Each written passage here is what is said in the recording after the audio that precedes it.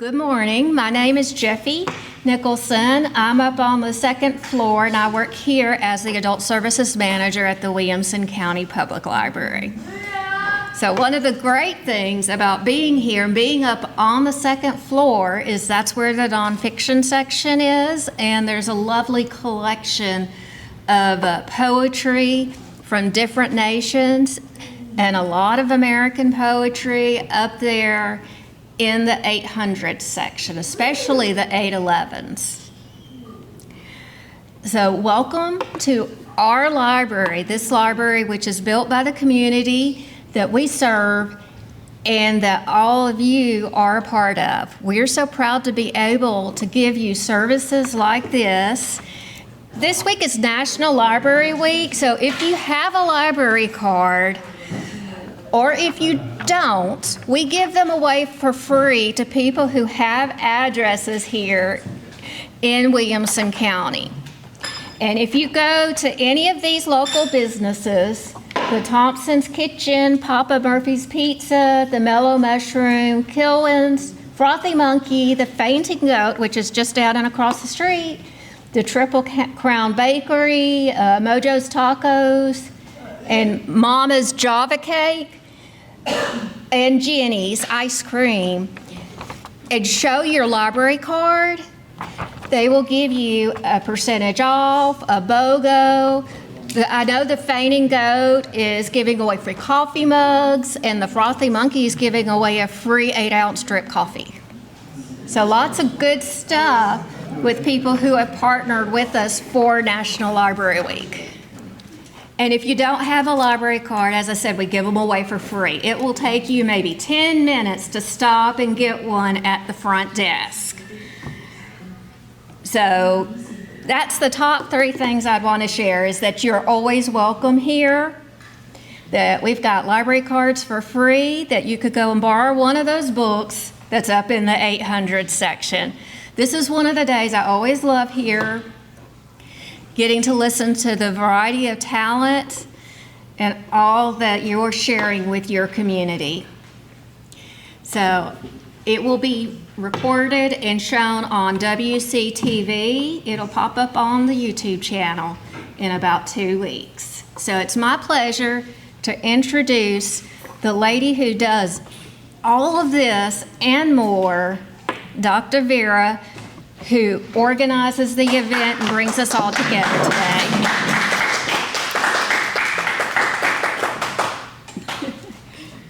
Thank you. Thank you, Jeffy. She has been such a help from the beginning. Without asking, she started helping us and being here every year. Last year I was out of pocket and she was, taking up. And welcome everyone for this exciting 10th annual. Can you believe that? Yes, 10th annual. And yes, I am the founder and organizer, but last year, 9th annual, last minute I had to be out of pocket. And still, it happened. And I was so excited because that means it can go on and it's a success. So, and there were, lead poets, David Harris and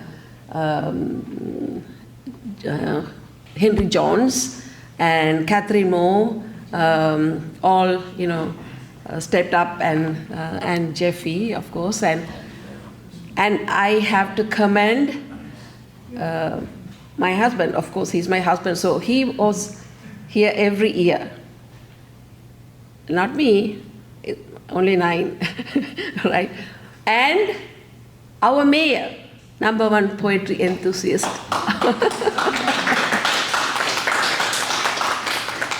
Every year he had been here, and it's an honor. He does the opening ceremony. He had been a keynote speaker and does the award ceremony, and he's such a wonderful support, and every time he encourages.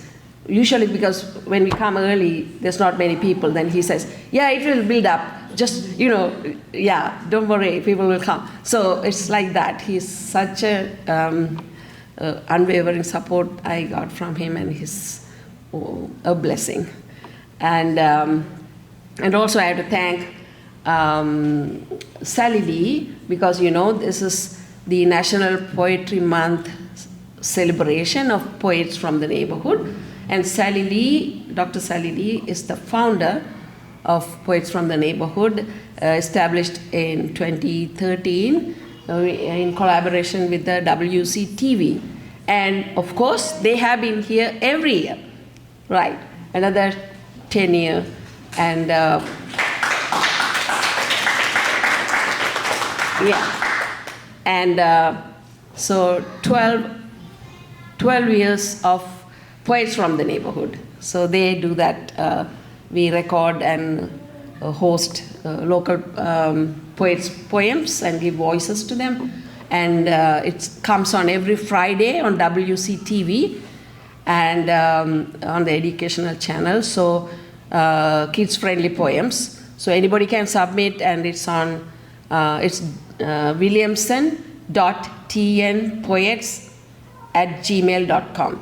And it's on the flyer and also on our website, Poets from the Neighborhood. So we encourage children and adults any age to come on our open mic, and it's all free and open to the public, all the programs. So it's the volunteer spirit of Tennessee. So everybody who are involved, all the co-hosts, I want to thank, and all the featured poets, and now the silver line of COVID, we got on Zoom, so our neighborhood expanded international, so we had featured poets internationally. And so thank you, and I dream that this will keep growing, and I have Corey Wells, keynote poet today, and Colonel Stan Tyson in the afternoon featured, and we have many other poetry and painting, which is something that we want to do annually going forward. And so it's growing. And thank you for all the support and for coming. There's a big downtown festival going, so this is a great crowd considering that. And I also want to thank the mayor. He's always very busy, but always he shows up. Even I may not, but he does. So that's a blessing, and thank you everybody, and enjoy the day, and come on and read. Thank you. And our mayor is going to do the opening ceremony and the awards today. Thank you.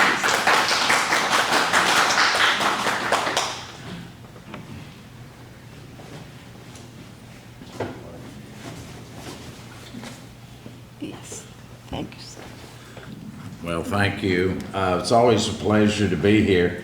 I was signing them because I didn't sign them earlier, and because I was in Nashville this morning watching one of my grandsons play ball on 42nd Avenue, and I forget how much traffic is in Williamson County now. I think we'd blame it all on the Highway Commission, Stan Tyson. What do you think? Just go on blaming. It's a pleasure. It's an honor. It's always nice to be here. This is something out of the ordinary for most people. It is very much needed in our community. Shows the arts, shows the importance of literary, poetry, you name it, it's in that area. So thank you for the participants. Doctor, it's always sweet to see you and know that you're behind the scenes working, and all of your band of merry women and a few men, and to get that done. So with that in mind, you want to present the certificates? Yes. If you'll call them out, I've got a few more to sign. If Jeffy, you want to come up and...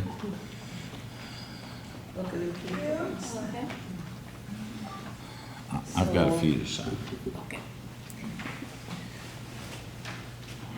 So every year, Dr. Vera loves to recognize everyone who's worked so hard on pulling today together and acknowledge everyone's contributions. So, for the Honorable Mayor Rogers Anderson, a Lifetime Excellence Award.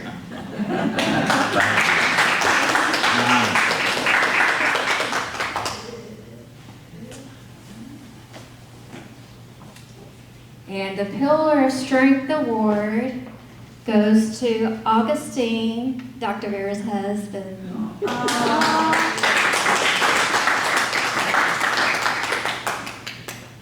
Thank you. We have an award for our keynote poetry speaker, Corey Wells.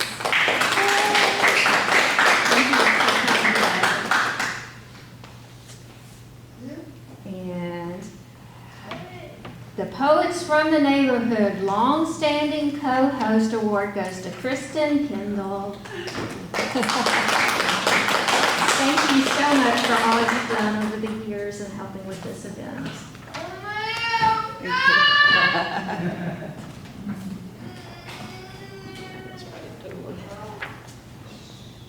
The Youngest Poet Award for Jothika Claire. Sorry.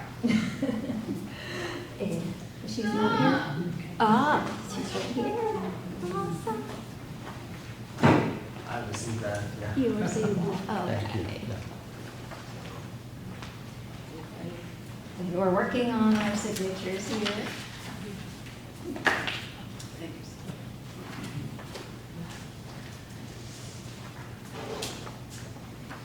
Unwavering team support, WCTV, Heather Rose. Would you accept that for her, please? And tell her we missed her today. Thank you very much. Poets from the Neighborhood, Pillar of Support. Award goes to David M. Harris.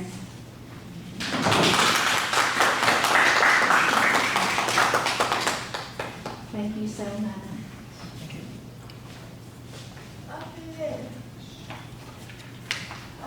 Our featured poet award is Colonel Stan Tyson.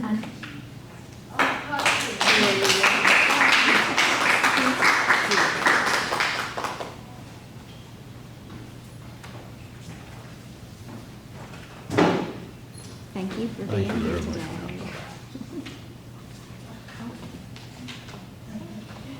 Poets from the Neighborhood Team and Co-Host Award goes to Bruce Jennings.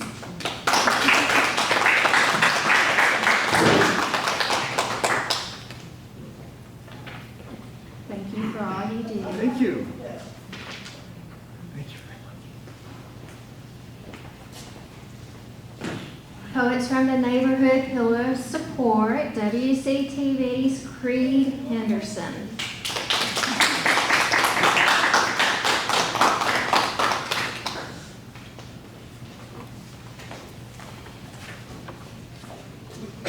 The next one, Poets from the Neighborhood, Nancy Fletcher Blum Honor Award for Inspiring Support, Jeffy Nicholson.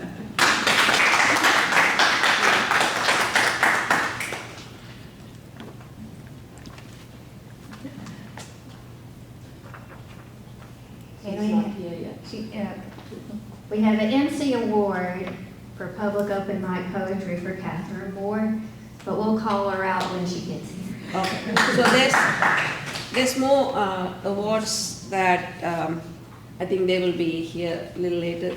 They have event in the afternoon, and okay. So we have poetry and painting, and.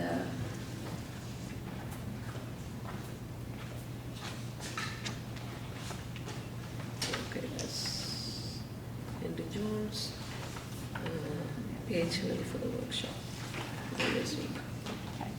We have some people who are going to present later this afternoon. We've made certificates of appreciation for them. So the Poet Who Paints for Henry L. Jones. For Outstanding Community Program Initiative. This goes to Dr. Darren, our joint poet. And we have some special guests coming from the library. We have the Executive Producers Honor Award. She's going to give a workshop on publishing, the library-owned subscription to press books. And she's going to talk to us about how you could publish your poetry through that. And you can keep it private, or you can sell it on Amazon and all the standard places by putting that through there. But we offer that service free to you. And the lady who will be talking about that is our Special Collections Library Assistant, Paige Hurley, who also can be found up on the second floor. We have an Executive Producers Honor Award for the Tennessee poet going the extra mile, Becky Parker. She will be here later. I believe I've already done Catherine Moore. Poets from the Neighborhood Excellent Award for Poet Who Paints. We're going to give to Joy Poet Viriata. Or That's my but she's just awesome all the way around. that's my artist name. her poet name. And Poets from the Neighborhood Excellent Award to Poets Who Paints to Joseph Sanfilippo, who will be here later today. We have an art and poetry exhibition. And- Paintings, and they will read the poems with that clothes. And we'll have the Poets from the Neighborhood Excellent Award for another poet who paints, Amy Hopkins. So we look forward to seeing them later. And whoever might be lucky. And we have an Executive Producer's Honor Award for Young Poet of the Day. So Any young kid comes and reads. we will recognize and show our appreciation. We try to tell everybody, if you want a friendly audience, this is one of the poetry events to come to here at the library.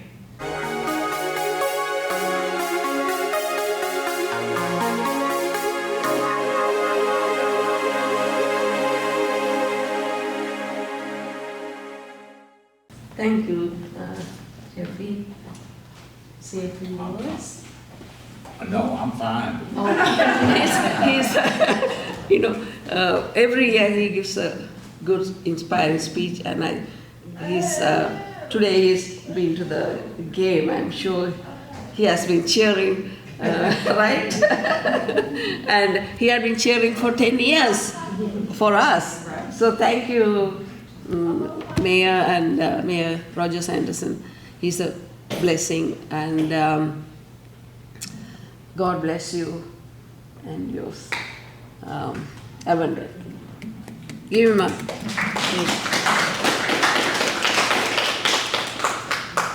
Thank you so much. I can't, there's no words to thank him because the first time, I think with the Poets from the Neighborhood, we had collaboration with the WCTV, and Newt Danley was the director at the time. His farewell was happening. I went for that, and I met our mayor for the first time, and we were talking, and I introduced myself, and so he was, he's into poetry and all. I was like, oh, wow, that's good. So then when we started 3 years later, I think, so I said, okay, let me go and talk. One of my friends, I used to be shy, but one of my friends, I was on stage, I was good on stage, poetry and drama, singing, but like to go out and talk to somebody, and but one of my friends during my postdoc, she said, It's 50-50 chance, yes or no, just ask. So after that I thought, yeah, it's, either this or that. So I went and talked to him, so nice, and he said, yes, immediately. And ever since he had been coming, and rain or sunshine, he's here. And today it was supposed to be raining, but you all showed up and rain relented. So thank you so much and enjoy the day and keep coming every year. And I have asked our dear Corey Wells, Henry Jones. Corey Wells is inaugural poet of Murfreesboro, right? And Henry L. Jones is Hendersonville Poet Laureate.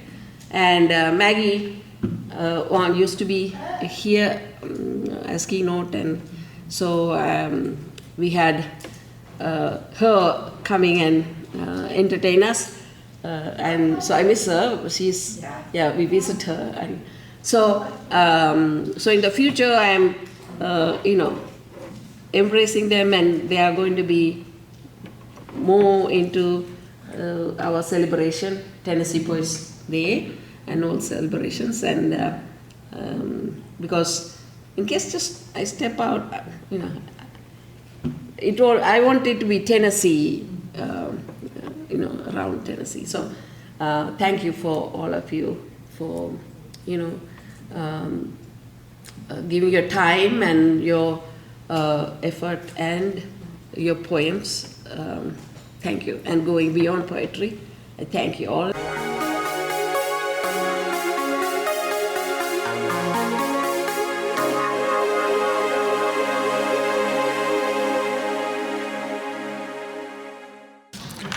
Okay, so we do have a few people who have signed up to read. And I guess we'll start with Cynthia Storrs.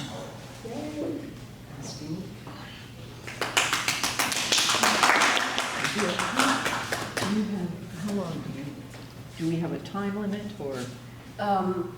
Yeah, you can do like 3 poems. Okay, that's perfect. Yeah, you can do like 3 poems.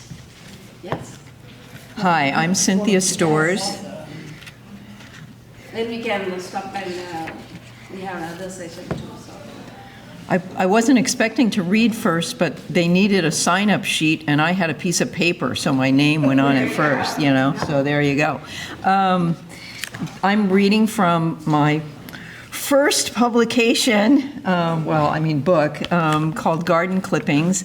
And being a total novice, I forgot to bring the PayPal sticker thing. So if you're interested, I can show you my phone. I feel totally unprepared this morning. Anyway, this is a rather ironic title.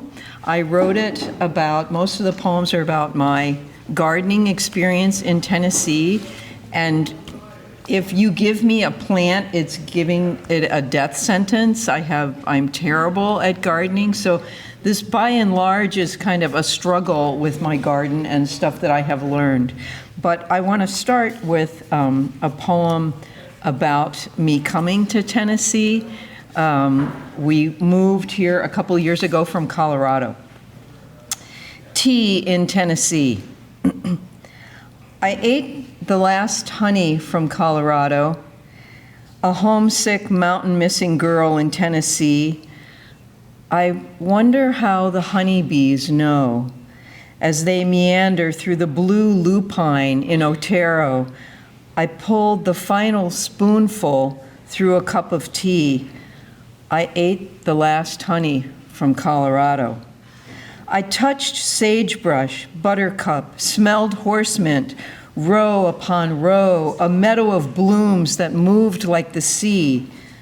I wonder how the honeybees know. Through peaks dissecting the sky to find columbine, groves of trembling aspens gold, burnished by August heat. I ate the last honey from Colorado.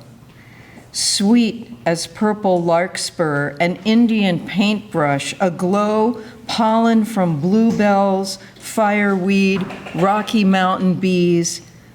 I wonder how the honeybees know. After rain falls, before cold November snows, find your way through mountain valleys and come east to me. I ate the last honey from Colorado. I wonder how the honeybees know. Flowers for my mother.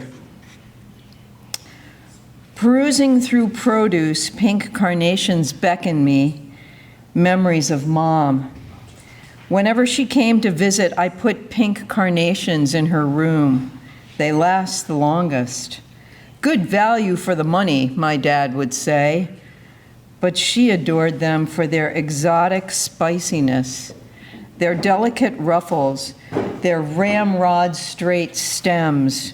Shoulders back, she would tell me, stand tall, like those pink carnations, feminine and proud, enduring and fragrant. A last memory of her, hunched in a wheelchair, shivering, too weak to dress herself. I wrapped her in a warm, carnation-colored sweatsuit.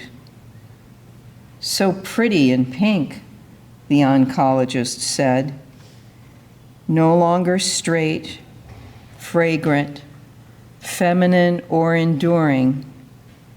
She winked at the doctor, still spicy. Last, I wanted to read the poem that gave rise to this collection and the title, Garden Clippings. I go to transplant the gardenia, diva of the garden. It has flagged and failed royally where I planted it. Too much sun? Too little water? I pulled it from the ground a year later. It had hardly rooted. I sigh and look to shovels. Tulip shovel, narrow and deep. Spade, short and sharp. I stand before the towering, heavy, long-handled tool left me by my father. Like him, a workhorse built to last. I take it from the wall. The heft balances perfectly in hand. The smoothness of the shaft, the weathered place where hands fit. I know exactly how to hold, where to stand, where to place my foot and push to turn the earth and lift again and again. My heart catches. If only you were here to tell me where and how to plant, how to tend, what to sow, what to tear out, what I can ignore and what I cannot. I feel your hands on mine now, soft and smooth like the wood you left me. You are leaning on your shovel, shaking your head at my ignorance. For all my university degrees, I can't keep a simple shrub alive. Water, you say, but not too much. Sunlight, but the right amount. Weed and feed, but the right ones. Remember that annual pruning promotes growth. Be vigilant. Root out any molding dead stuff. He speaks of the gardenia, I suppose. I turn and take my shovel back. Thank you.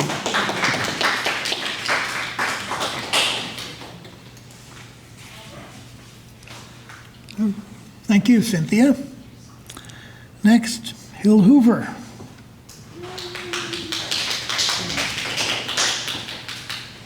I wasn't actually planning to read, but hey, for context, this book here is basically notes that I make myself because of my memory loss turned into poems. And there's a series of warnings and hopes. I'm going to read you warning number 1. This body is allergic to mushrooms. Not the kind of allergic where the apple leaves a line of red down your arm everywhere the juice hits, but the kind that takes your breath away in the least romantic way. I know that you probably have memories of eating them as a child, and you have danced in so very many fairy rings with these clumsy feet. But remember to feast only your eyes and never your mouth, or you may pass into lands from which you will not be allowed to return. You have been known to promise yourself to eat healthier now and then, so I must warn you about vegetarian protein powders, veggie lasagna, vegan sausage, pretty much anything with one of those veg words in it. It's probably anything but healthy unless you've read the label at least 5 times, maybe gotten a second opinion from another set of eyes. You are so bad at retaining information, however much you like to read. I leave you to infer the dangers of buffet tables, casseroles, any and all forms of soup. But I will make a point to say that beauty products, while not particularly your thing, are a surprising source of death and should be double-checked should you be gifted any.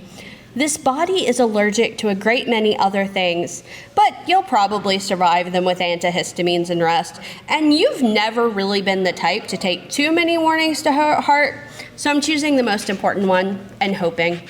Hey, take a picture if it helps. When you find that perfect specimen growing from some broken stump, leave it there, life from death, and hold on to your own death-defying life just a little longer. I'm going to follow that with hope, number 1. If you're at home, take a look at the bookcase in the corner of your room. You may not remember now the hands that carved that wood, the love that went into it for a child who loved nothing more than the written word. You may not remember now how few things that you have carried into each new version of your life, how you've never been the kind to own your own baby teeth, how the dolls and toy cars alike died terrible, ignoble deaths through the years. But take a look at the bookshelf. Choose any book from the bottom right corner. Pick it up, hold it in your hands, and tell me. Tell yourself, if you remember, why it held your heart. Was this the book whose eternal battle between good and evil was conclusively altered by the simple compassion of a child? Was this the book whose philosophies ensnared your senses, whose thought processes smelled of engine oil and road dust, of canvas and canned peaches, of burnt circuits? Was this the poet who brought you back to the stage, or perhaps the one who first brought your pen to paper all those decades ago? Did you read this book first, in a cave behind a waterfall, at the top of a tree, or the bottom of an entirely non-metaphorical closet? And if you don't know, perhaps give yourself an hour or 2 to fall in love again. Speaking of love, I have one little love poem here. I want to write love poems. I've said it before, but some days, or let's be real, it's almost always nights. I want to write a love poem for everyone I know, even those I struggle with, perhaps especially those I am struggling with. Want to write a love poem for every moment when we struggle to love each other without knowing quite how to reach across gaps of time, distance, ideology, trauma. Some days I make myself cry, trying to put into words every person I admire, create their shapes in the sand of my own personal beach, carve something in deeper before the tide of memory loss comes to wash it all away. Sometimes the notes I write myself become nothing more than remember to be grateful for this person. Remember to speak their name with the reverence you hold for trees and mountains. Cradle them like a shell plucked from the rocks at low tide. Sometimes I want to write love poems and whisper them in the shell of every ear, but I've only so many words and so much breath, you know? Thank you.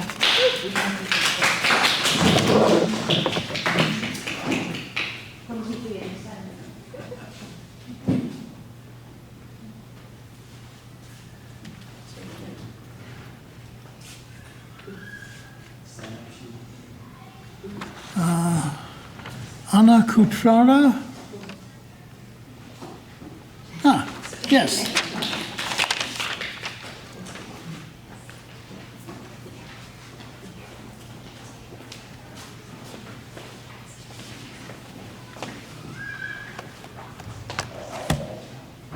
All right.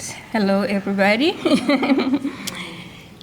So I actually just wrote, I just wrote this poetry like recently just to kind of remind me of my experiences. I grew up in a beautiful country called Botswana.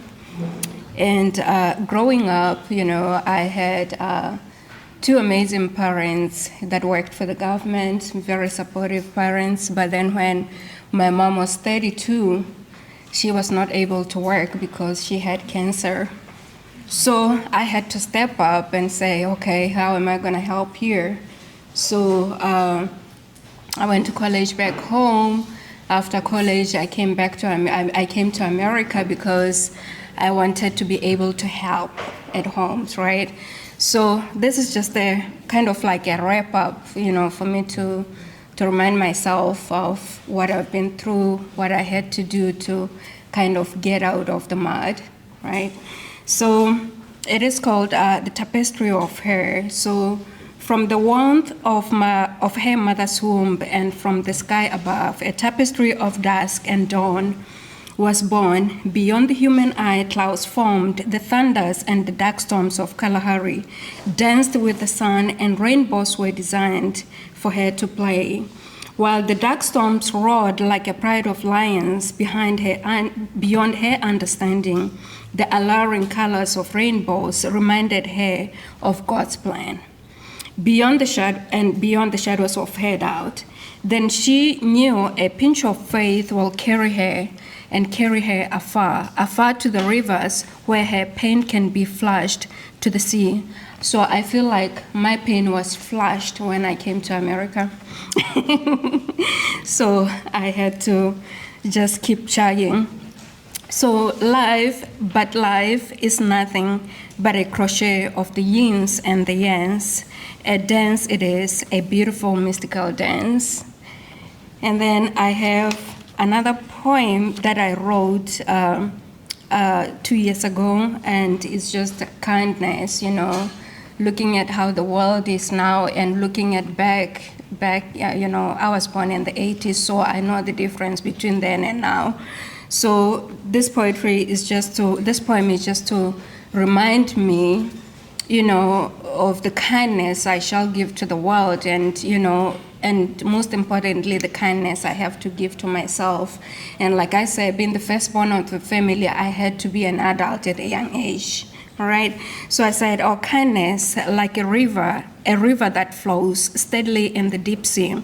It flows, kindness flows to the soul of the earth, kindness flows and relinquish continuous flow of compassion, resilience, empathy, and gentleness. Metaphorically, like a pebble dropped in a pond, each drop counts, all kindness, like water, so powerful. Yeah, and I'll do one more, and that one is, I read it last time, so, but I'll read it again. It's just about the soul and the expression of my ambition. I've always been an ambitious kid. I've been in the law school in Ireland, came here and started over from nowhere. So that is just an expression of my ambition and just how I generally operate. So it lingers, the soul lingers, beyond the human eye, it lingers, and our ways to sing and live forever. Our souls never die, it lingers. It reincarnates in the heavens and awaits mysteriously. Like an African jacana, it tiptoes and selects its society and explores. Abundant it is, the soul is. It seeks the truth, it does. The soul is harmony. The harmony that creates, the soul is, rape it not. So, that's it. Thank you. Thank you.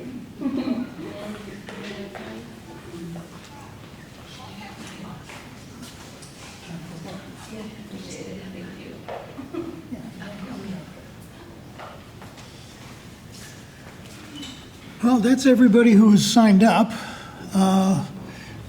We still have the sign-up sheet. If you change your mind and you want to read, we'll leave it on the table here. You want to open the floor for a moment? Yeah.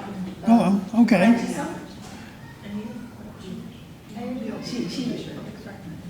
Francesca. Okay.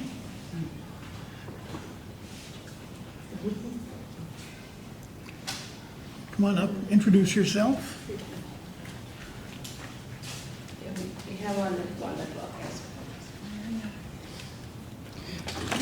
There's a cords up here, sorry.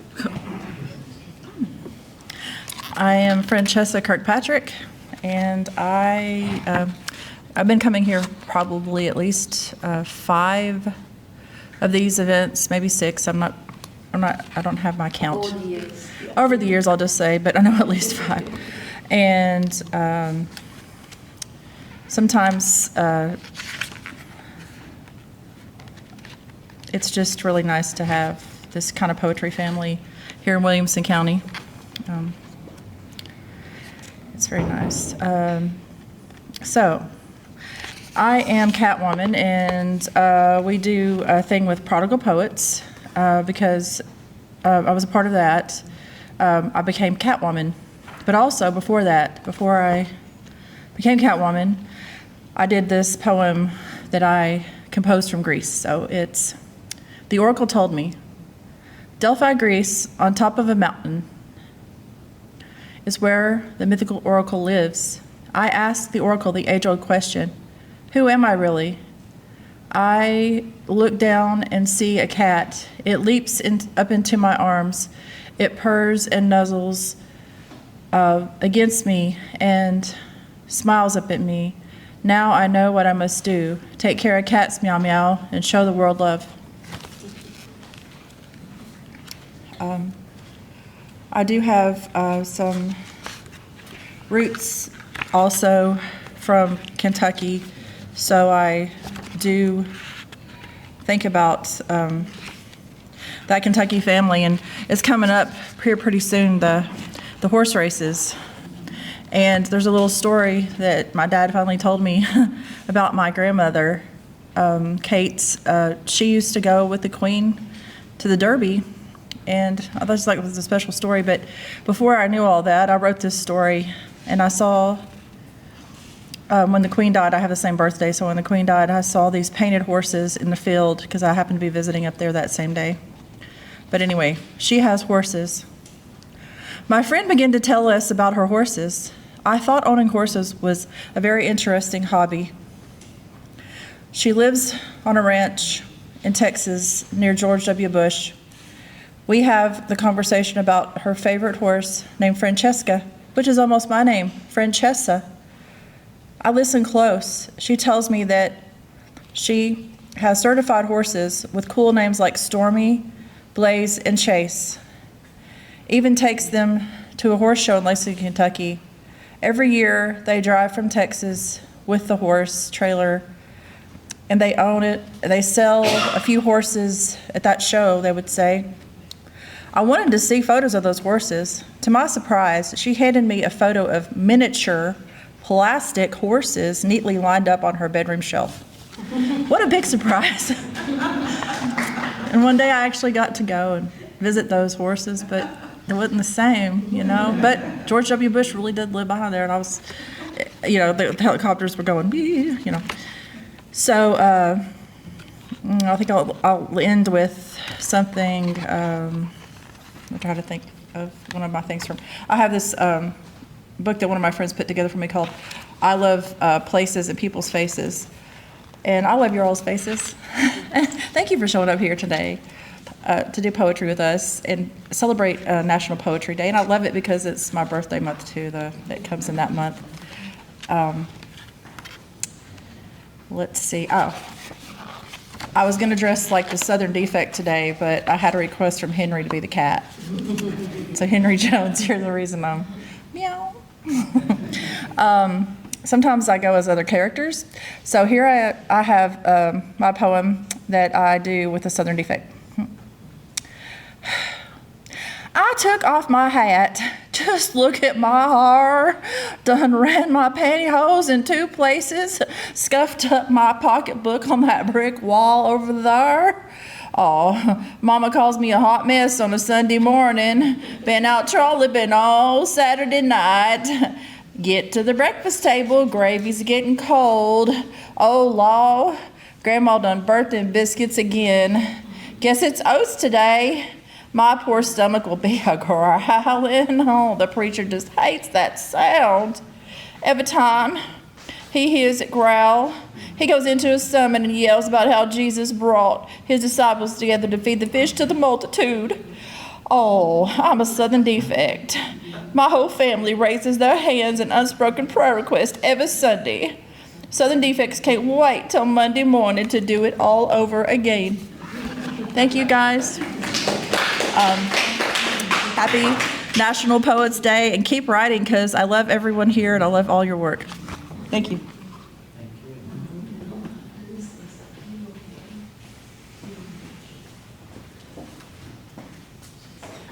Anyone else? No? Okay. So, yeah, thank you everyone. So, we'll have more people coming in for the afternoon. We have Colonel Stan Tyson's feature poetry, and also we have the poetry and painting. Henry Jones is here, so there's 4 poets who paint. Will be exhibiting the art and also reading poems relevant to the poems and inspirations. So also I want to tell at this time, like the poets from the neighborhood have, so this is the annual Tennessee Poets Day we organize, and it's the Poets from the Neighborhood's National Poetry Month celebration. So every year, 4th week, we have it, the 4th Saturday here. So this is the 10th annual. And apart from that, we have from Poets from the Neighborhood, in collaboration with the Williamson County TV, we have poets, local poets' poems. We co-host and air it on WCTV every Friday at 7:45, 12:45 p.m. and 5:45 p.m. they air. So you can submit your poems to us. It's on the flyer. If you don't have one, I can give you. It's williamson.tnpoets@gmail.com. You can email your poems to that email and we will read them on the TV. So the co-hosts are also local poets. So 2 poets, another poet with me, co-host, and comes on. So that's weekly program, and also we have another open mic Zoom Thursdays. Hello there. So we have open mic Zoom Thursdays at 6 p.m. Central Time on Zoom. So that's also on the flyer, the meeting ID and the passcode. You can see it on the flyer, or you can again email to the williamson.tnpoets.com or TennesseePoets@yahoo.com. TNPoets@yahoo.com. You can email and we can send you the invite to the open mic Zoom Thursdays every week, 6 p.m. And I lead the open mic, or David M. Harris or Henry Jones will be leading the group, and bring your own poems that are kid friendly. And it's more, our open mic is not like really formal. It's like a friendly group where we even chat about things, get to know how everybody's doing first, and then we start. So come and join us. So it's like a friend. Because we started during COVID, so it was very essential that we make sure everybody's okay. So we do that, and then we read the poems. So feel free to join us for that too. So I just wanted to throw it in there that we have other programs that you can join us with. Thank you. Fantastic. We have a good crowd today, despite the Franklin Festival, and more poets are going to be here, I know.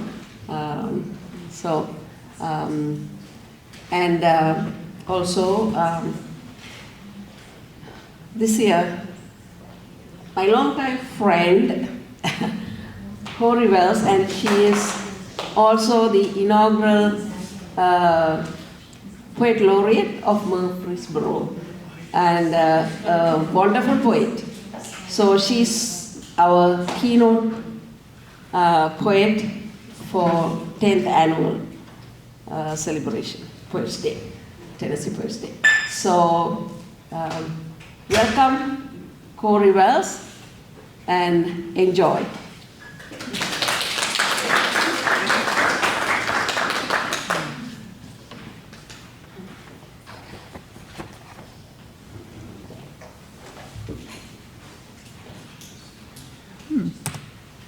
There we go. All right. It is so good to see all of you all today, and I really appreciate you coming out. I know there are so many events going on today in Williamson County, in Nashville, in Rutherford County, where I'm from, down at Swanee. I think there's some writers' events going on today as well. So there were a lot of choices, and you're here, and I'm excited. So I want to thank Vera so much, and all the volunteers, the library and the volunteers who have made today possible. We were just talking, this is Sally Lee's picture, who founded Poets from the Neighborhood. And I barely knew Sally. I did know her just a little bit. But then you also mentioned Nancy Fletcher Bloom. And I was good friends with Nancy Fletcher Bloom and still miss her. And so it's good to be here and be seeing some faces that I haven't seen in a while. Louise Collin. Yes, and Louise Collin, yes. So those were good times. So I'm going to start today with a little bit of a story, and here's a photo that goes along with it. So we were gathered that evening in 2017 in the little Black Box Theater, which had recently agreed that Poetry in the Borough, which I had started the year before, could meet there one Sunday evening a month. Now, we could say it was cozy inside. If you look at the picture, you can see we've got people who are basically sitting on the stage area because the audience is completely full. We'd had our feature that night, and we always have a break for some mingling time and to get some refreshments. And during that time, this very young woman, somebody who I would later learn was only 16, was only just driving, she came up to me, and she's got these big brown eyes, and she says, "Is it okay if I read a political poem?" And I thought to myself, uh-oh, she's going to make someone uncomfortable. She's going to make me uncomfortable, maybe. But I reminded myself that at the top of the evening, when I welcomed everyone, I said, we are a place for all voices. And as long as she was not going to be spewing hate or a lot of expletives, we needed to make space for her. Every time we gather at Poetry in the Borough, I share this quote, which was kind of our defining principle. And that is by Martin Buber, the philosopher, who said, "Mankind's great chance lies precisely in the unlikeness of men, in the unlikeness of their qualities and inclinations. And to that, we always add, however it is that you are different, you are welcome here. This is a place for all voices. Well, later I learned, as many of us often do, especially the first time to something, to an event, that Bliss, that's her name, Bliss, had shown up that night with, quote, low expectations and high anxiety. But when she tells the story now of that first time that she showed up and asked that question, she says, I beamed back at her and said, yes, you can read your political poem. Now, what I remember is that she beamed back at me when I said yes. So we'll get back to Bliss's story in just a little bit, but I want to talk about this quote for a minute. Listening is where love begins. Listening to ourselves and then to our neighbors. Okay, what famous poet said this quote? Do I have any takers? Anybody? Listening is where love begins. Listening to ourselves and won't you be my neighbor? Yes, Mr. Rogers. This is a quote from Mr. Rogers. And if you're thinking, oh, this woman is not serious about poetry if she is quoting Mr. Rogers, I want to say, stay with me. But Mr. Rogers, a lot of the songs that he wrote, he actually wrote as poems. He wrote poems to his wife. So Mr. Rogers was a poet, even if we don't necessarily think of him that way. So now I want to shift with that thought in mind to another story. And where's Becky Parker? Where is Becky? Oh, there you are. Okay. All right. So only last year, it's a beautiful spring day. I've been outside in the wind working in my flowers because I'm going to do a Zoom with Becky Parker, who most of you may know, but if you don't, she runs the YouTube channel and a Facebook page called Briar House Writes. And she interviews writers and has them share some of their work. So she's building a community through what she does. And so we had this lovely maybe 30 minutes in which we talked and chatted about poetry, and I shared some poems. And then Becky hit me with something I did not expect. She said, in 200 years, what's your poetic legacy going to be? 200 years? Well, I had to say, I don't know. But it brings me to the title of my talk today. Because Becky, basically I've been thinking about that question for a year now. And also I want you, every one of you, to think about that question. What is your, yes, your poetic legacy? Because what I'm intending to convince you of today is that everyone in here has a poetic legacy. Now, a subtitle or alternate title might be, so you're not Mary Oliver or Ted Kooser or whoever your favorite poet is. Now what? Well, what I ended up saying to Becky, the short version, was that I think community is really what my legacy is. And I'm going to be surprised if somebody's going to remember any of my poems in 200 years. And what I actually said was, oh, I'm the minorest of the minor poets. All right? So let's stop right here. And I want to ask you, why do you engage with poetry? So let's go with hands for a minute. How many of you are avid readers of poetry? I would expect most everybody in here. Now, how many of you also write it a lot? Okay. What is it that makes you want to engage with poetry, whether as a reader or a writer? Tell me a reason. Yeah. Words are comforting. Words are comforting. Coming from you and healing. Sure, comforting and healing. Encouraging young queer poets. Encouraging young queer poets. So, yeah, encouraging different people Curiosity of other people's thinking. Yes, curiosity of other people's thinking and perspectives, right? Celebrating God's creations, nature, people Yes. around us. All right. Celebrating God's creations, nature, people. Yes. It's fun to discover that you can't just write one. Ah, just like the potato chips, you can't just write one, have one, right? Yeah, if we need to write, we're writers. Seeing what other poets have gone through in their lives, their experiences in general. Right? Experiencing other poets' lives, a lot of inspiration. Nobody said to be rich.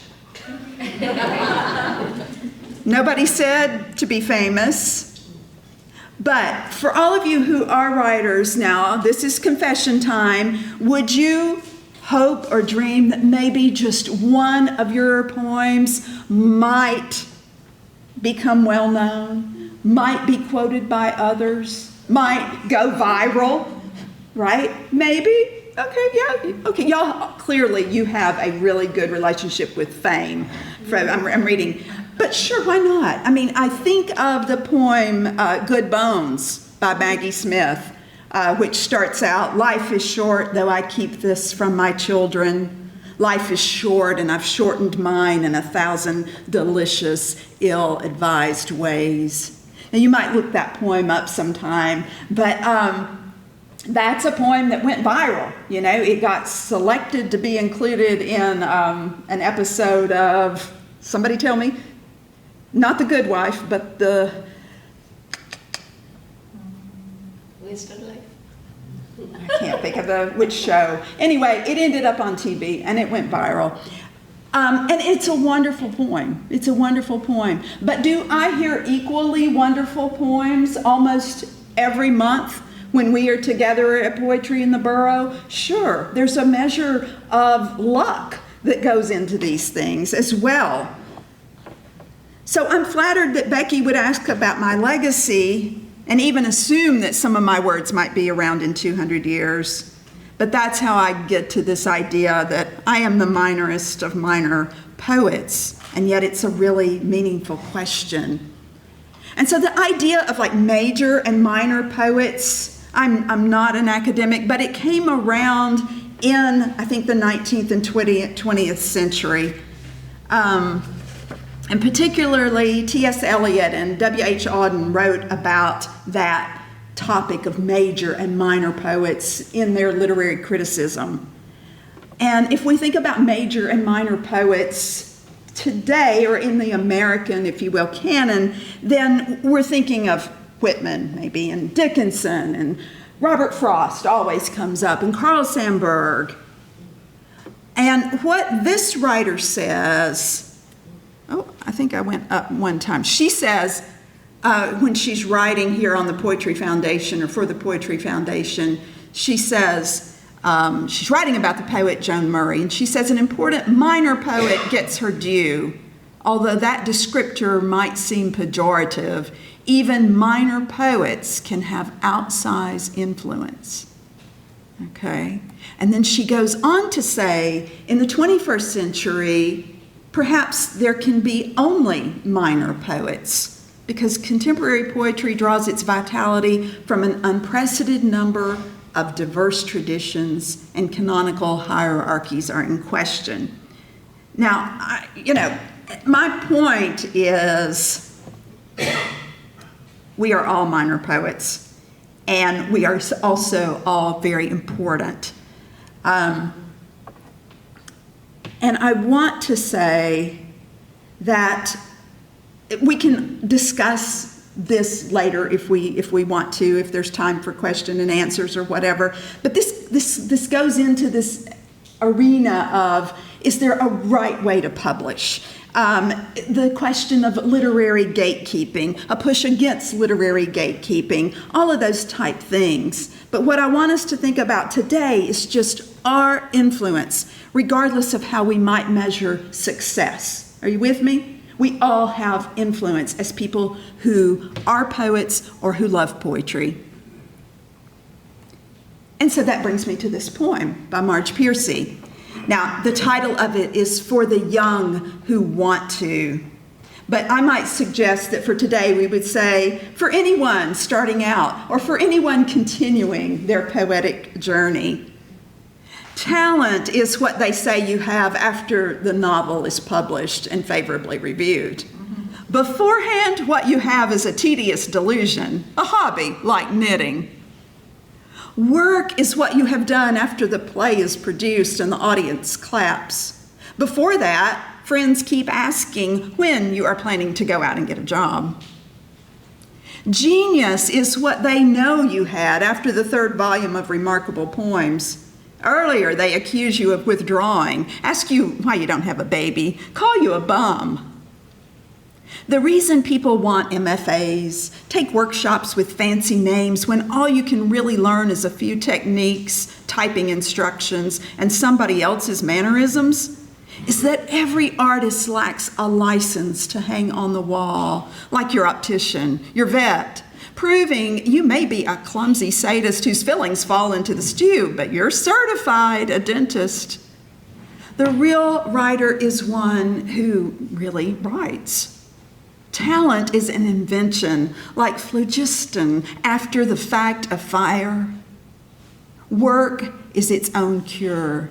You have to like it better than being loved. Okay, some thoughts about why we write. And that, I meant to say before I read this, I was not familiar with that word phlogiston.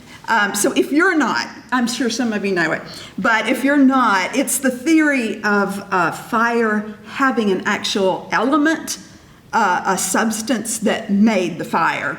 So let's talk about how you might build your poetic legacy. So the first idea is simple. That is to read contemporary poets and make opportunities to share and frame their work. How many of you in school had to memorize poems? Okay, and see, we've got a little generational divide here, I think, because I think a lot of people don't necessarily do that now, and certainly our parents and grandparents probably had to memorize more than we did. I'm not even sure that young children today are getting to, certainly in some families, enjoy rhyming poetry as much as they did a few years ago. What'd you memorize, somebody? The Raven, of course. The Raven, all right.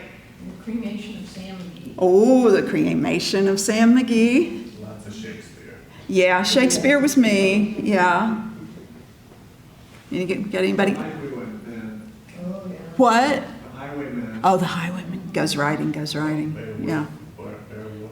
Oh, that's tough. Yeah. Beowulf. Canterbury Tales. Oh. Prelude. Yeah. I read a lot of Oscar Wilde when I lived in. Oh, really? Oscar Wilde? Oh, all right. So I think there's value in memorizing, and I really admire poets, contemporary poets, who can get up and just deliver their poems. But I think also we want to work on, I like to stress the idea of schools often are still asking students to analyze poets who wrote a long time ago and who may not be as relatable. So that's why I say every time you get a chance to share somebody's poem, it's a light out there going around in the lighthouse saying, look, this is something that people today still do, right? We engage with poetry, we write poems. I thought this was on the PowerPoint, but I will say this is Robert Stone, who recently passed away, who is pictured, and he was a regular at our Poetry in the Borough events for many years, and also was our oldest regular. And just like Vera was saying, that here all ages are welcome. That's what we have happen at Poetry in the Borough as well, from children on up to octogenarians. Joy Harjo, who has served as one of our U.S. Poet Laureates, says, "Don't worry about what a poem means. Do you ask what a song means before you listen? Just listen." So again, this idea that we don't have to figure out every poem and the analysis of it. But to be a good reader, you have to be a good reader to be a good writer, and you need to listen and know that what you like about somebody's poetry that you enjoy hearing is something that you can figure out how to duplicate. Which gets me to this slide. Apparently I'm slightly off here. So build your poetic legacy by being an avid and a close reader of the page, and by listening to others. And again, here we have readers at a Poetry in the Borough event. Think of yourself as an ambassador for poetry. And I challenge you, you should have your own anthology, if you will, of favorite poems by other writers. You should be able to put your hands on a poem that comforts someone who has had a loss, a poem to soothe someone who's anxious, a poem that captures reverence for the nature or cosmos, a funny poem, because all poems do not have to be serious, right? All these things. These are some of my favorites. I'm not going to read them right now, but the piece of Wild Things by Wendell Berry is one that just soothes me at night. And E.E. Cummings was one of my first poetic loves. I carry your heart with me. Barter by Sarah Teasdale, who is a lesser-known poet from the 19th century. Life has loveliness to sell. And then Rebecca Elson's Antidotes to Fear of Death, which I want read at my funeral. So she died early. She was a scientist who died early, young, and it's lovely. I submit to you that every poem you share reminds someone that language matters, that voice matters, story matters, creativity matters. And so what does that sharing look like? Well, obviously, many of you are writers and you are already publishing poems, maybe in journals, whether they're in print or online. You are attending open mics, sharing or maybe making a video of yourself and putting these poems onto social media. I did want to point out, in case we have any newer poets, that if you share a full poem on social media, then there are many publications who are not going to want to publish it. It's just one of these rules that they tend to have. My experience with sharing poems on social media with the people I'm connected to is that people react and engage who are not the people I would expect. And of course, we don't always know the algorithms and who sees something or whatever, but I have people who I think would not be interested in poetry at all, and they end up making comments and talking, at some length about what this reminds them of. This is important. This is important stuff. Not because it's my poem, but because it's about connection. And this, of course, is exactly what Poets from the Neighborhood has been doing for 10 years now. So I should say there are so many poetry communities. Poetry in the Borough, which I founded, is also in its 10th year. I think that especially post-pandemic, it seems like there's just been a real surgence of, now that's a real word, right? There's resurgence, but just surgence is a real word too, right? Now it is. Okay, thank you. There's been okay, anyway. That's all I would say. Thank you for rolling with it, whether it's real or not. I'll look it up later.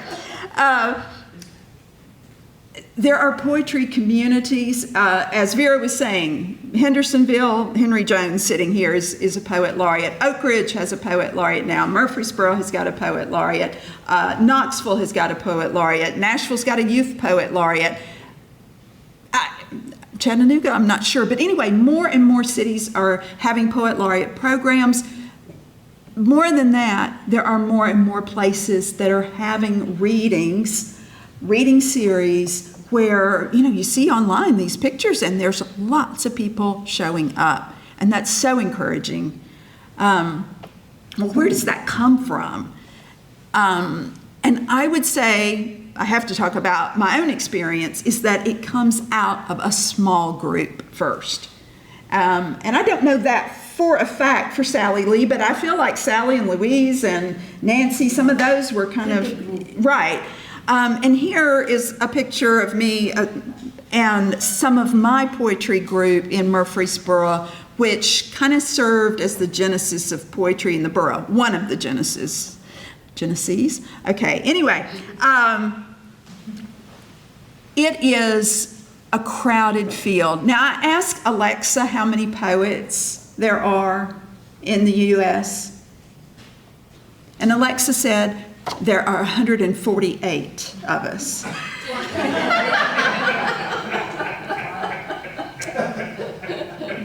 Now, apparently, Alexa was drawing on some sort of payroll type survey or something. And I'm like, I personally know more than 148 poets. So I don't know about that. But my point is, it is a crowded field, y'all, right? There are a lot of poets out here. It is a noisy world. And I think we are writing, like some of you all said, you've got this persistent need to observe and to make meaning and connections. And I've been published a fair amount. And I've been honored to serve as the poet laureate. But the most meaningful things that I've done in the poetry world are to be in small groups and to have people really engaging with my work, making suggestions for my work, and for me doing the same for them. Because ultimately, we only have so much attention we can give around to each other, right? And I'm just saying, if you're not participating in a small group, you should find one. You should start one. I think that in Tennessee particularly, we have a really great community that is based on generosity of spirit when it comes to connecting poets. That's been my experience. I was a mentee of Bill Brown, who some of you probably knew. He has passed on in the last couple of years. But I feel like I'm turning around and giving back what Bill gave to me and numerous other poets here, not just in Middle Tennessee, but beyond. And, is being in community in these small groups always perfect? No, it's not. Occasionally we get our feelings hurt or whatever. And you do want to be discerning, right, about who you want to ask for advice. You want to be discerning in how you give advice. But it is so, so worth doing.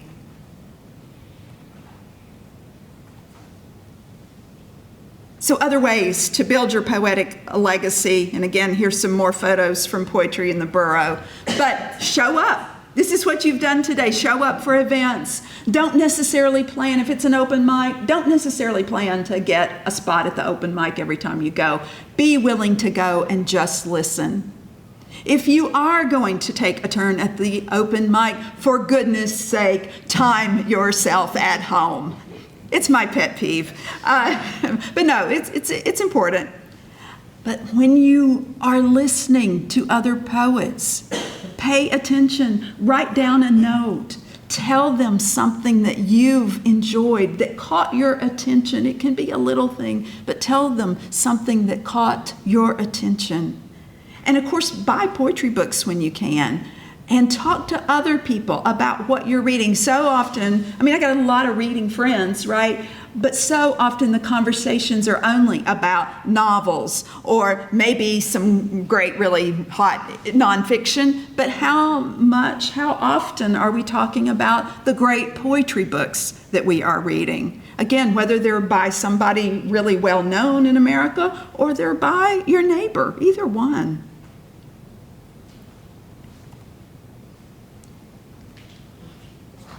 This is something that I tell everyone at Poetry in the Borough almost every time we are gathered. But when you practice using your voice in a safe space, it prepares you to use your voice in other spaces. And it's like Anna was saying earlier, there is a difference between 10 years ago and now, 20 years ago and now, 30 years ago and now, in terms of what community means, how we connect with each other, how we see each other, how we attempt to divide each other at times. And I think that poetry, and it's like the mayor was saying earlier, we need the arts because they are this way for us to connect across our differences. I also tell you and remind you, you know this, but our attention to one another is a gift. And I would also submit to you that our attention to the world changes the world. It's kind of like the question of the tree falling in the forest, perhaps. But our attention to the world does change the world. So I'm going to go back to that little black box theater.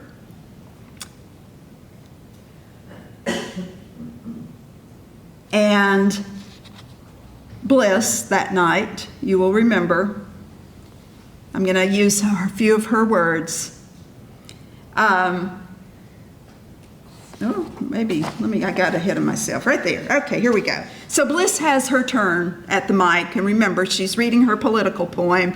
I don't know what she's going to say. I'm kind of sweating it, but she gets up there and she is strong and she is confident, and it's nothing. It's nothing all that terrible. It's not lambasting any particular politician. It's just talking about the issues, and we're seeing them from this young woman's perspective.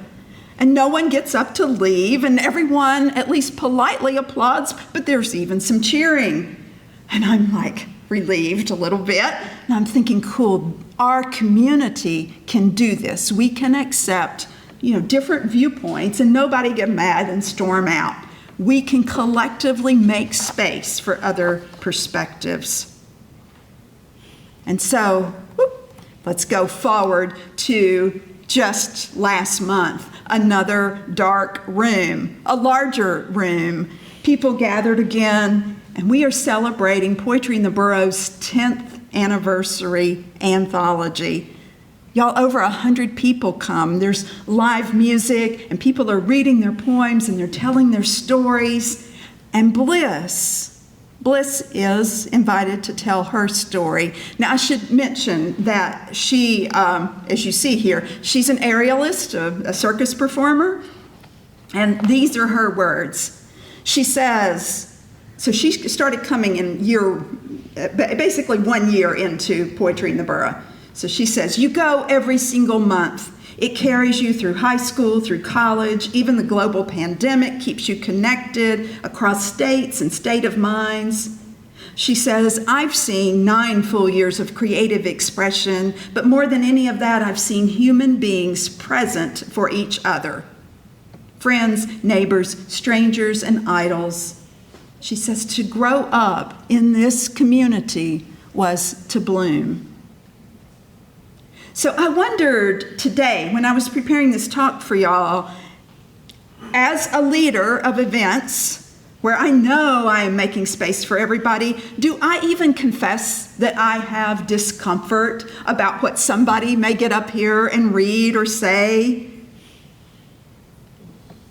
And when I've been on this journey of making space for other people and understanding how we connect and what poetry does for us, I know one quote I did not hear until somebody brought it to us at Poetry in the Borough was Dr. Caesar Cruz, who says, or is credited with the statement, art should comfort the disturbed and disturb the comfortable, right? But one thing that I know I had read, and maybe this was kind of in my psyche over the last 10 years, is Maggie Nelson, and she's talking about her actual writing process. And this is our own Hill Hoover up here pictured reading. Maggie says, I edit myself into a boldness that is neither native or foreign to me.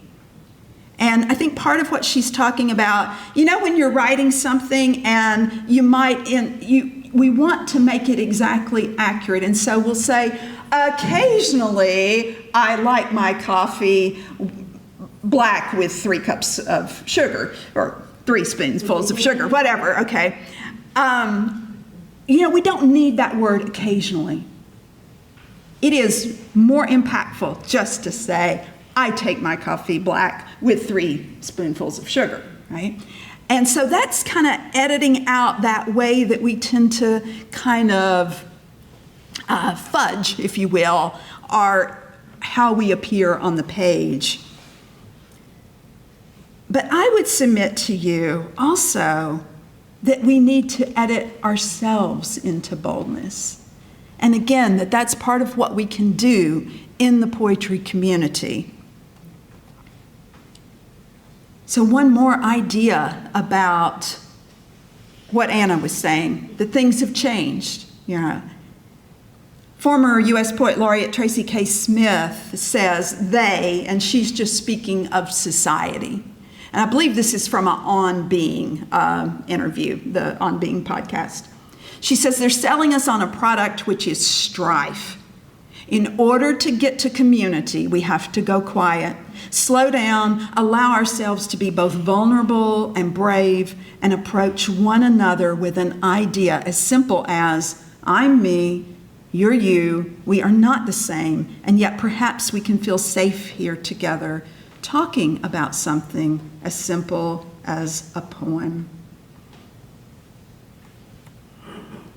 So your poetic legacy is being a good friend to both poets and poetry. And I would say that if you prioritize that, it also can lead to you becoming a better poet, but ultimately the real reward is connection.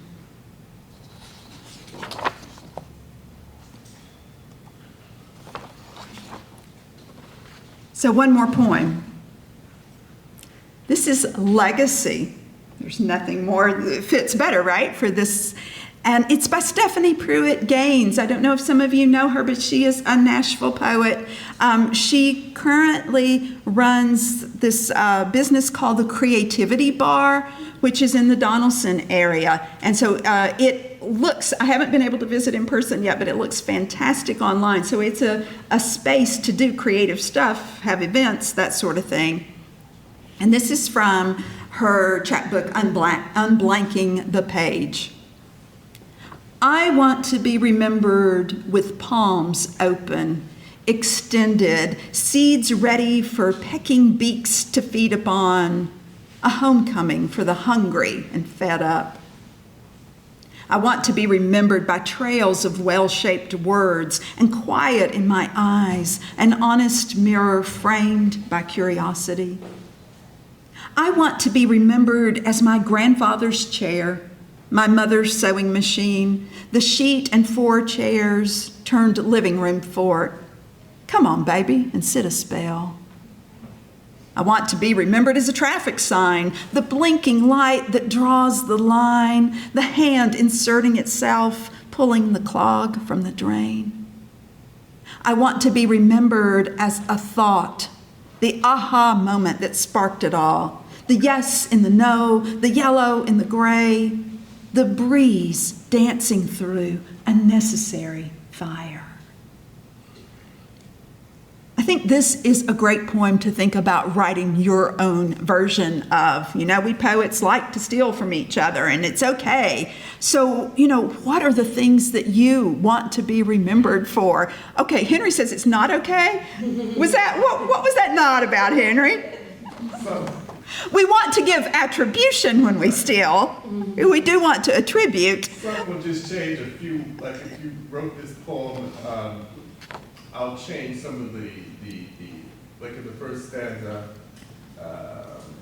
instead of beets, I say corn or something. Right, And then right. They have a new poem, but so you know. Exactly. That has happened. Yeah. That has definitely happened in the poetic world that people, they're following this poem so closely they only change a few words and then they say, look, I wrote this poem, or, and no, that's not enough. But to be inspired by the repetition of I want to be remembered, and the idea of, okay, here's something from nature, here's something about from the world of words. Here's, I wish that would not keep doing that. Here's something about the people I come from. You can break it down like that. Something from the built environment. Think about it that way, and then write your own poem. But anyway, this time I'm putting it up here. I'm just telling you. I'm just going ahead and telling you. Here is another quote from Mr. Rogers. He says, "The connections we make in the course of a life, maybe that's what heaven is." Poets and poetry, of course, that is our business of making connections. So I say to you, edit yourself, your life, your work into boldness. Be the breeze dancing through the fire. The world needs your poetic legacy. That's my talk. If we want to do Q&A for a little bit, I think we have time, yes? I looked up one thing. Yeah. When you were talking about the poetry that's in some of the TV shows, I don't know if it's the same one that's criminalized, always puts it on the beginning and the end. They always put a poem. Criminal Minds does it. I did not know that. Francesca's saying Criminal Minds has a poem at the first and the end. Mm-hmm. I may have to watch Criminal Minds now. I had no idea. Oh, wow. Huh. I mean, it's a really cool Is thing it because your they kind of poem? go around. Not yet. I said not yet, didn't I say not yet? Not yet, yeah. I think a TV show is, yeah, but, I was thinking, you were along that line, and I thought, I know which one it is. And I was like, but Yeah. it wasn't that one, because there's another one too, but that one is beginning and end. They come up with this, really good poetry, and lines that will go with the end of the episode. How about Wow, that? I that's had no wonderful. idea. You have to You have to do it, yeah. It's check that out. so good. So, So good. I will tell you for a moment, the books I have with me today. I have my own book, Sugar Fix. I also have a few copies of the Poetry in the Borough anthology, which has 55 local contributors in it.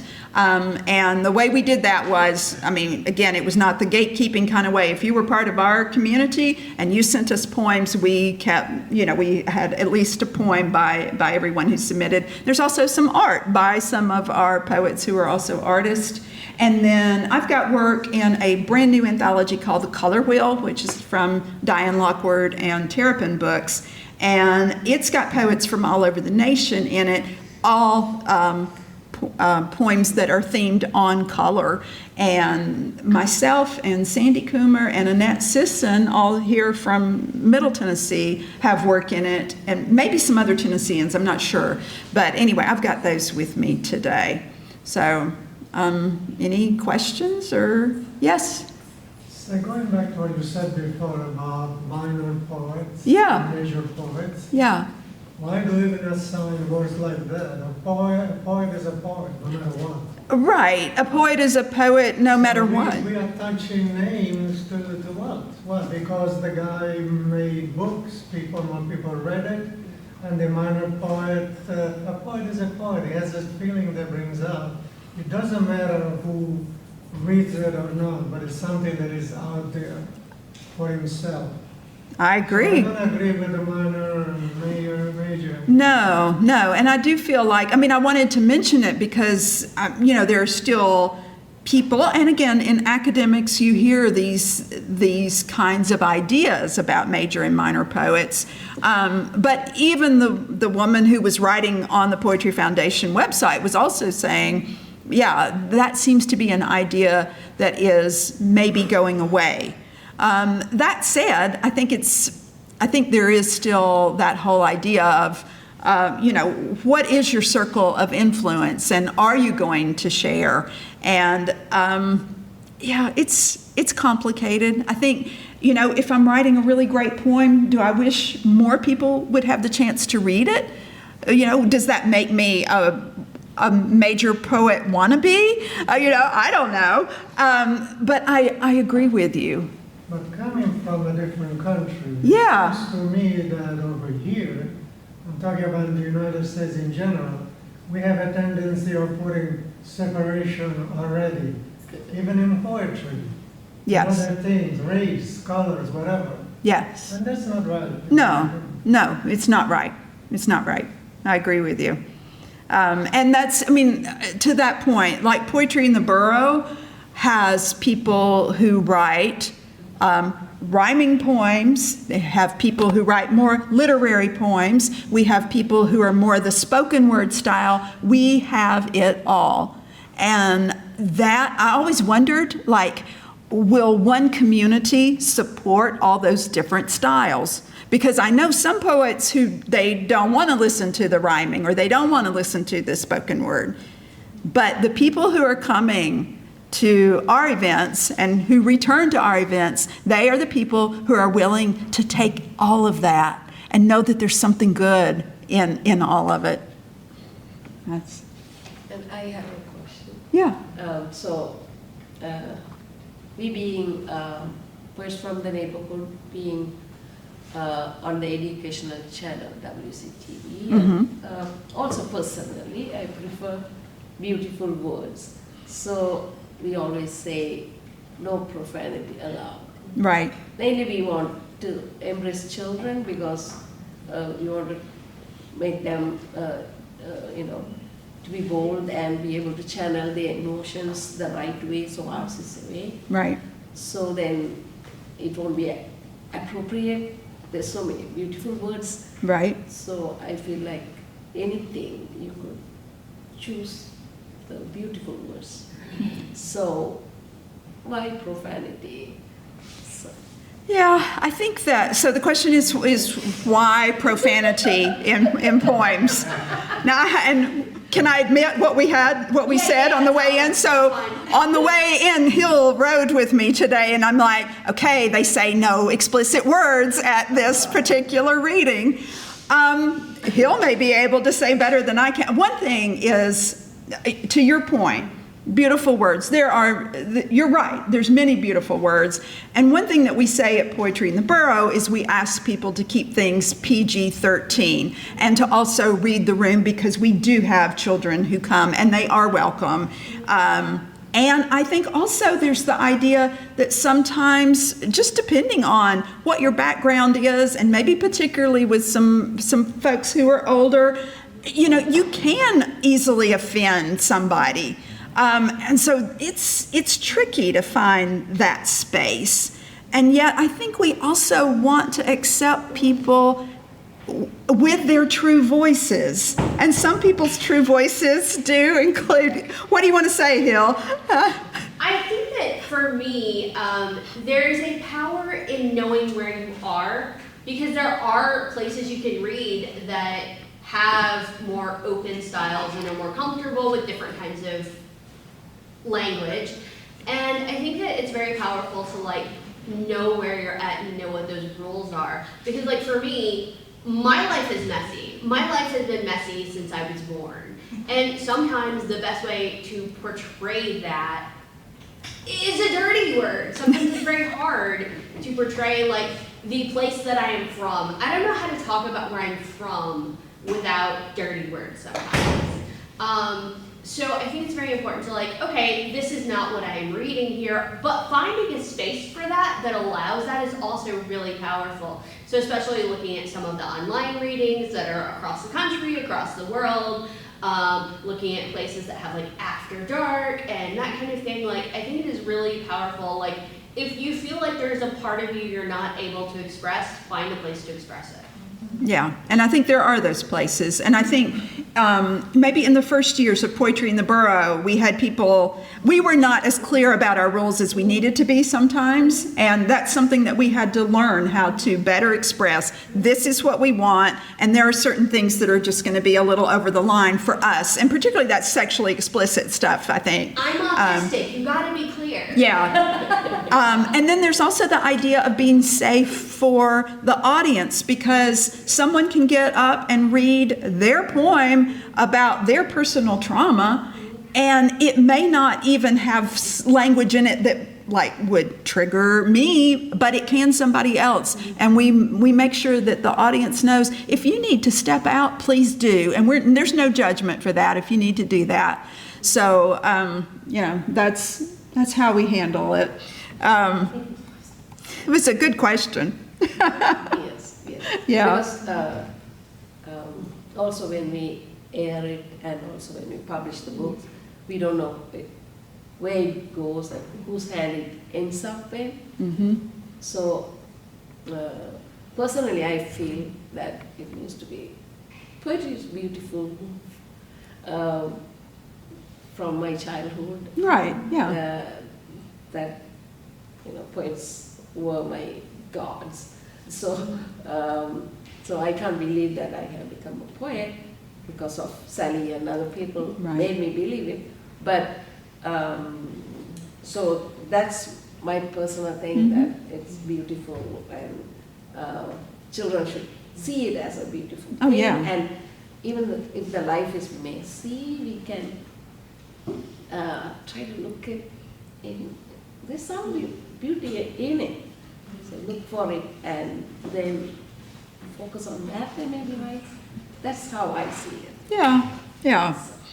Well, but again, if you say that and it's for your event, great. Yes. Mm-hmm. And if I say, yeah, we've got some room for messiness here, I just don't want to go way over here, then that's okay too. Yes. David, you had a question. Well, it's a couple of comments, really. Yeah.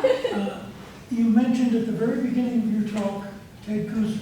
Yeah. And I just wanted to mention today is his birthday. Is it? Aw, thank you for doing I that. happen to know that. Yeah. But you also stressed reading contemporary poets. Well, I was in a workshop a while back, and I guess there were 12 or 14 of us in the room, and readers brought in a poem they wanted us to read and think about. It was by Edgar Arlington Robinson. Yeah. Who was, before we had Robert Frost, we had Edgar Arlington Robinson. 4 Pulitzer Prizes for his poetry. He was hot stuff. Right. I was the only one in the room, aside from the leaders, who had ever heard of him, much less read him. So I think it's very important also for us to know part of the general legacy of poetry. We should know who has done what before us. And I think there's still stuff that we can learn as contemporary poets from Phyllis Wheatley, from Robinson, from Edgar Lee Masters, from Robert Browning, who at one time was considered the greatest poet in the English language. Yeah. And his wife, Elizabeth Barrett Browning. And going all the way back, someone earlier mentioned Beowulf. I think it was Henry, yeah. We need to know the legacy within which we are operating. I agree with you. Because that will enrich our work. Yeah. I was interviewing David Kirby once. Yeah. I used to do a radio show. And we were talking about why we read other poets. And one of the things we came up with is they give us permission. Oh. Shakespeare wrote all of these sonnets, and we all know that a sonnet is 14 lines. Except some of Shakespeare's are 15 lines, and some of them are 13 lines. And yes, sonnets are iambic pentameter, but my personal favorite, Sonnet 18, Shall I Compare Thee with the Summer's Day, that first foot is a trochee. Right. Shall I, not shall I. So again, we get permission from, I would say, great poets, if we're talking about Shakespeare, but other poets who are not so great. Yeah. To try things. People ask me about my influences sometimes, and the first name I always come up with is P.G. Woodhouse. Not a poet at all. He makes fun of poets all the time in his books. But he taught me about freedom of language. Yeah. And this is one of the things we need to read from learn from the older poets. What can we learn from someone else's work, even if it's 1,000 years old? Yeah.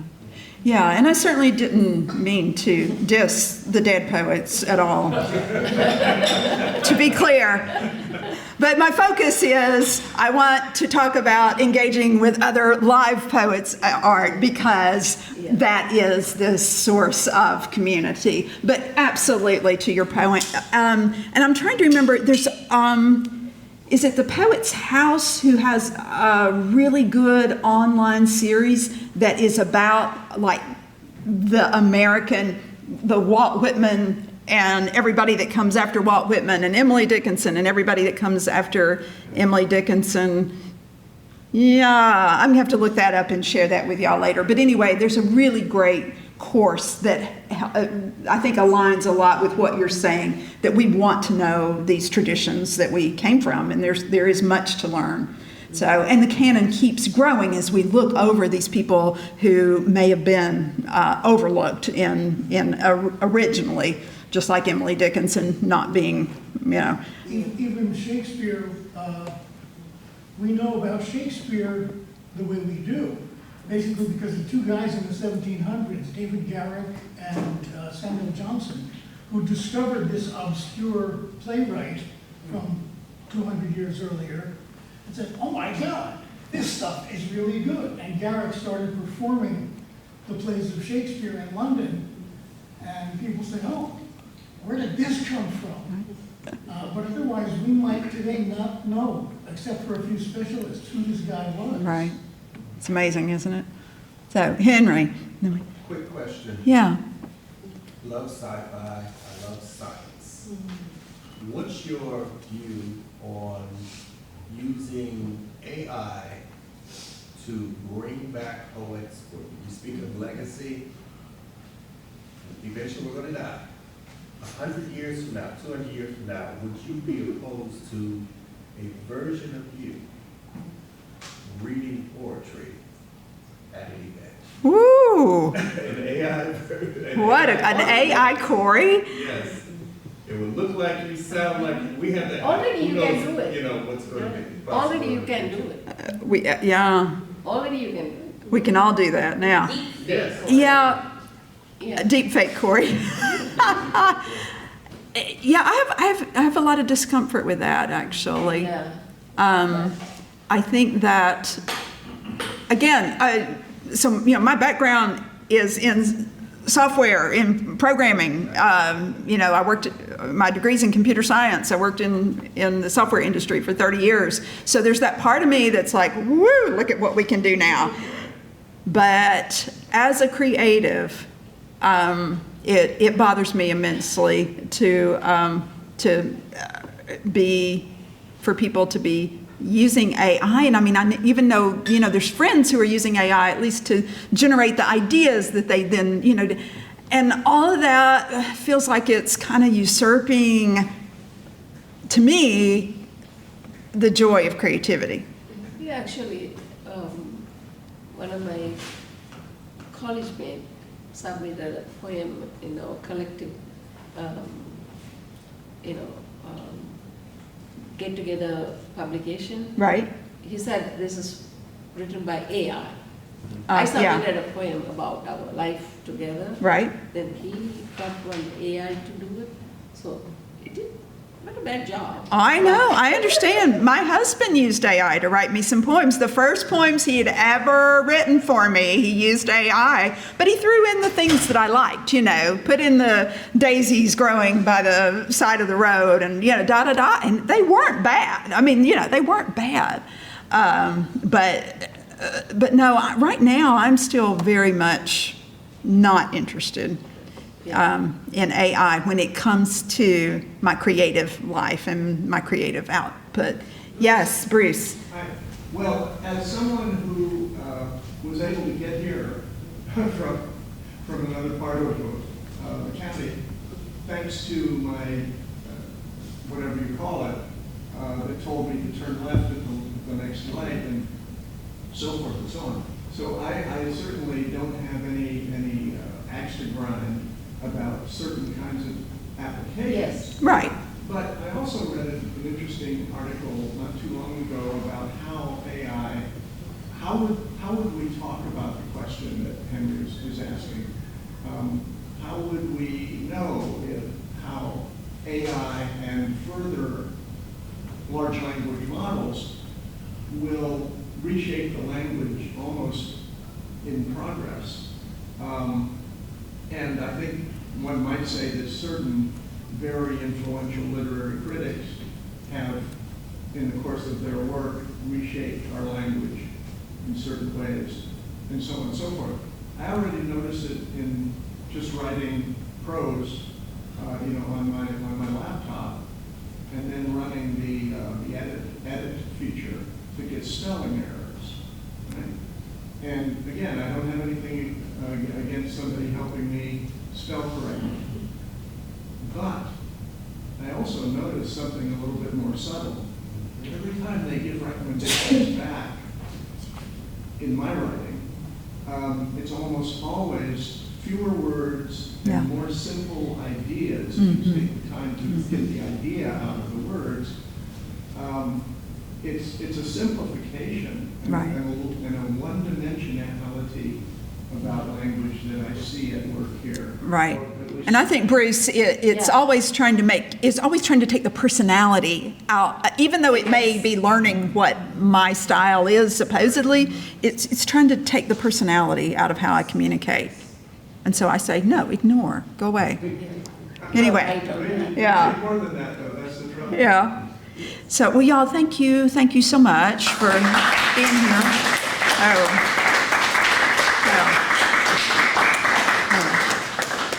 Thank you, Corey, that's wonderful. And What's next? we have authors book signing, so you all can go around and mingle with the authors and look at their books and chat. Also, any author wants to read, they can come up and read. But this is a time more to like mingle and get to know the authors and other poets.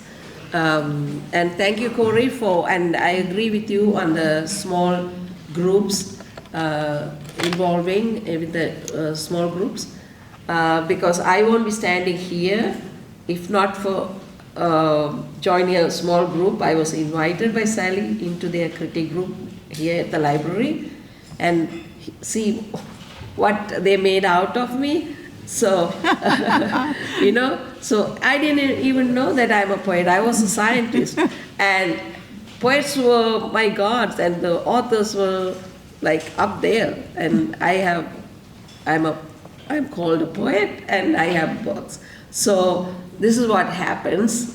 So thank you. You are right on that, and see how great people I have come to know these guys. So yeah, enjoy and yes, keep connected, and thank you for that very apt keynote.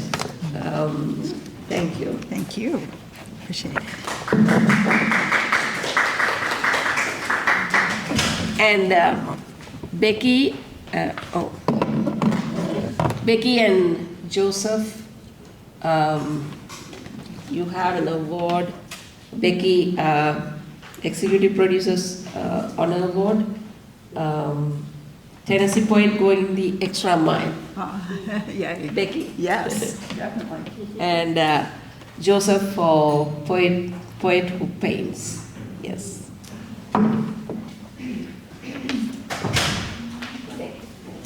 So I'm just waiting until they get their awards. And then if there isn't anybody else, I'll be the first reader, okay? Oh, Yeah.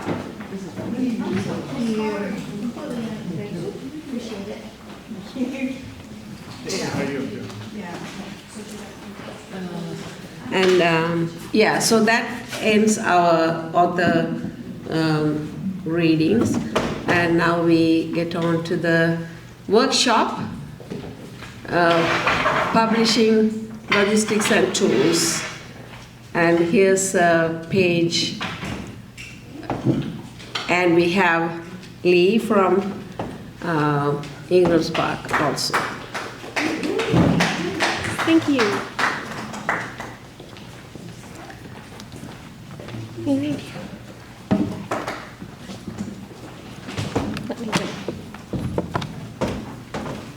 All right, so while this is loading, my name is Paige Hurley, and I am one of the special collections staff people here at Williamson County Public Library. And we do a lot of different things to help local authors because we manage our local author collection. And one of the things that we do is we help you go from manuscript, your collection of poems that you want put into a chapbook, to a finished product. And, oh yeah, it's taken a minute. And one of the ways we do that is with our formatting platform, Pressbooks. So Pressbooks is the first step. You have your edited poems, and we start with Pressbooks. It is a self-publishing platform tool, and we get part of the funding from the Williamson County Historical Society, and it takes your manuscript, it allows you to edit, format, and then create your print-ready files for an ebook or a print book. And you do need to format your files, your PDF document that you would like to publish.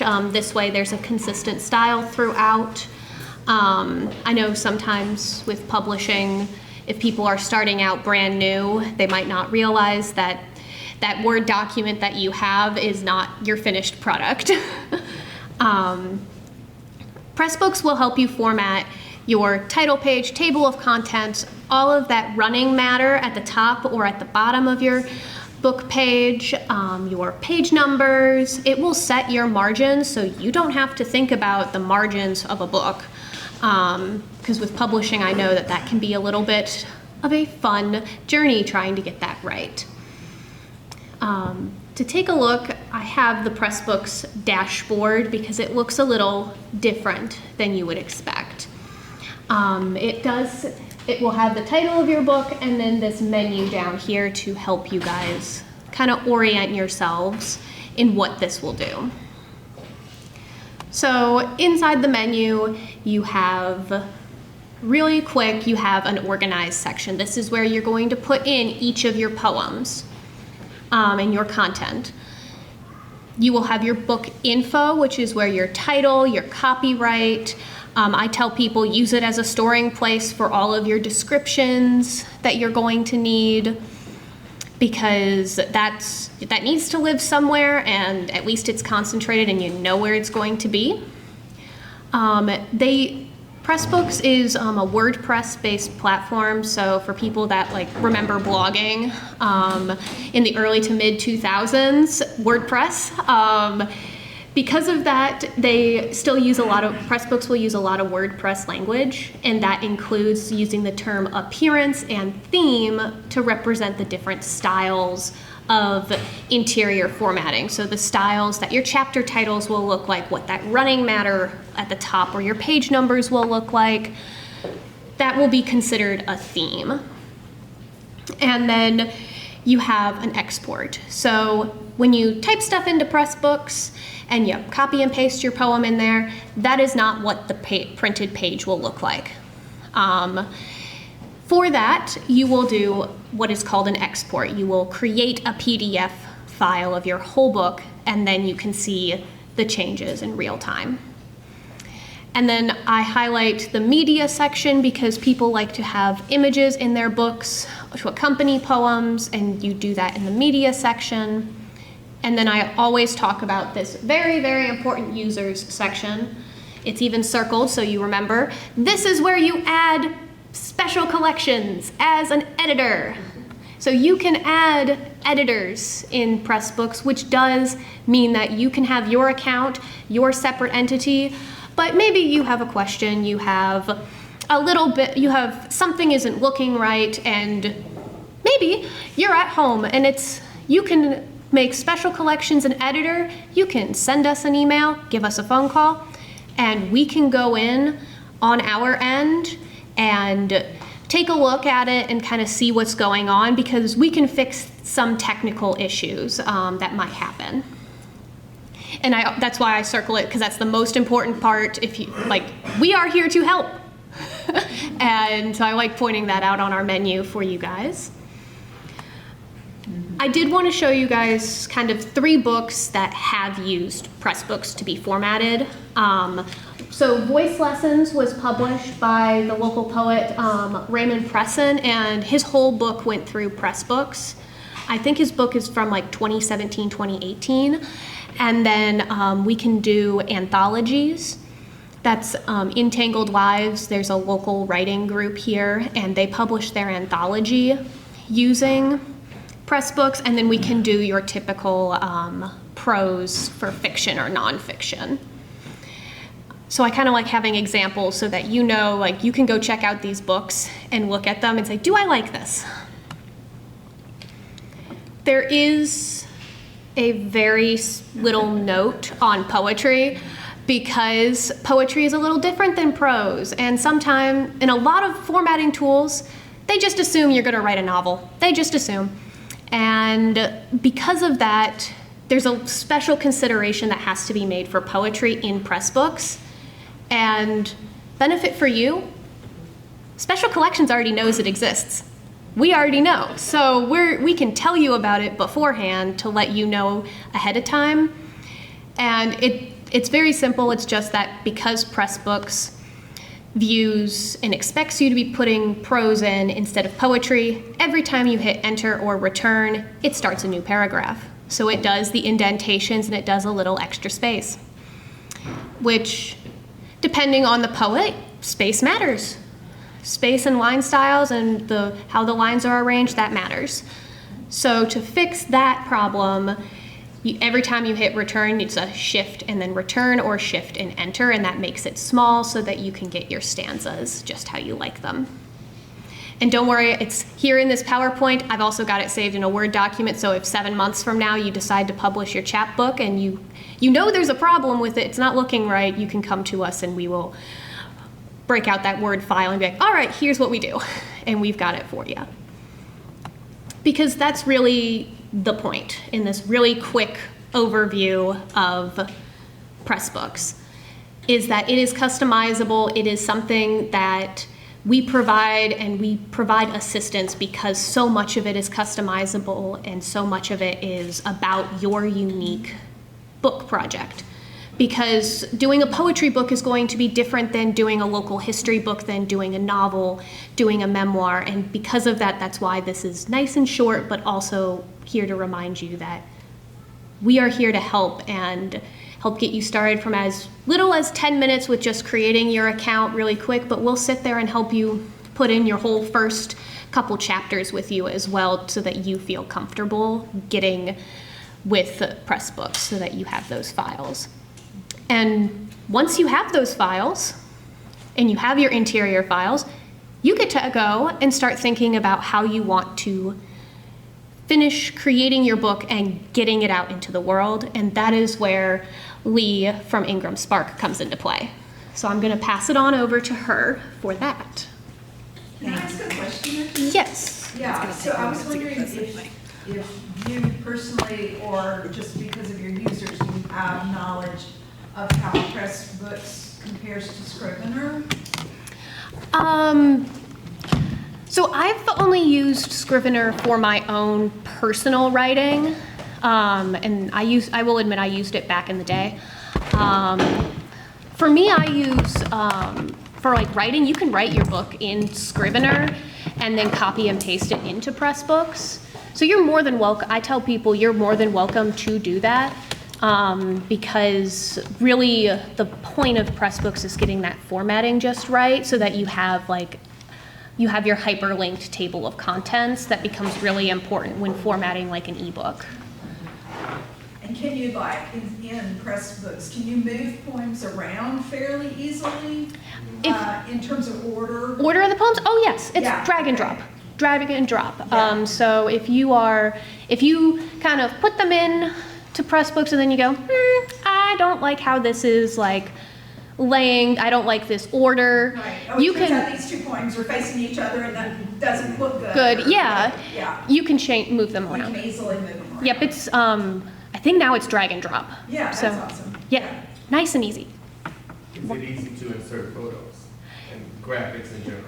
Yes, it is very similar to the best way I can describe it is if you've used WordPress is that you upload your media into a media folder and then you can do it. I will admit it does have I think it has a 1 megabyte limit on like the file size, which I know like modern photographs, like I know if I take a photo on my cell phone, it's close to 5 megabytes now. So I will admit you will have to resize your photos. But I'm going to be here afterwards, so you can ask me questions as well afterwards, so I can give Lee the floor to talk about how you get that book into distribution. Thank you. Thank you all for being here. I'm going through the hormone thing where you get hot and then you get cold, so don't mind me as I do that. All right, so I'm here today to talk about Ingram Spark. So once you go through Pressbooks, you will have a formatted file that you can then take to Ingram Spark. And so for those of you who do not know, we're going to talk about what Ingram Spark is. We're going to talk about distribution, how retailers can discover you. You can read. I'm not going to read all these out to you. So we'll have some time for questions at the end, so please hold those for me. A little bit about me. I am a senior key account sales manager for Ingram Spark. I've been with them for 8 years now. I started in customer support, helping out a lot of different people, and I went up through customer support to ultimately end over into sales, where I now get to help publishers and authors get their books into the world. We print books, we distribute them, we market them. My job is to help people sell their books. And it's also about educating people in the community, educating people all over the United States. I get to travel. It's pretty awesome. I love my job. But also, I am a poet. I received my MFA from Western Kentucky University in 2017. So, yay, International Poetry Day. All right. So, Ingram Spark, as I mentioned, is a platform where you can do everything that you need to do to self-publish a book once you have that file formatted. And even if you don't use Pressbooks and you don't get your file formatted, you can always seek an expert, like a graphic designer, or we have the Book Builder tool, which I don't know how advanced it is compared to Pressbooks. I'd say you could try either, but they're gonna help you with Pressbooks, so just keep that in mind. With Ingram Spark, so Tennessee Book Company started many, many moons ago, and it has grown. There are several parts of Ingram, and so Ingram Spark is one of those. You've probably heard of Ingram in some way, but Ingram pretty much touches every book that gets sold somehow. We're kind of a big deal. Ingram Spark taps into that network. They have a relationship with over 45,000 libraries, retailers, and online stores that you think of. Anywhere you can buy a book, pretty much. We have facilities all over the world. So we've got 3 here in the United States, 2 here in Tennessee, actually. One is just outside of Nashville in Laverne, and then the other one is in Jackson, and then we've got one up in Pennsylvania. We're working on having another one in Roseburg, Oregon. It's not up yet, but it's coming. We're also in the UK. We've got an office just outside of London, and we have an office just outside of Melbourne, Australia. In addition to that, we have relationships with printers that are in market in other countries, such as India and Singapore and China and Poland, Italy, Brazil. So we can pretty much get books anywhere. Ingram Spark is awesome. We also understand that creating the book and getting it published is just one part of the process. You then have to make the books available, which we also work on with the distribution, but then you also have to be able to promote it because there are millions of books in the world all screaming for attention. How does a reader find you? So we'll talk about that in a minute, but real quick, I'll just kind of outline who Ingram Spark works with. So the Ingram Content Group umbrella includes the wholesale services, which they warehouse, they make books available to the different retailers and places. The Publisher Services works with those big 5 traditional publishers and some smaller ones. Library Services works with your local libraries and also academic, military libraries, a lot of different things. We've got a Data Services area, which specializes in all things digital. And then Lightning Source is the print-on-demand arm, and Ingram Spark is a service that Lightning Source offers, specifically designed for author publishers, small publishers. Some of them are pretty big, though. So when we talk about distribution, a lot of people think that distribution is you go find a publisher, they take your book, then some sales team helps to get that book into the retailers to make to where your book is available for people to purchase. That is considered full service distribution. But it's expensive and they're very choosy, and getting picked by a traditional publisher can be challenging. So Ingram Spark offers a separate method, which is self-service distribution using virtual inventory. And what that means is that you don't have to put up thousands of dollars in advance to get a book printed, do a run of 1,000, 5,000, and hope they sell. This method is print on demand. It's virtual inventory, so your book is always available, but we only print it when somebody places an order. So your book never goes out of stock.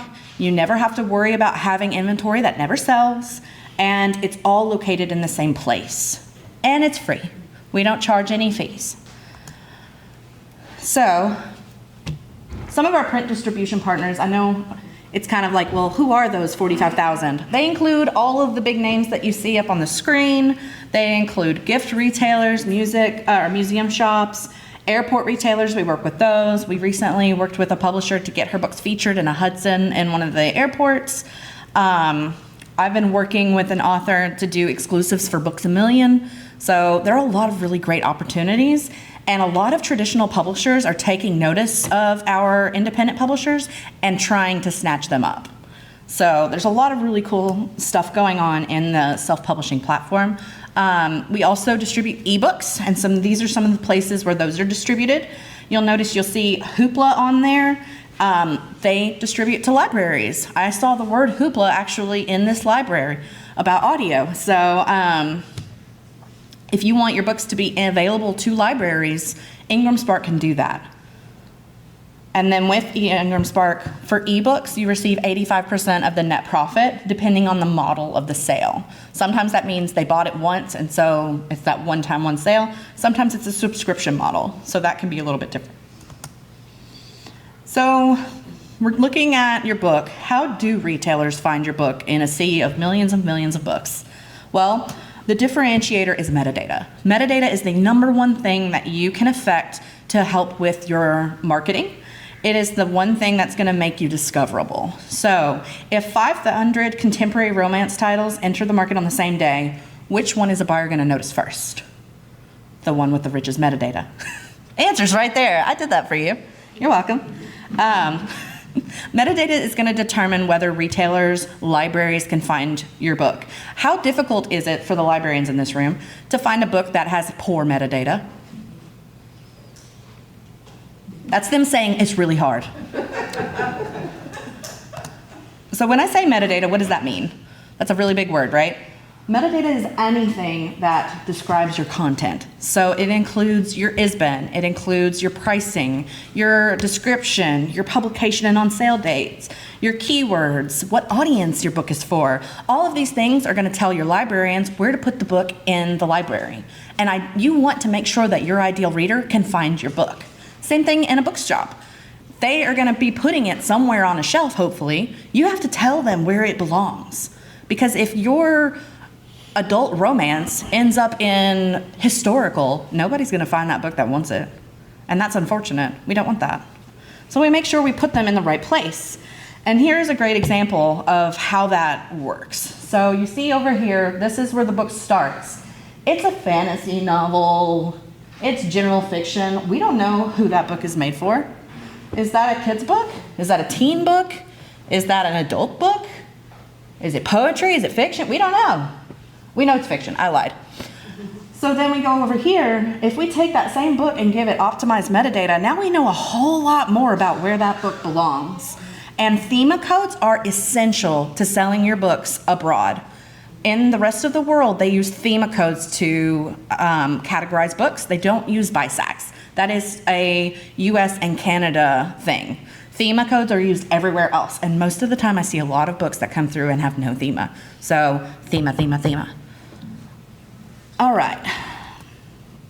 So as I said, metadata is your best marketing tool. There is a QR code. I promise it's not phishing. It's not going to give you viruses.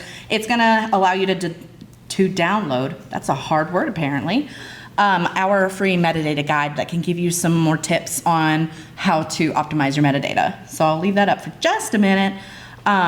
Ultimately, making your metadata the best it can possibly be is setting your book up for success. If you breeze through it and you don't give very good metadata, you're not going to see a lot of sales. And I know we write for the pleasure of it and we want people to just enjoy it, but let's be real. You got to pay the bills and you got to make this book sell, right? Okay, also one of the wonderful things about Ingram Spark is we know that AI is out there, and while we don't want it creating content, we do like it as a tool to help us make our books more discoverable. So Ingram Spark has a new tool that's the Ingram Spark Assist, which will help you by looking at your description, looking at your cover, looking at the information you give. It will suggest metadata for you. And you ultimately get to decide if you want to use what the tool suggests. So it's not like it just puts it there and just go with it. You got to keep that thing on a leash a little bit. But it's pretty awesome, and it's helping. We're seeing a lot of success from new authors coming in who are using that tool. Because ultimately, your book's first impression matters. When a librarian, when a bookshop owner, when a curator, when somebody is looking to put books in their store, their library, or whatever, they need to be able to see your cover, and it needs to be thumbnail readable. So we can see from this thumbnail exactly what that book is, what kind of genre it is. We can tell a lot by that cover design. So cover designs matter. That is the most important thing outside of metadata, and what I recommend people spend money on. Make sure you have a good cover.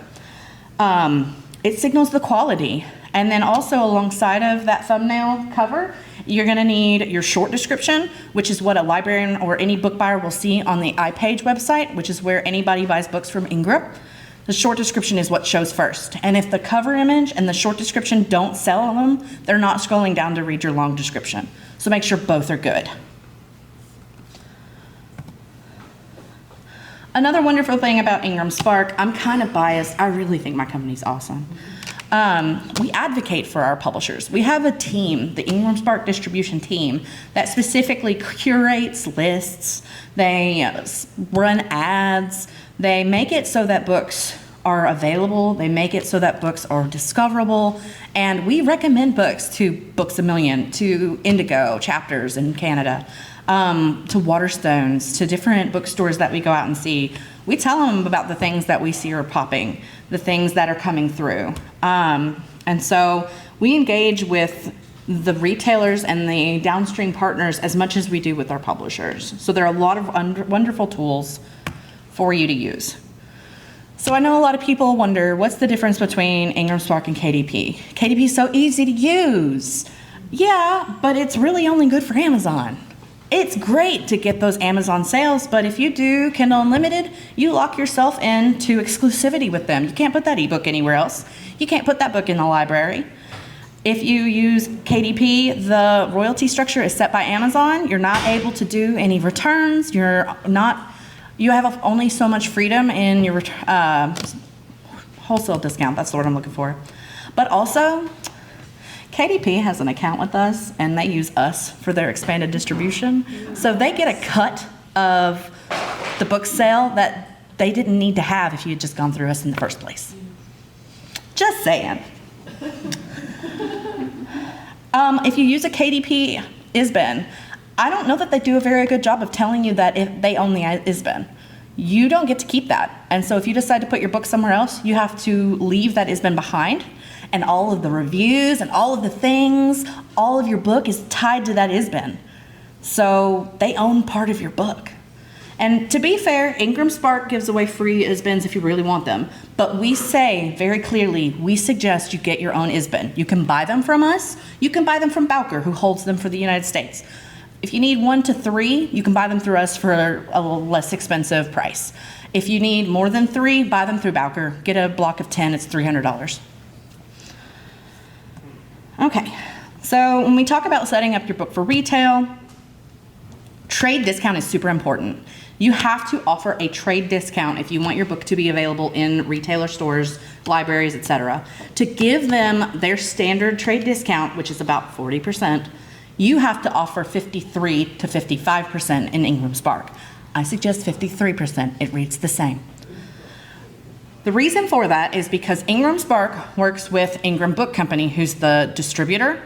And so when we give your book to Ingram Book Company, they expect a cut of the deal because they have the relationship with retailers and they're making your book available to them, so they got to get paid too.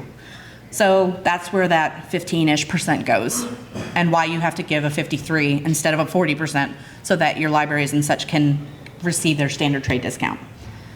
So you have the autonomy. You can set the price as low as 40% if you want it to be in distribution, but that does mean that your reach is significantly smaller. So we give you the freedom to do what you like, but we want you to know you get your best reach if you do the full trade discount.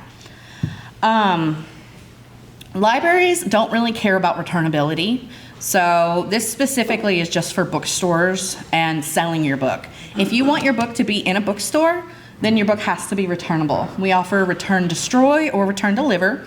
If you choose return deliver, we will give your books back to you. And because it's cheaper for us to just destroy the ones we receive and print you new ones, you always get new ones. Isn't that great?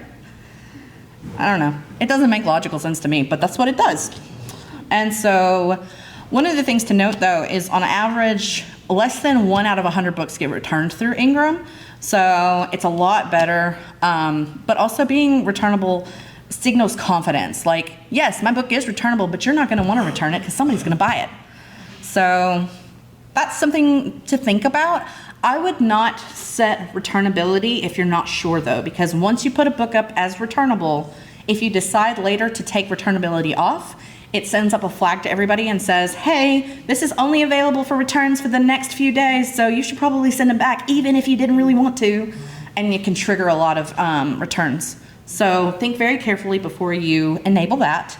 And then I'll just say that we have the availability to sell in those other markets that I told you about, and you tell us if you want your book to be sold there or not by entering a price into those markets. So you'll see UK, Canada, Australia, Europe, and Global Connect. If you put a price in those, that tells us you want us to sell there. So you have a potential readership around the world. And for those of you who don't know, there are a lot of English speakers around the world that are looking for English content. It's not just in America, it's not just in Canada.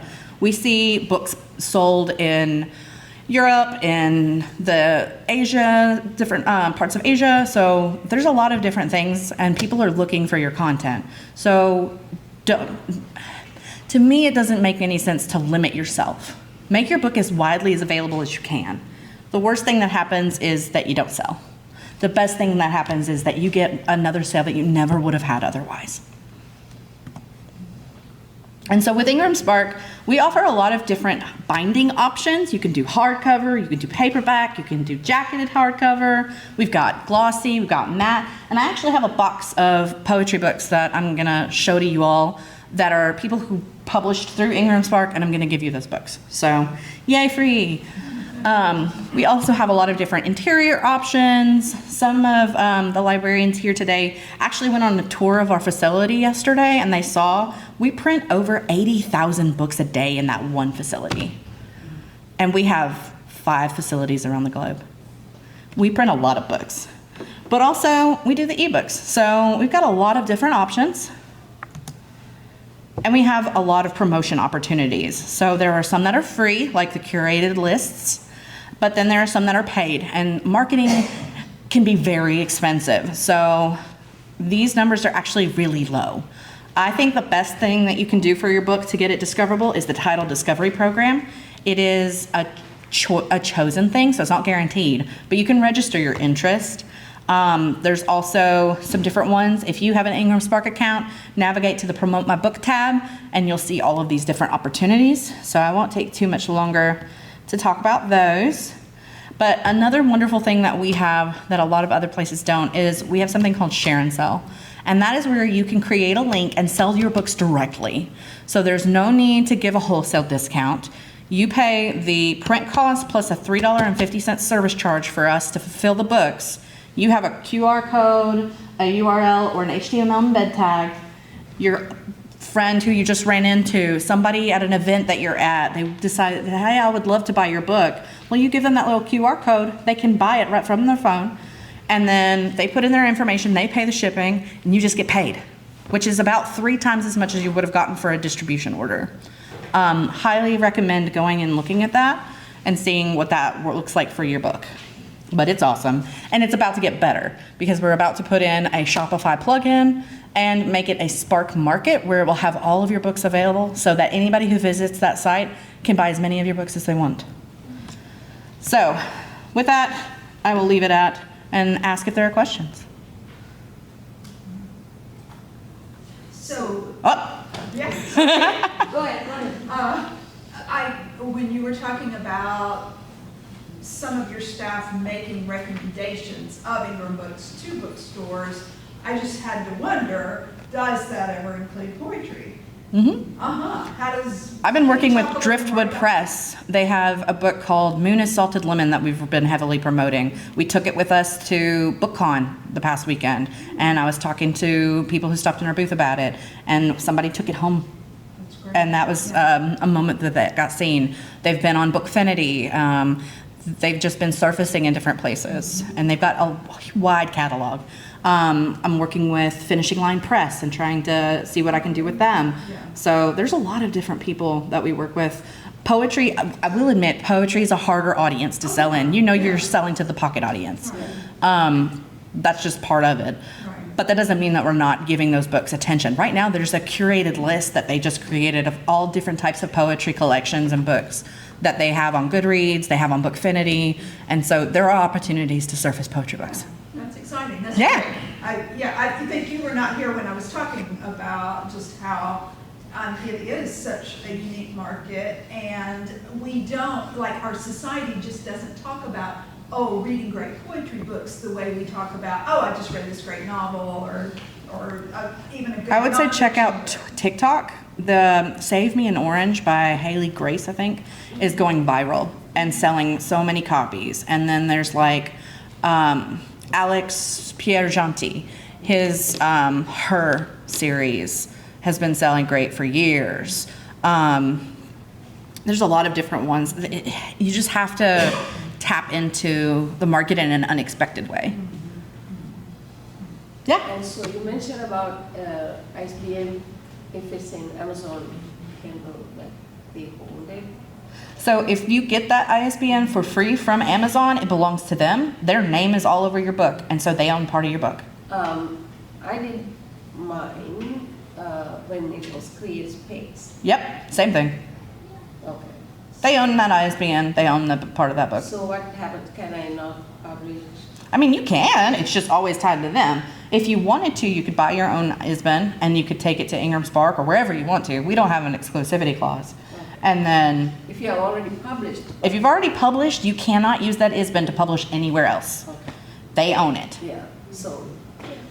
But you could republish it under a different ISBN. I would suggest, though, only have one ISBN per format of your book. Otherwise, buyers get confused. Yeah. Because they may go to Amazon to try and buy the book that they saw over here, and it's not the ISBN that's on Amazon, and then they put it in and it says it's not there, and they're like, oh, well, I guess I can't buy that book. Sale lost. Yeah. You should always have one ISBN per format. And if you decide to republish, I would cancel the one that's on Create Space, even though it will get rid of all of your reviews and things like that, and you can start fresh with a new one. I would do it as like a second edition. Yeah, that's what I was about to ask. Okay, thank you. That's wonderful. Yeah. And yeah, very helpful. And you said you are into poetry. Yeah. I have a whole thesis. Are you into read? I could. Do you want one? Yes, so after everybody's done with questions, please do. Okay. And you just have to tell me if you want something for my thesis that was workshopped or something new. Anything, only it has to be kid friendly. Well, yeah. I'm not going to read anything that's porn. Okay, any other questions? Yeah. Once you publish with Ingram Spark, how long does the book become available? Honestly, it can be pretty quick. So as long as I mean, how long will you have it available? until you tell us to stop. Oh. It's going to be there. So the process is you submit your files to us. It goes through a pre-flight check to make sure that it's okay. It's technically going to print with our printers. Then it goes to our pre-media team. They're graphic designers. They're going to make sure that the cover is right, that nothing is going to get chopped off if it moves, any of that kind of thing. Make sure that the spine fits the amount of pages that you've given us. And then if it's all good, they'll send you an e-proof that you can look through. But an e-proof is on a computer, which looks completely different than something physical in your hand. So you check and make sure that the words are on the page right and all of that, but you still need to order a proof. So then what you would do is you would approve it for production only. We can print it, get a copy, order that through the website, then have it in hand, look through it, make sure it's everything you wanted it to be. And then you can click distribution, and that will enable us to make it available to all of the retail partners that we work with. And then it'll stay there until you tell us to not, or it'll just keep going. That 200 years. Yeah. We got a lot of books. Our catalog is huge. And yeah, Okay. so again, a little bit on self-publishing, lighting source you mentioned. Yeah, so Lightning Source is the POD arm of Ingram, and Ingram Spark is a service that Lightning Source offers for author publishers and small publishers. Okay, so for print on demand. Mm-hmm. So for that, for any book or for self-publishing? It can be anything. We've got books that are traditionally published that are in the GAP program, so when they run out of stock, we'll print them on demand until they get us new stock. Okay. So print on demand is a little more expensive because you're doing it one-off, but it's a lot less upfront than doing offset printing. We use big digital printers. It goes through this whole line of things. We have it streamlined. That's how we do 80,000 books. I saw it yesterday. It was a very, Oh, it's a very efficient method, I will say. And that's why it's hard for us to do anything outside of that, because it pulls it out of the queue. Yeah, and yeah, so poetry publishing won't be a problem, so that's good. Yes. So we can go through Pressbook for formatting Mm-hmm. and everything, and then send it to Ingram, and you guys check on it for us? Or We make sure that it's technically right, but we don't edit. We Yeah, don't but censor. We don't do any of that. So we assume whatever you give us, you're ready for it to be printed and published. So you'll print the proof and then, somebody checks before the proof? No. So we'll send you an e-proof to look at. Okay. You decide if it's good. E-proof. Physical, or not physical, on your computer. Yeah. You tell us if you like it. If you do, then you enable it for production, where it can be printed, and then you can order a physical copy. Okay, that's. Hey, Vera, for what it's worth. So we just used Ingram Spark for a poetry anthology. And yeah, so once we went through that process, the e-proofs looked good, but we did order our editors one copy each. So we all physically proofed it before we then made it. Yeah, so we always, e-proof and then have a. I mean, I personally wouldn't like open it up for anybody to order it until I had seen a That's physical hard, copy. because printing. I wouldn't. Yes, I did that with Create Space, KDP, change to KDP, I don't really like as much, but. But even things like we weren't sure, is the color gonna look just the way we wanted it on the cover? Or, just things that you wouldn't necessarily know until you did see it in print.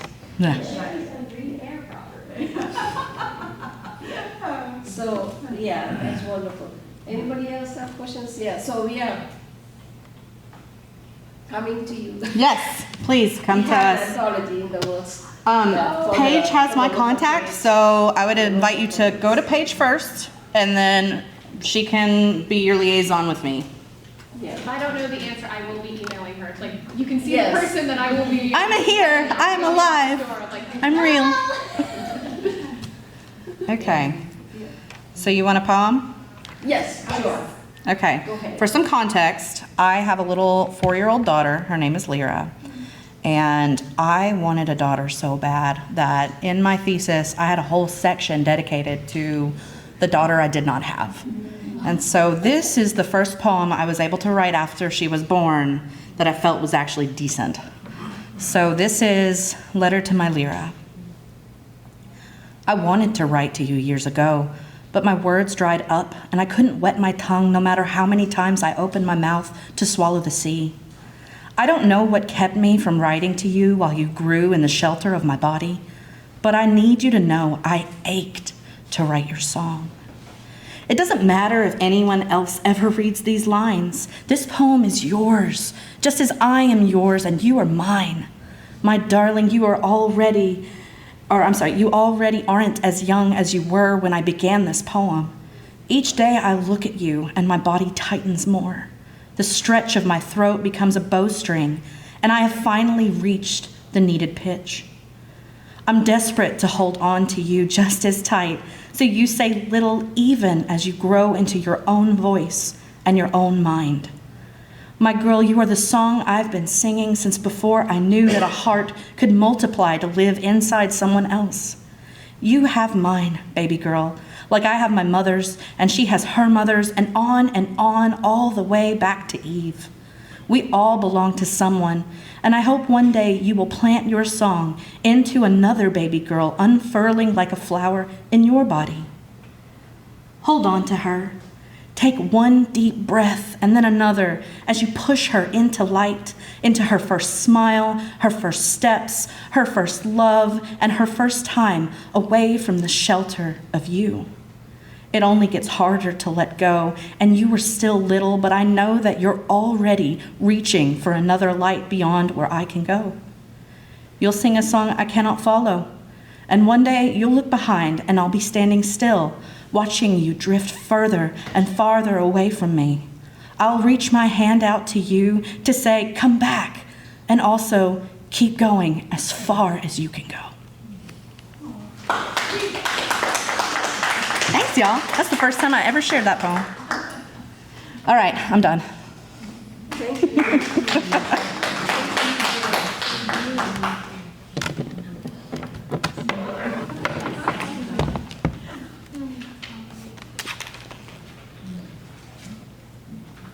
I'm not sure how to turn this off, so I'm gonna pass it to you. Thank you.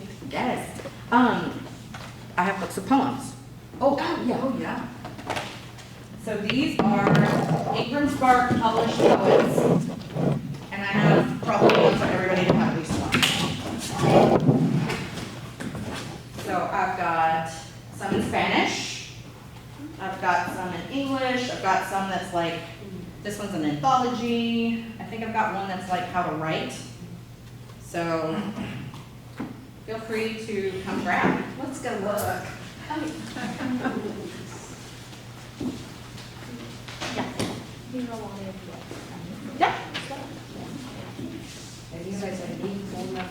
So we move on to the next program, Songs of a Soldier, and by Colonel Stan Tyson, my longtime poet friend from Poets from the Neighborhood.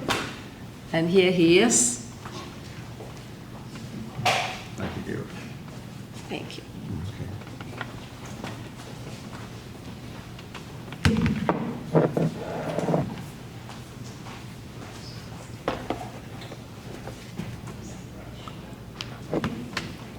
I'm Stan Tyson. This is kind of a misnomer. This says songs by me. I sing, but I'm not going to sing to you. I work with the Dulcimer group, and because I'm so old, they allow me to sing solos every once in a while, but that's not what this is going to be. And I thought this last pitch was pretty good. I've written 3 books. I published them, 2 of them myself. I sold every copy that I had made. I've got 1 copy upstairs of a history of my high school in the library upstairs. I wrote 1 of my church, and I wrote 1 of my second tour in Vietnam when I was a battalion commander in the cavalry.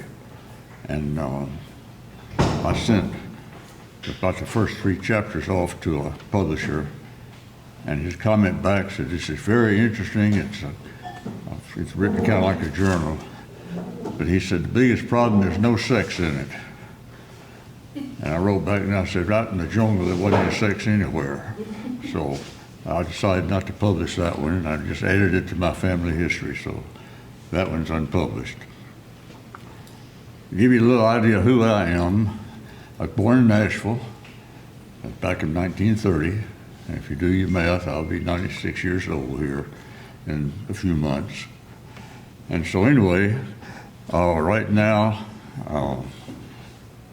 as far as an individual, I have been involved with poetry most of my life. In fact, I don't know whether poetry is a blessing or a curse, because a lot of times I think in rhyme.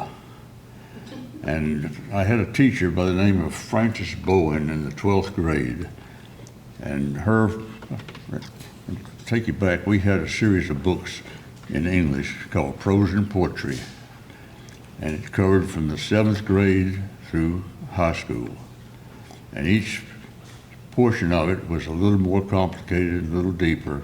If you didn't start with Shakespeare in the 7th grade, you ended up with Shakespeare in the 12th grade. And Ms. Bowen said every person is born with a story and a poem somewhere in their makeup. And she says, "You may not believe me, but I'm going to get yours out of you one way or the other." And she said, "We're going to do it in this school year." Well, she told us the difference between what I call poetry and blank verse or free verse. And mine is poetry, mine rhyme. And the good thing about poetry is it has a rhythm. And the rhythm makes it easier for the person who is reading it to read it, because they get into the rhythm and they know when to stop, they know when to breathe, they know when to look up, because the rhymes tell them what to do. And if you look up the definition of a verse can be any number of lines. It can be, normally it's 4 or more. But you gotta have a place to breathe somewhere. I wrote a poem to a guy I went to college with who went through the University of Tennessee on moonshine whiskey. And he came from Newport, Tennessee. And the poem I wrote about him, I finished about 30 years later, because I wrote the poem, and I'll get into that maybe if I have time. And I was in Korea in 1953, and I thought about a part of the poem, and I said, well, this needs to go into that poem. And that's happened a half a dozen times over the years. I wrote a poem to a friend of mine that had passed away, and it was read at his funeral. And it was kind of interesting. I think there were about 5 verses. And when I got through with it, it just did not feel like it was right. It finished, but it didn't feel complete. And about 3 or 4 years ago, now my friend died back in about 1980. But 3 or 4 years ago, I woke up about 2 o'clock in the morning, seriously, with 4 lines in my mind. I got up and wrote them down. And when I got up that morning, I picked them up, and they were the 4 lines I needed to finish that poem. Now, I don't know whether that's classified as a miracle or a curse or whatever you want to call it, but I enjoy writing them. I write about 1 poem a year, I really never know when I'm going to write it or what it's going to be about. I get most of my inspirations when I get tired of listening to the preacher in church. And I've got some of those in here too. I spent 2 years in Vietnam. One is a major, and I've got a poem that I would like to read this morning about that. But poetry can be a lot of fun too. And what I'm going to read to you now, I'm living in an assisted living here in Franklin, and a bunch of old men and women, and we sit around, not the women, but the men, we sit around yarning, telling stories, and it's kind of like war stories. They're great until somebody else says, well, I was there too, and this is what really happened. And that really messes up a good war story. But I'm going to read this first one, and it's called Roadhouse Tales. And I wrote this one afternoon after I thought about what was said that morning, and it was a fun poem. Said we were at the roadhouse swapping tales about times we won and times we failed, about ships that docked and left us sitting there. When she walked in like homemade sin, with innocent eyes and a sweetheart grin, and the best that we could do was sit and stare. She asked someone might give a hand to change the front tire on her van, parked in the zone just past the yellow line. Now that invite was enough for us. We crossed the line in a cloud of dust, and no pit crew could ever beat our time. We stood there expectantly, wondering what our pay might be, when the side door on the van swung open wide. And then some big feller standing there, a stack of muscles, toes to hair, asked who woke him up and making all that noise outside. As he stepped down and looked around, we felt a shaking in the ground. It must have hit the Richter scale at 10. He was big and he was loud, and all by himself he made a crowd. And we was pondering how this day would end. His head was like a grizzly bear, his shoulders stretched from here to there. Each hand was like a matching smokehouse ham. The rest of him came into view at somewhere a distant trumpet blew. Our time has come to meet the great I Am. He stopped and asked if it was us that made all that disturbing fuss. We bent the truth a little to survive. Said we didn't know the feller's name, but he left here just the same, and making tracks just trying to stay alive. Sasquatch went the other way, and we decided not to stay. We're back inside before the hammer fell. We just sat there peaceful-like till that other ship sailed out of sight, and the 4 old men with a taller tale to tell. We've enjoyed telling lots of folks, and they just stood there making jokes about 4 old men and her that got away. Well, roadside yarning don't get old. They bring a lot of smiles each time they're told, because there ain't no better way to spend the day.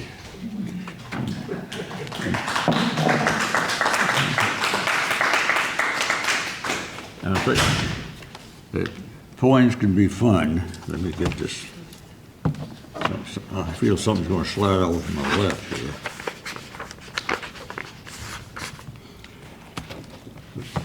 On my first tour in Vietnam, we went into the Central Highlands, and Vietnam is a really strange country. You've got lowlands and rice paddies on the coast. And you've got plains and you've got mountains where it's actually cold at night. You've got a tribe, a race of people called Montagnards, which is a French name, that probably were the original people in Vietnam. Brown-skinned, very small, not midgets, but small. The men wore a loincloth, and that's all. The women wore a skirt, and that was all.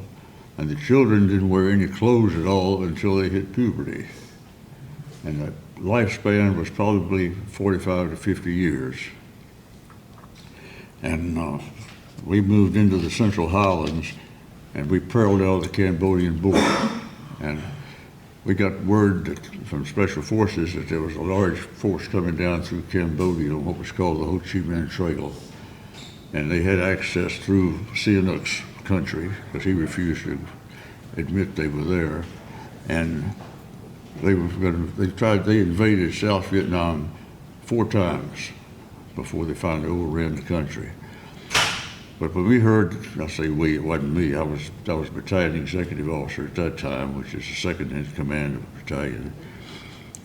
And there were about 6 or 7 valleys that came out of Cambodia into Vietnam, each one with high jungle mountains and valleys with streams in them. And we had to plug those valleys because they had to use one of them if they were going to come into that country, part of the country. One of our companies was flown into an LZ, a landing zone, by helicopter, and it landed right on top of a North Vietnamese regiment. And that's as far as they got. They went into a landing zone that had been a swamp at one time. And we'd had 30 inches of rain that month, so it was still pretty much of a swamp. They got surrounded and couldn't move from off the LZ. And I took another company in to get them out and couldn't do it. And they brought a battalion in the next evening and got us all out of there. But this poem that I'm going to read you is something that came to mind. Oh, if I can find it here. Called Night Watch. And we fought for about 36 hours. And while we were doing this, the moon went down, and it was a firefight all along this perimeter we were in. And they'd try here, and they'd try here, and they'd try here. And they had people they had sent ahead of their main column to knock out 2 special forces camps. And they had to send runners, and we got this information later from a prisoner, but they had to send runners to catch up and bring these people back because we were sitting right on their exit. So they had to go one direction. If they tried to go back into Cambodia, there was an American unit sitting right on their tail. So anyway, the poem goes like this, and this is written about that night. If we can stand against the storm and see another dawn, just a few more hours now, but Lord, it seems so long. Flares drifting down from high above call shapes that dance around, and shadows seem to move at will across contested ground.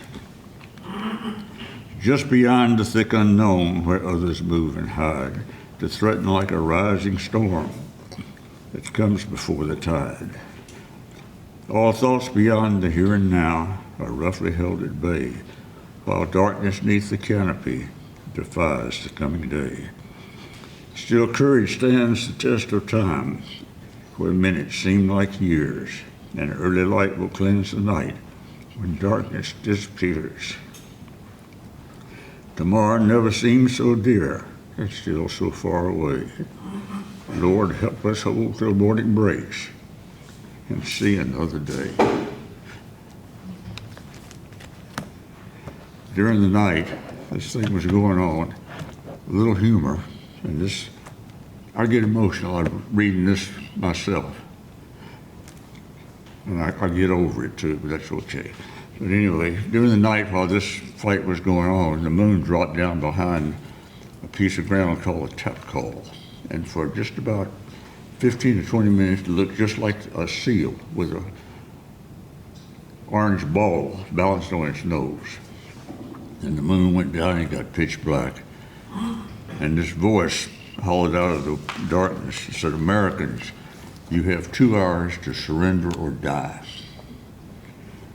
And one of my soldiers down on the perimeter, and I have no idea which one it was, but he hollered back. I don't see any children here, so I'll be all right. And he said, I can't use swear words, but I gotta use one. One of my soldiers hollered back, Charlie, you got 2 hours to kiss my ass. And my kids, and I called them my kids because I had one that made his 18th birthday while he was out in the jungle with us. But they started laughing.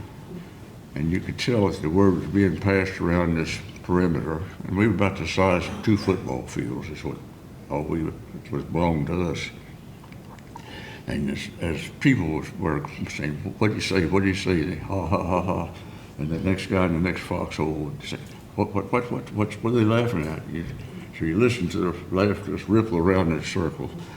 And it was the best thing that could have happened to break the tension that was going on in this thing. So anyway, that was a good one. And I wrote another one after I got command of my battalion called Misty Jungle Rivers. And there's two rivers. And we were in an area called War Zone D, and there were no civilians in that area at all. It was all jungle. In fact, on one flight, I flew over a herd of 23 elephants out in the jungle. And the grass was about as high as that, whatever that is over there, painting right yonder. And you could see the grass moving next to the animals, so you knew there were little ones down there. And they had come out into a clearing where there were no trees, but the elephant grass was 8-10 feet high. And the helicopter was great, you could stop it. So we stopped about 30 feet over these elephants' heads, and all the trucks came up, and they were flaring, trying to get an idea where this sound was coming from. And one of them finally must have looked up, because all of a sudden they all just stampeded back into the jungle. And that was the last we saw. But 23 wild elephants was a beautiful sight. So, but there were two rivers, the Song Dong Nai and the Song Bay. And the word song means river. So the Dong Nai was one and the Bay was the other. And the poem goes, I stepped off the plane in Tan Son Nhut in August '71. My second tour in Vietnam officially had begun. My wife and kids were safe at home.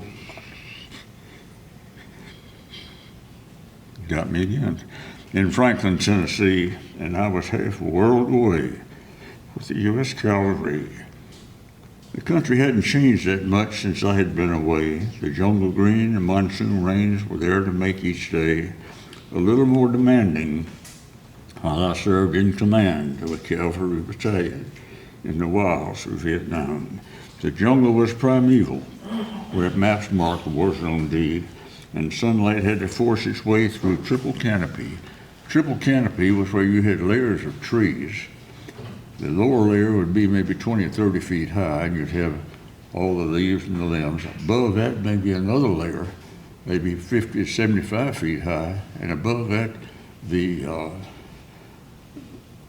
larger trees could go up 150 feet, so you had triple. And it was kind of interesting. Somewhere you'd have a beam of light would come through from the sun, and it'd make it all the way to the ground, and the soldiers moving through that would walk around it. It was almost as that was something special, something that you just shouldn't disturb. And so anyway, the sunlight had to force its way through triple canopy. Night sounds came from unknown things not seen by light of day, north of the Song Dong Nai and east of the Song Bay. Monsoon's rains would swell the blues and quickly turn to steam, and soldiering in the jungle was worse than any dream, where bamboo grows and jungle growth were thick as human hair. And somewhere in the midst of that, Charlie had his lair.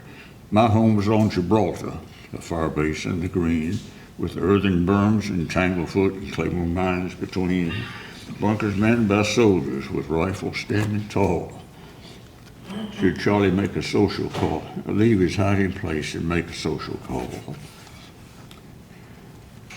Our mission was to search him out, wherever he might be, and if he chose to stand and fight the U.S. Cavalry, to make him curse the fateful day he ever raised his hand against the peaceful people who survived in Vietnam. But if he chose to cut and run, as usually was the case, to make his life a living hell and not give up the chase, but follow him with shot and shell and speed him on his way across the Song Dong Nai or west of the Song Bay. The days were long as months rolled by, as many much the same, a blend of mud and sweat and blood and things that had no name. The soldiers shared a single prayer to survive until that day, till they heard that he could leave Tan Son Nhut aboard the Freedom Bird. And that was the plane carried us all back. Most soldiers home from combat seek lives they left behind, with folks and friends and ones they love, and chances to unwind. Still memories will linger on in a world so far away, and misty jungle rivers, the song bay, and the bay. So there's a, and I wrote a poem about a dog, and we had a dog that joined us, and his name was Old Dog. And he joined us on one night, and some soldier picked him up and brought him back as a pup. And they ate dogs over there. And I showed the poem to a lady at my church. And I said, I want you to read this and draw a picture of what you see. And that's the picture of what she drew.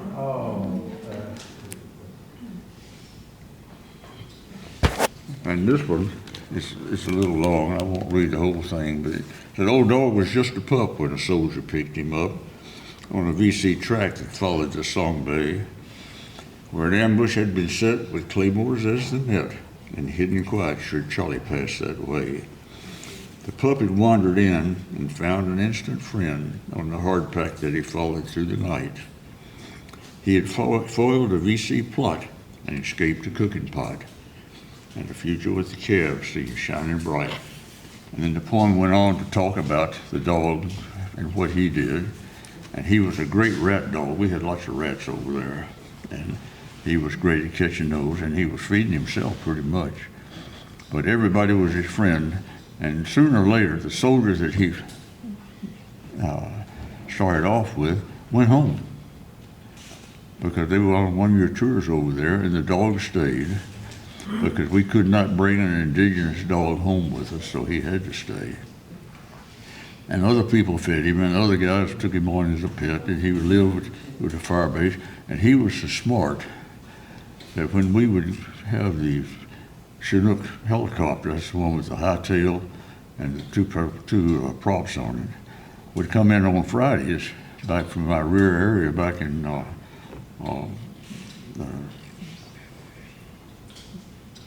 little town back there anyway, back in the rear area. If he wanted to go back there, he'd get on the helicopter and he would fly back there, and the cooks back there would feed him. And maybe a week later or 2 weeks later, you'd look up and here come Old Dog down the trail. But when the helicopters would come in, he'd go up on the berm, which was a dirt bank about this high, went around the circle we was in. And he'd watch every soldier that came in. And he was looking, I think, for the guy that was his soldier. And of course, he was not coming back. And so, as this war drove on, it says, beneath an empty sky, his days marched slowly by, as a payment for the vigil he would keep. As jungle green closed in, Old Dog waited for his friend, till at last he closed his eyes and fell asleep. When I left that fire base, the question was, do we take him back to Benoit, where the rear was, and if a Vietnamese caught him, they'd eat him? Or did we leave him out at the fire base, and he was good at catching rats and other things he could live on? He'd probably live out there longer than he would if he went back into where civilization was, so we left him. And the last time I saw Old Dog, he was laying under a bush waiting for a helicopter, because he checked every helicopter that came in. So the jungle seemed to know, if soldiers ever go, the monsoon rains would heal the scars of war. The bunkers would decay as the guns would rust away, and the world would be the same as years before. Years have come and gone, yet memories linger on, and friends and scenes of long ago are there. A time, a youthful face, a lonely, lonely place, and the smell of cordite powder in the air. There's a memory I find still lingers in my mind, and a painful guilt that never goes away. We left a faithful friend, a comrade to the end, with a debt to him that no one could repay. In my dreams, I see Old Dog moving through the silent fog, mid razor barb and relics of the past. he hesitates to stare at a figure standing there. And he knows his friend is coming for him at last. Comrades, once again, bonded friend by friend, together they stand to meet the day. They face the greed alone, then start their journey home, and join the mist that slowly burns away. And that was my dog. Now, I wrote some, this one came out of church. And this is on the sweet, sweet side of glory. And this is a little short. It says, on the sweet, sweet side of glory, I know my Savior stands. As promised in the scriptures, he waits with open hands to redeem an errant sinner who is searching for the way to the sweet, sweet side of glory on his final judgment day. I've worked from dawn until the night for just enough to eat and have a place to lay my head and shoes upon my feet. I've been a drifting sinner, traveling through these weary lands, and all I have to show my Lord is a pair of calloused hands. I know my time is coming somewhere along my road. I hope at last I'll find a place to leave this heavy load. And there'll be a bright and shining light where wonders will be found, and he will tell me to come home and rest on healthy ground. On the sweet, sweet side of glory, redemption waits for me. As promised in the scriptures, his grace will set me free, in spite of good intentions that were lost along the way, to the sweet, sweet side of glory in my final judgment day. And let's see.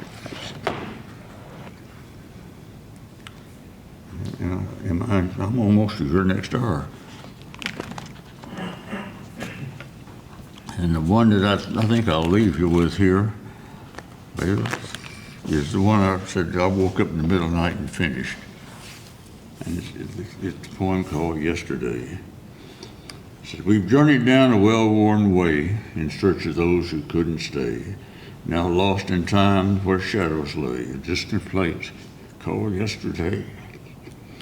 We served the flag when we were young, voiced the men still songs we sung, spoke of home and days to come, and life was full when we were young.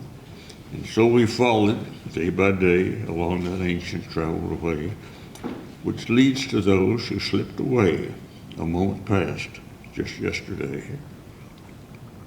The day grows long and calls the night. A distant star casts down its light upon a time and place where they have gathered there in yesterday. And that's the poem I went to the funeral with. Several years later, we'll join again with kith and kin, beyond the pale that journeys in, and sleep till shadows fade away and Christ returns to yesterday. And with that, lady, I've used up what was left of my time. And my father taught me when I was a kid that punctuality is an obligation, not an option. So Being a soldier, being a soldier, that's very crucial. Okay, well, I'll get out of your way up here. I hope that's what you want. If you want to read a few more, you're welcome. No, you got somebody going to talk about all this coming up here at 3 o'clock, okay. and it's 3 o'clock. That's fine if you want one more. Thank you. We can't have enough of you.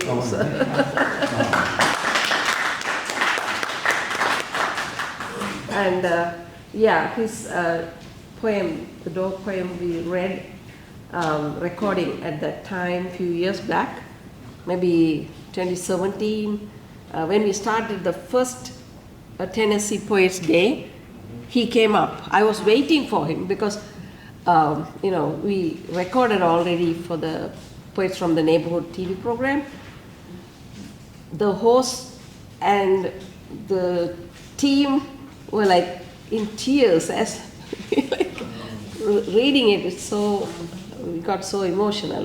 Very powerful story and poem, and he brought that all out very nicely.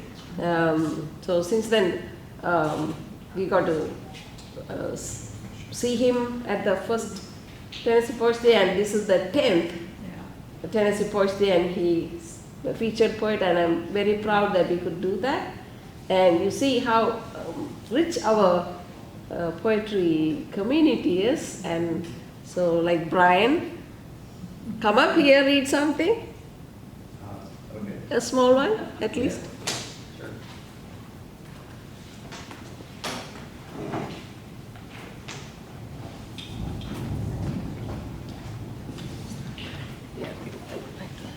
This mic or that mic? This should be okay, but this may be loud, I think. Okay, cool. I don't know how I'm gonna follow that up. That was really good. So normally I write at the computer. So this is just something I wrote today, sitting in that chair right there. A spider crawls in the creases of my tea, black legs searching for a silent footing, over the folds and through the valleys, tasting dust and taking bites of April, its body clambering and seeking, a tiny confident abdomen bobbing over the blue, unawareness or ease, a trust in what the breeze brings. How gentle, how cared for, how God kissed, to be mistaken as the tabernacle of a tree.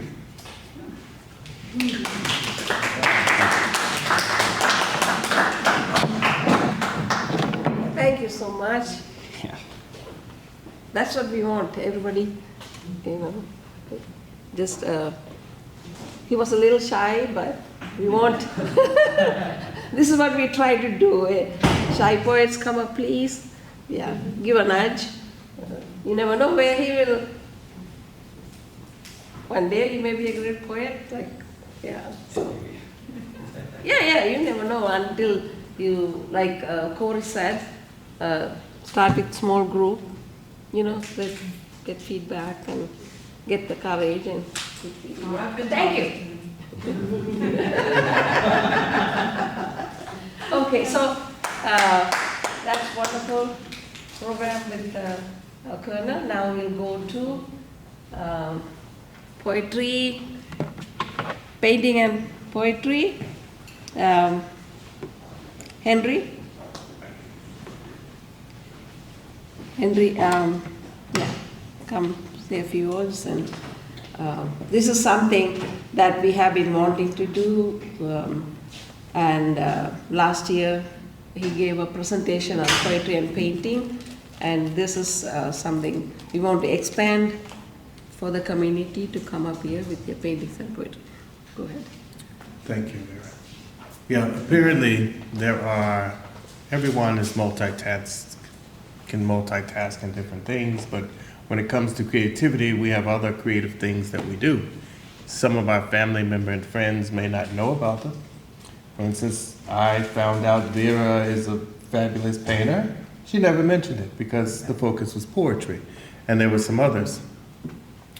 And last year, I spoke about if you have some type of painting talent, drawing, whatever, where you can market that talent in other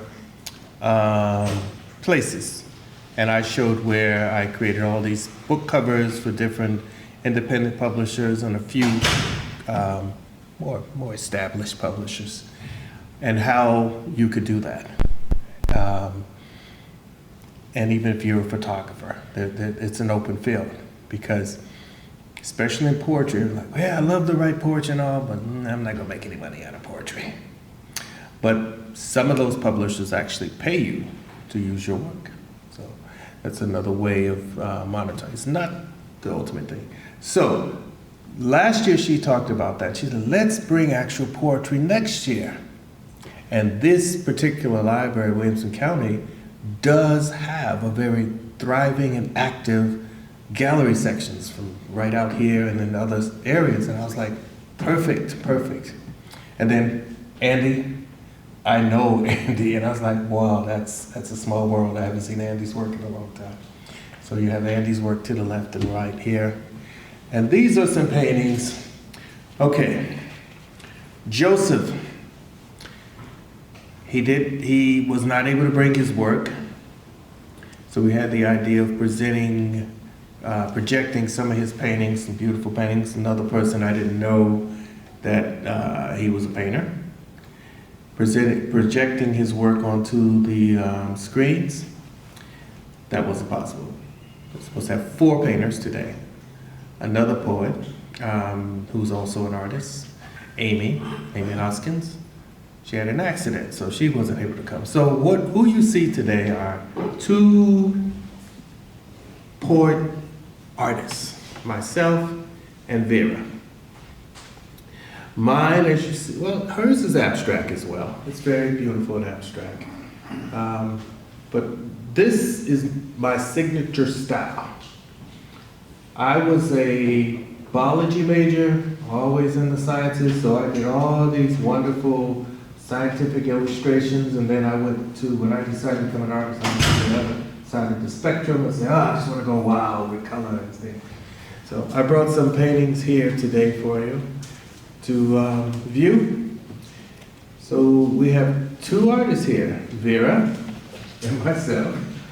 And what I want to do, I hate that the other artists could not be here, poet artists could not be here.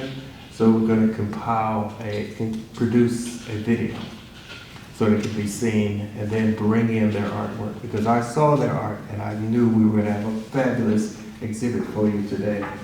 So by creating a video of our work, that's going to enable you to see the images as well as you'll hear this short inspiration as to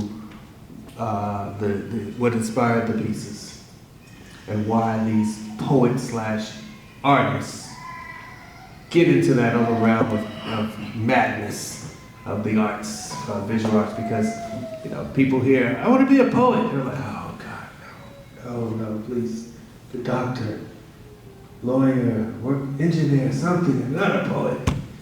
Well, if you say similar responses, if your child, you hear they want to be an artist, and they're like, come on, don't you want to pay your bills? Don't you want to thrive in society? But there are opportunities. It's hard, but it's not impossible. That's the best way for me to sum it up. So, this first painting here that I have, this painting is titled, She Walks in a Garden of Her Tears.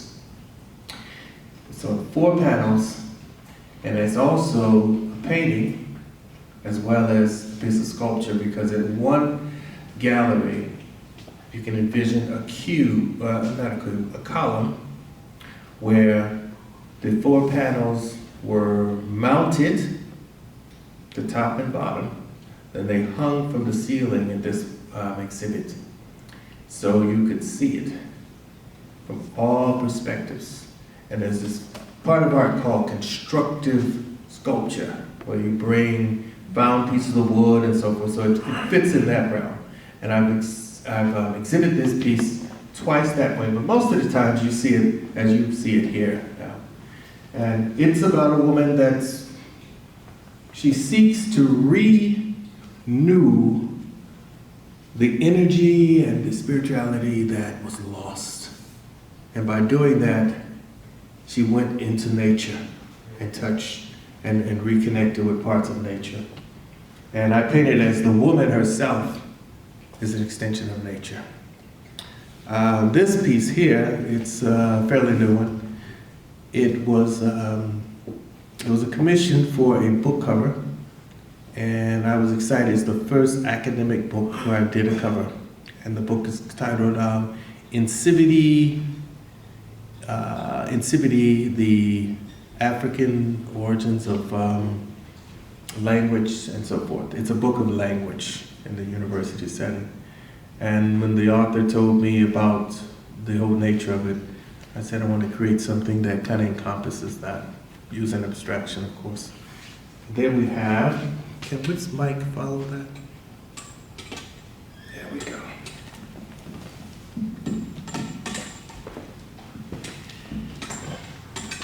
Don't want to break this expensive mic here. Vera's piece here. Tennessee Beauty. What is the state flower? Who's going to win that $1 million prize? Iris. That's right, Iris. beautiful artist. And also, Tennessee Beauty #2. One thing I loved, when Vera sent me her work, I was like, oh my gosh, she is a painter. She is an artist. And then I said to myself, I meant to ask you, were you an artist first and then became a poet, or vice versa, or it happened simultaneously, or what? I think I was probably both. I was into painting as well as poetry. I was good in language also. My mom always instilled in poetry, love of poetry in me. She was an English teacher and she was also nationally award-winning artist. And so I think it was there. Yeah. So you just saw it as another form of expression. Yes, and poetry I was just writing, but art I knew I was not so bad, because my mom said, oh, that's not bad. So that means it was good. But poetry, it was love of poetry, but I didn't imagine myself as poet. But the small group and then the expanded, that made me a poet. Yeah, gotcha. The next piece here is a beautiful puppy. Earlier we just heard of a poem about the dog and so forth, you know. I grew up loving animals. Had a dog, it was stolen. Stayed with my grandmother. And when people now talk about the death of their pets or their furry child, animals bring a lot of love to our lives, and we can actually create moments. And every time I see a poem or hear a poem or see a picture, and of course you cannot leave out on social media all those reels of animals, cute little kittens and puppies. It just makes me remember how much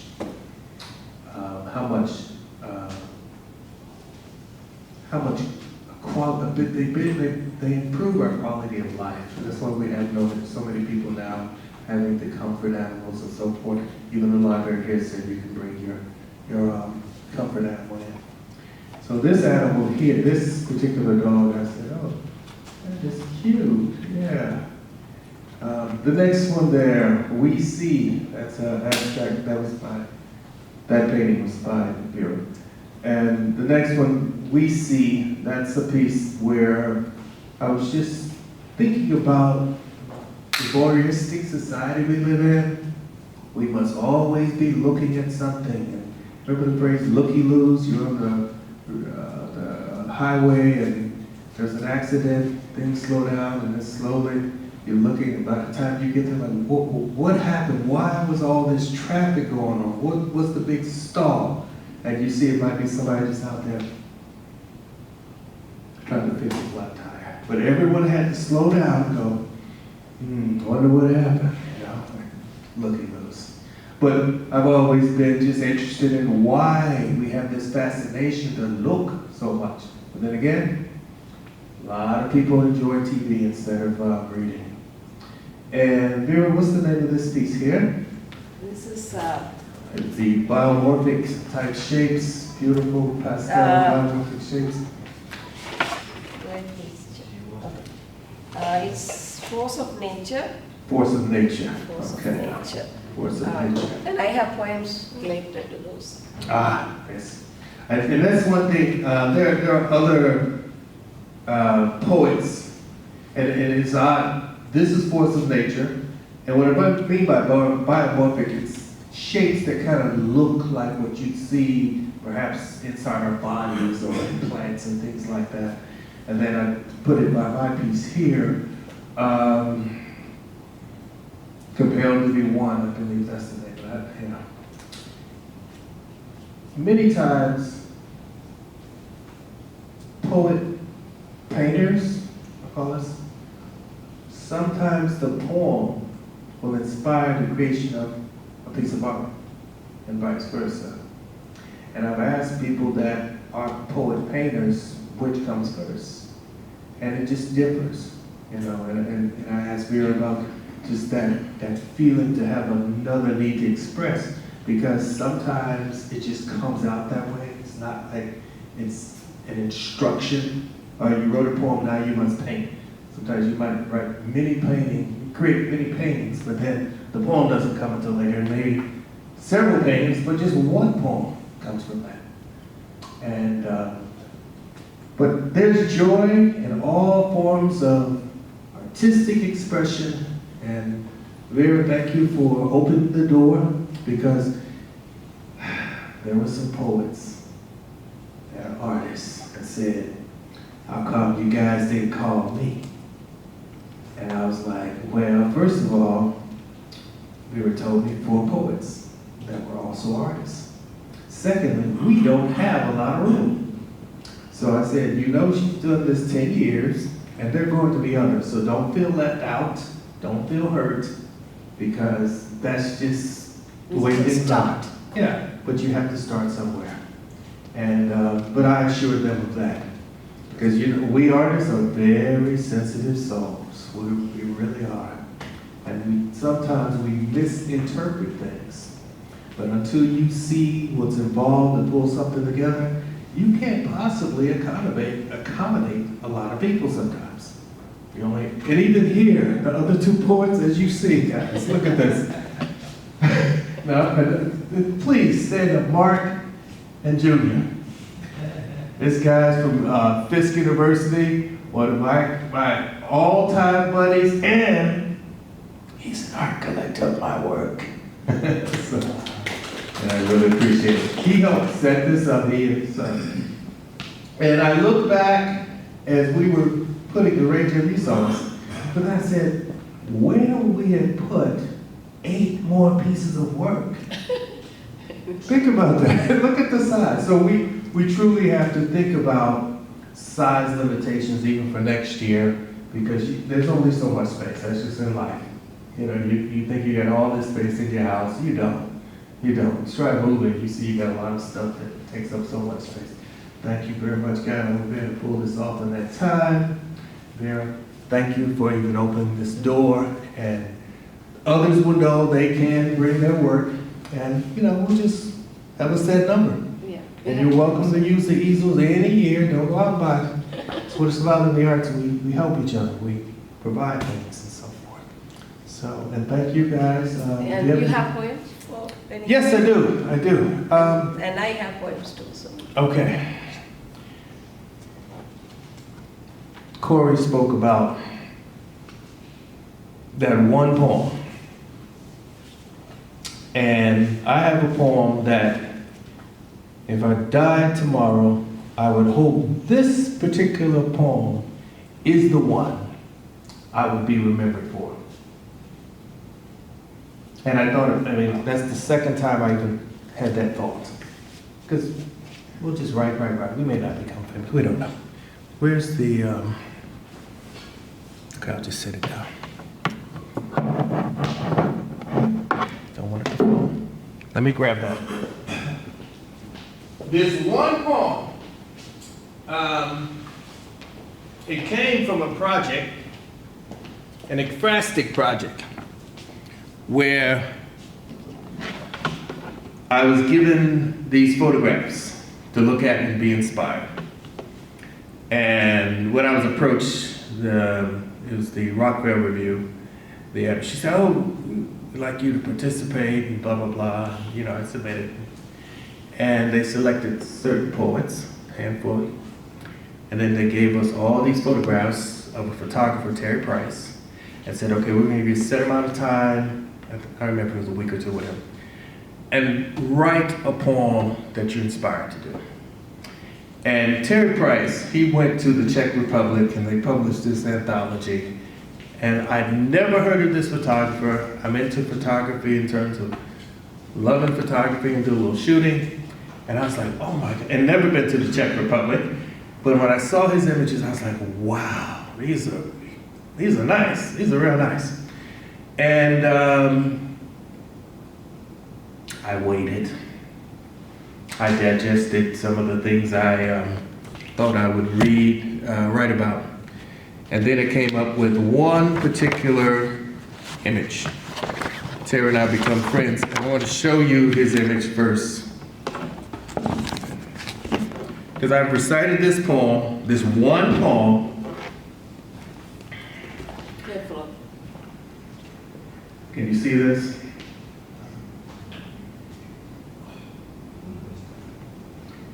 This is building in the Czech Republic, somewhat urban area. And this guy was staring out of a window, ancient building. Now, when I first looked at it, I can look at something, boom, boom, boom, I can write a poem. I looked at this and said, oh, the guy in the second story windows. I've lived in all kinds of cities, I've seen this many times. What is there? I put it on my desktop, every day looked at it, tried to pick up clues. And eventually, something happened. This poem came because we poets are crazy, and I'll explain where it came from. I wrote the poem, I Am Still Searching for You. Where are you, my love? Again, I stand here looking up and down into the streets, searching for your face among the crowds of people passing like a flowing stream. I stare while counting heads, hoping one was your crown, glistening along the currents to eventually rise up for air, to see me along the shore and reach for one of my hands. My fingers grasping the windowsill. Instead of you, there's rotten wood, covered with chipping lead paint, releasing flakes, drifting to the road where lovers embrace each other to prevent falling back into loneliness. The same desolation I know too well, while my probing eyes become tired, hoping to see you again if I keep watch. Until back in each other's warm arms, holding our love beyond the fears, twisting our hearts of their bitterness, leaving a sweetness found in the curved rations of our passions where we clung, until the years of emptiness were released, filling us with only our love to overflow, drowning and floating in the wind, as the wind blows, our echoed moans through these pains. This is why I still want to find you, my love, at this glassy portal to our joyful memories. Now a black hole eclipsing the sunny days, preventing the rays to refract your crystal vase, overflowing with broken lilies holding on, in the stench of old water smelling like death. I know you're still alive out there somewhere. They lied to me and tried to comfort me with old paved prayers like the stones of this building, rocks to remind me again of the marble pillar with your engraved name to find you below, covered in layers of dirt instead of my kisses. You are coming any day down that path soon. I know it's true because I found your face, your smile on the face of a young woman holding flowers, her fists clutch hairy roots swaying, seeking to taste cool water to live again, thirsty like we were before we found our love. This is why I stand here 35 years later, longing for your fingers to caress my lips, to silence my mind of worrisome thoughts about the world now so empty without you. Fighting alone to hold on each day to life. So I am still searching for you, my love.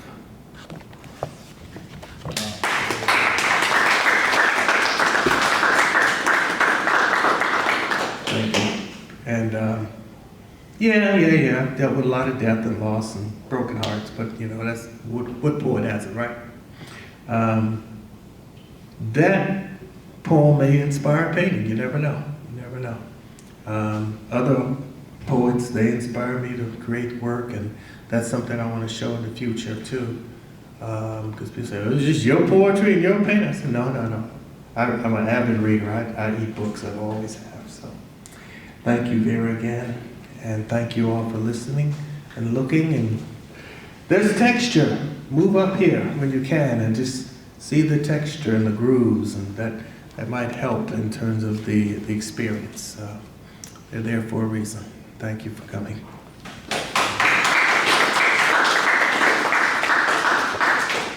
Thank you, Henry. I didn't bring my paintings. There was a misunderstanding there, but I don't know if you guys can see it or not. But here, this is basically, I think she's going to put it on the screen. And this will reflect my poetry right there in the colors and the beauty of it. The first one is called The Oak Tree. It reflects the tree you see over here. It's a very short one. It's called The Oak Tree. No wind moves the leaves of the oak tree. It stands still above the hill, looking at the tormented sea. People waiting for someone or someone, a child or long ago, a friend full of dreams, of stories and adventures, lost songs forgotten for a time too long. Amidst the gentle breeze of yesterday, the laughter under the old tree, leaves embracing a young man hopes, silently looking at the unforgiving sea, on a hill where time stands still.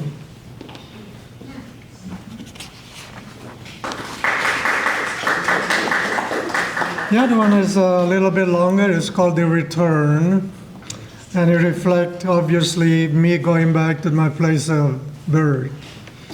The Return. Running carefree on the stones of the old road toward a convent, walls clinging to the roots of capers, not to fall to the valley below. Memories of time long gone, my place of birth calling with a sweet song. Hiding within the shadows of narrow alleys, hands on tired walls, severing the loneliness of centuries, a return postponed for too long. We would go up to the blackberry-filled brambles, to the plum tree that offer yellow succulent fruits. Smiling boys eating by ancient ruins, chasing lizards, no need for toys. We would wait over sunset, sitting on walls, watching the end of days, friendly fireflies dancing under olive trees, hiding among fields of gold. Memories of yesterdays never forgotten by me. The night would come slowly. We slept under a mantle of stars, roofs protecting the silence of time. Start hiding in the Etruscan sea at the penumbra of a day, darkness soon to be.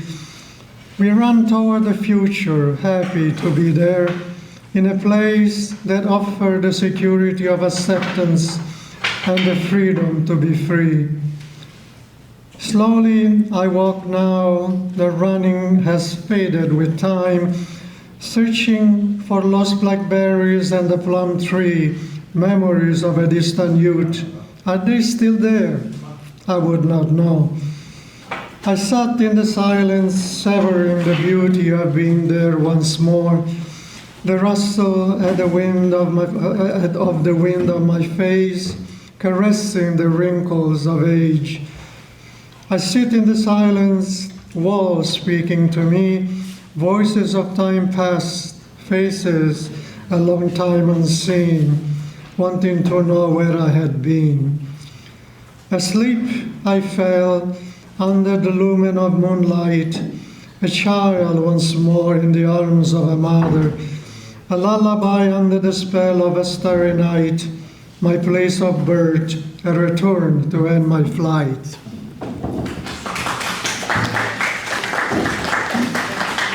And the other one is they reflect my being away from my place. It's called A Tall Mountain in Winter. There is a tall mountain not too far from me.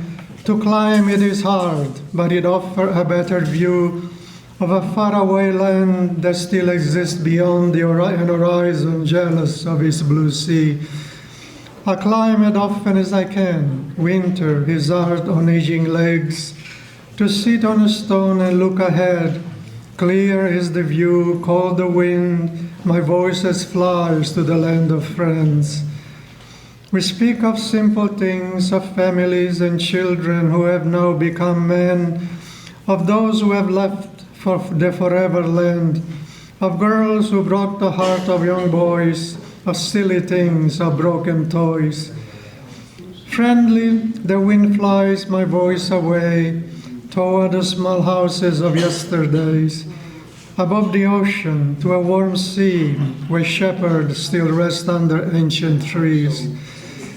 A tear of happiness often falls, gifted away to friendly shores, to old faces who still remember me, a man of ages asking a caring wind to take his sorrows to his land of dreams. It is hard way back down from the mountain on cold winter days. He stands still offering a pathway to hope and friendly comfort to a person in his winter lost. Slowly I walk, containment in my heart. I should climb it every day for a new start, hoping to see with gleaming eyes the land of youth to which I never said goodbye. And that's it. Thank you. Thank you. This painting is titled Force of Nature and of acrylic. I used to paint with pastel, any media, whatever, because I just paint as a stress relief when I was a scientist and busy schedule. So paint on the easel, and whenever I get to it, I paint. So it takes a long time. But this one, later I found that oil takes a long time. Anyway, it fits. But once I got out of lab and I started consulting, I had more time for poetry and painting. So acrylic media seemed to be more convenient, dries fast and easy to handle. So that's what that was. And there was a huge tsunami that hit Asia in 2004. So it actually hit through Southeast Asia, and Sri Lanka was one of the most hit. And but I used to have dreams about that tsunami. Nobody believed me. Sea will come across the beach, because 300 years ago it has happened. Nobody has memory of that, so people never thought it can happen. So it haunted me, and this is also part of it, that emotion. So it helps to channel your emotions through poetry and painting. And Henry, of note, Cynthia here, also paints from Poets of Tennessee. Yeah. So for this painting, I did a small ekphrastic haiku, maybe. Force of nature. Youthful years amidst world's chaos. So that's in our life. Youthful years goes so fast, and we are full of energy and give all its might, right? So that's the moment I kind of see like tsunami. Our youthful years are like tsunami. It comes like a big wave and just give it all, and so it's kind of like that. So then let me show the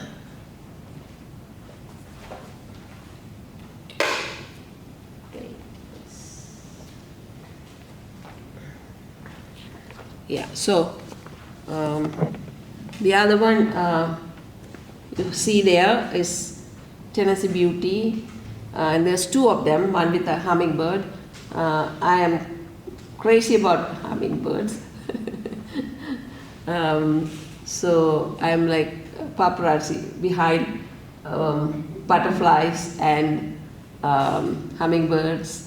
And so, and Tennessee is awesome with nature and people, awesome, right? So anyway, so this is iris, very beautiful, reminds me of orchids, which is, I'm from Ceylon originally, as I mentioned. So orchids are natural, they are like in the tropical forest, and so it reminds me of that, as well as very pretty.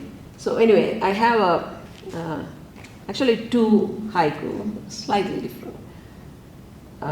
Tennessee Beauty unfolds petal by petal, serenity. Tennessee Beauty unfolds petal by petal, serenity. So that's this is actually, I have been to many waterfalls in Tennessee as well as in Sri Lanka, so it's kind of a mixed experience. Reminds me of, I'm very much at home in Tennessee. And this is another version, another haiku of the same painting. Waterfalls unfold petal by petal, the Tennessee Beauty. So slightly different, but this gives a different mood.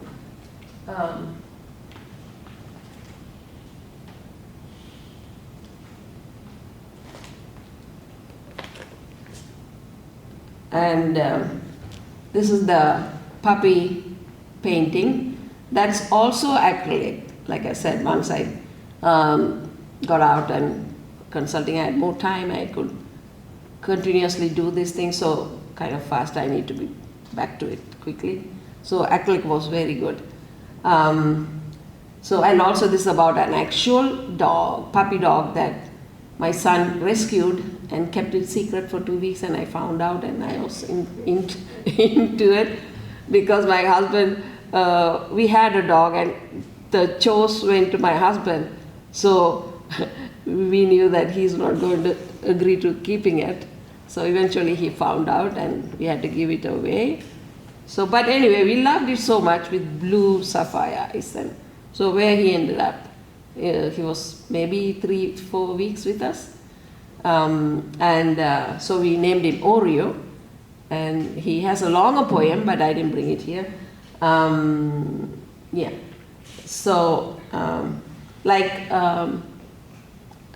Henry aptly said, yeah, dogs are, one of the greatest things that God created, I think, for human beings. Like, they are so giving.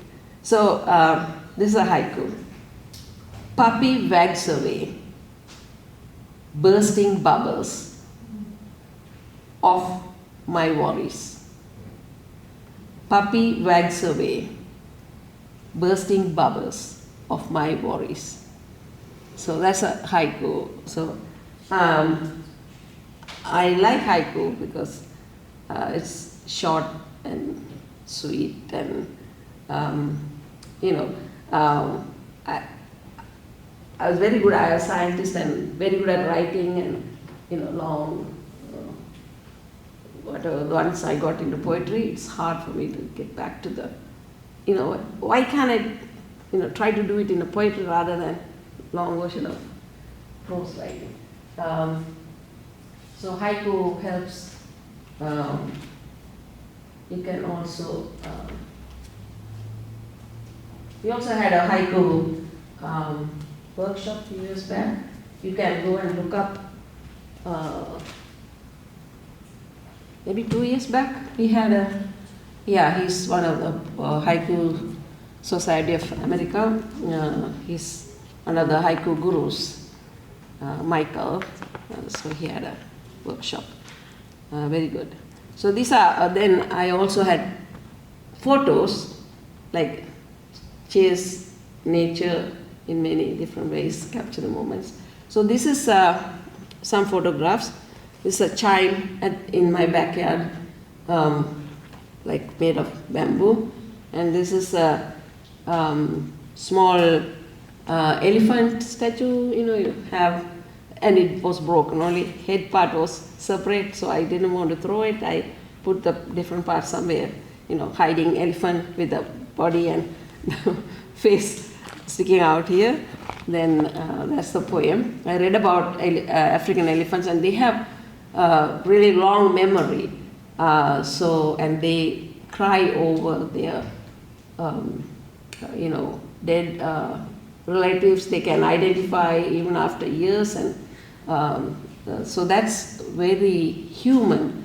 And I love elephants. So this is for inspired by a documentary I watched.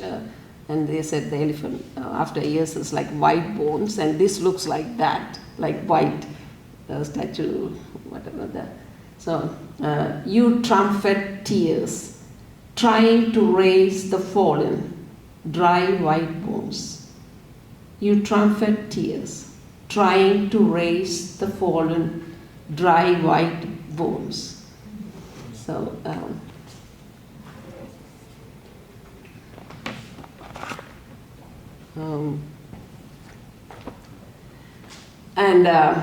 so anyway, I feel like I'm an accidental poet, but raised by the village or Franklin poets before me. So anyway, but once I published and had the book signing and reading out, the response, the very first, in the beginning, scared me, because everybody's like different. Each one coming to me with different poems, how it touched them. So it was amazing to me, like, you don't think like that. You think, oh, one poem and it's catching everybody, but no, different poems connect with different people. So everybody come and tell me, oh, this connected me, and I'm thinking, oh my God, this is a big responsibility. And somebody said, oh, I needed this book, and they got the book, things like that. So it's a big responsibility once you put it out. So I didn't realize. I was just doing it with the encouragement, and then I'm like, oh no, this is something you let out. And it's like your child is going out there, and you raise your child to be a good child. So book is like that. So I realized after I published. So this one, I had exhibition, art exhibition outside, and photo and poetry, 2019 or something.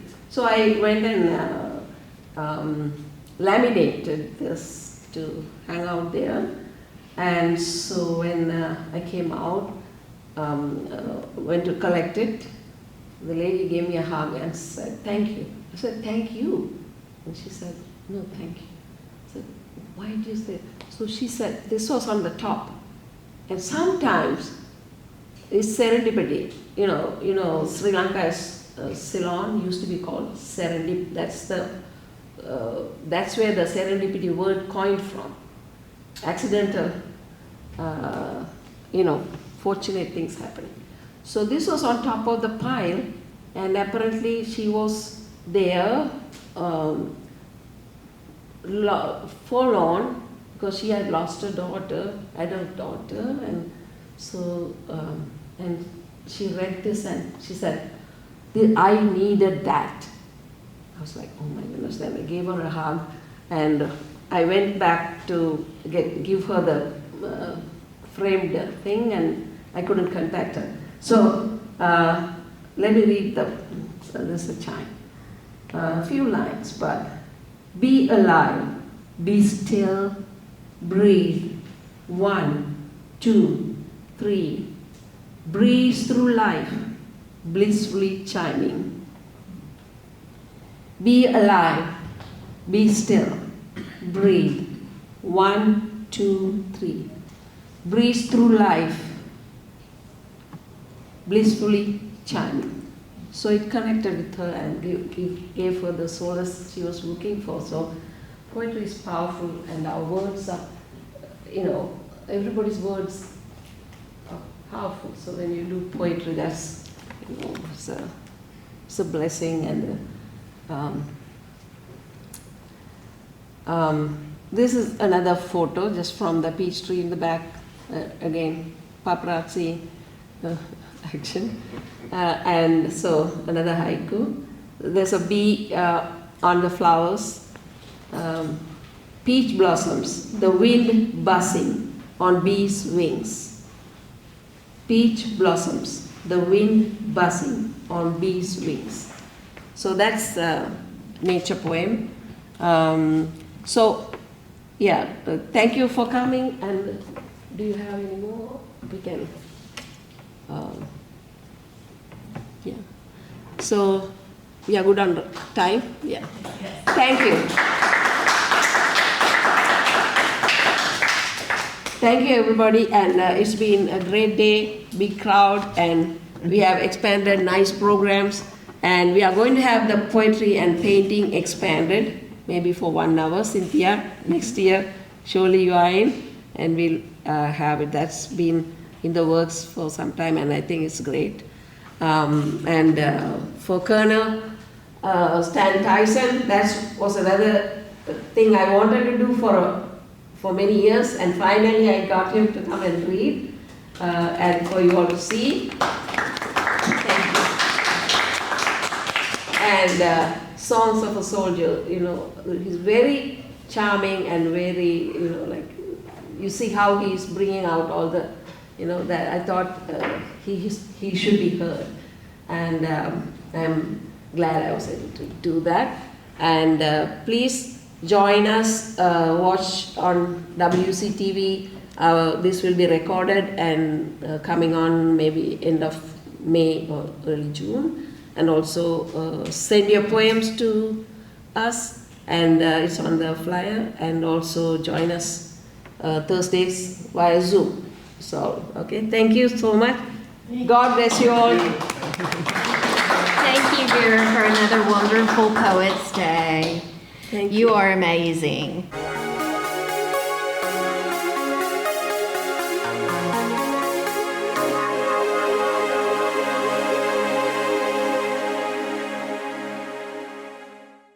So Joseph is our featured poet today, and this is our Poets from the Neighborhood featured poet series 2025-26, and this event is recorded as part of our 10th annual Tennessee Poets Day, which is to be celebrated on site at Williamson County Public Library on April 25th, 2026. And after the presentation by Joseph, you all can ask questions. We have about 10 minutes for question QA, and then poets in the audience can read your poems, and that will be recorded also, and will be the virtual part of the Tennessee Poets Day.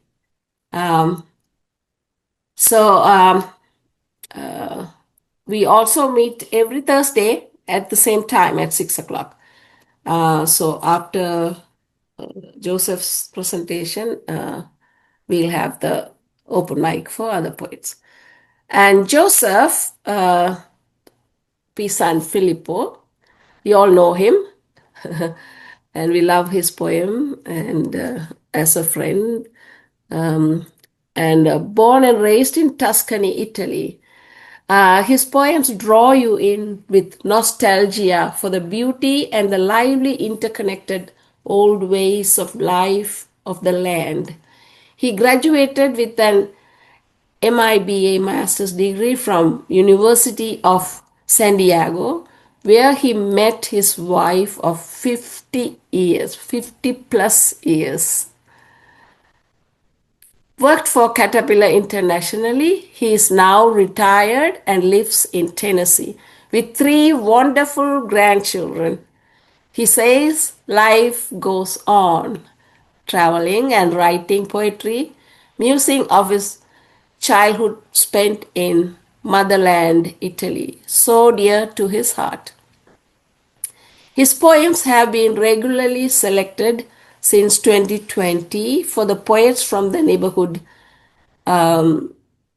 program that is aired every Friday on Williamson County TV, Tennessee. He's been a regular member of the weekly Tennessee Poets Open Mic Zoom Thursdays. His poetry is very well received and have been selected for the Tennessee Poets Decennial Anthology Beyond Poetry and also have been published in the Set. Now we give the podium to Joseph and let's listen. Okay. All right. Thank you very much for the introduction. I appreciate your words. The first poem I'd like to read is called A Tall Mountain in Winter. Tall Mountain. Okay, let me. Here we go. There is a tall mountain not too far from me. To climb it is hard, but it offers a better way of a faraway land that still exists beyond an horizon jealous of its blue sea. I climb it often as I can. Winter is hard on aging legs. To sit on a stone and look ahead, clear is the way, cold the wind, my voice flies to the land of friends. We speak of simple things, of families and children who have now become men, of those who have left to the forever land, of girls who broke the hearts of young boys, of silly things, of broken toys. Friendly, the wind flies my voice away toward the small houses of yesterdays, above the ocean to a warm sea, where shepherds still rest under ancient trees. A tear of happiness often falls, gifted away to friendly shores, to old faces who still remember me, a man asking a caring wind to carry his sorrows to his land of young's dreams. It is hard way back down from the mountain on cold winter days. It stands still, offering a pathway to hope and friendly comfort to a person in his winter lost. Slowly I walk, heaviness in my heart. I shall climb it every day for a new start, hoping to see with gleaming eyes the land of youth to whom I never said goodbye. That's the first one. Very Hope nice. you guys like it. It's very nostalgic, but that's the way I am these days. Ben loved it. Yeah, nice. Wonderful. The second one is called Slowly. Okay, there we go. It's called Slowly. If you guys have any question about I wrote specifically certain things or about certain things, just let me know. Yeah. Anyway, this poem is Slowly. And here I go. Slowly I walk, small steps and a cane, welcoming a new day, observing under the morning light, the darkness of night fading away to a new world, obscurity swept away. Slowly I walk, small steps and a cane, yesterday's gone with the wind, dry tears, nature sings. I ask myself, who has created all this? A precious, marvelous gift. Slowly I walk, small steps and a cane, smile on my face. I rest, savoring peace, silently, my mind at ease. This is a sad one. It's called A Man and a Candle.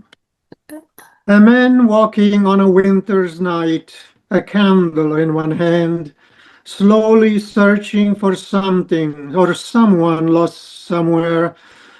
He could not remember when. May I help you? Do you need a hand? No, I thank you, young man. I do this every night with a small lumen to help me find where this path hand. You see, I'm searching for someone very dear to me, the love of my life that suddenly left with no goodbye. I would like to understand why. Come, let me take you home. The candle has no more light. You need to have a restful time. She is always there, waiting for you, a shadow on a wall, a companion to the end of life. She does not understand why you abandon her to wander in the obscurity of a winter night. Come, rest in peace. Okay, to wander in the obscurity of a winter night. Come, rest in the peace of your room. Close your tired eyes. Think of her in your dreams. She will speak to you of the beautiful life, of the wonderful adventure lived together for a long happy time. Sleep well, old companion, candlelight in a dark room, the shadow of a woman offering a hand, a father and a mother together again. Little sad one. Yeah. Is this of your father? I'm sorry? Is this of your father? It's about my father, yes. Is It's this? about my father who, Yeah. Yeah. searching for something that he cannot find, unfortunately. Yeah. So number 4 Okay. is called Slow Feet. Slow feet up a dusty road, a man returning from a day of labor, fields of gold painted on vivid eyes, a smile on a tired face, longing for a restful place. Tired feet up a dusty road, hands holding a sunflower, found holding in a field of wheat, a gift of spring to the calm hours of peaceful sleep. Slow feet caressing the dusty road of every day, dreams of lost youth, remembrances, ghostly companions on the way home under a starlit celestia dome. Walls welcome the tired man, an open door, a candle burning over a table, food offering the warm comfort of a human table. Needed rest among humble walls, the embrace of a long life they spent with the bounty of spring, the thirsty fields of summer, the music of a flowing stream. A new day for a happy man, a dusty path once again, a sunrise of reds and yellows, a smile on dry lips, fields of plenty, fulfillment on each trip. Nice. So, Somebody. I hope you have the next one. It's Okay. called Women of Autumn Past. Okay. Yeah, I do have it. That's a very nice one. I like that. Okay, to just give you a little description of this, is one of my favorite. It's a remembrance of my youth in a small place in Sicily where we didn't have any grocery store. We grew our own things, and the woman did the cooking and the bread and everything. So, women of autumn past. They went every week out of their homes, children running forward toward a place that offered a tasty reward to families young and old. To a world that doesn't exist anymore, a congregation of women on an autumn's morning, carrying the tools that were used by their mothers before. Flour, yeast, and more, lovely hands creating a sacred mix, a pilgrimage to a community woven centuries old.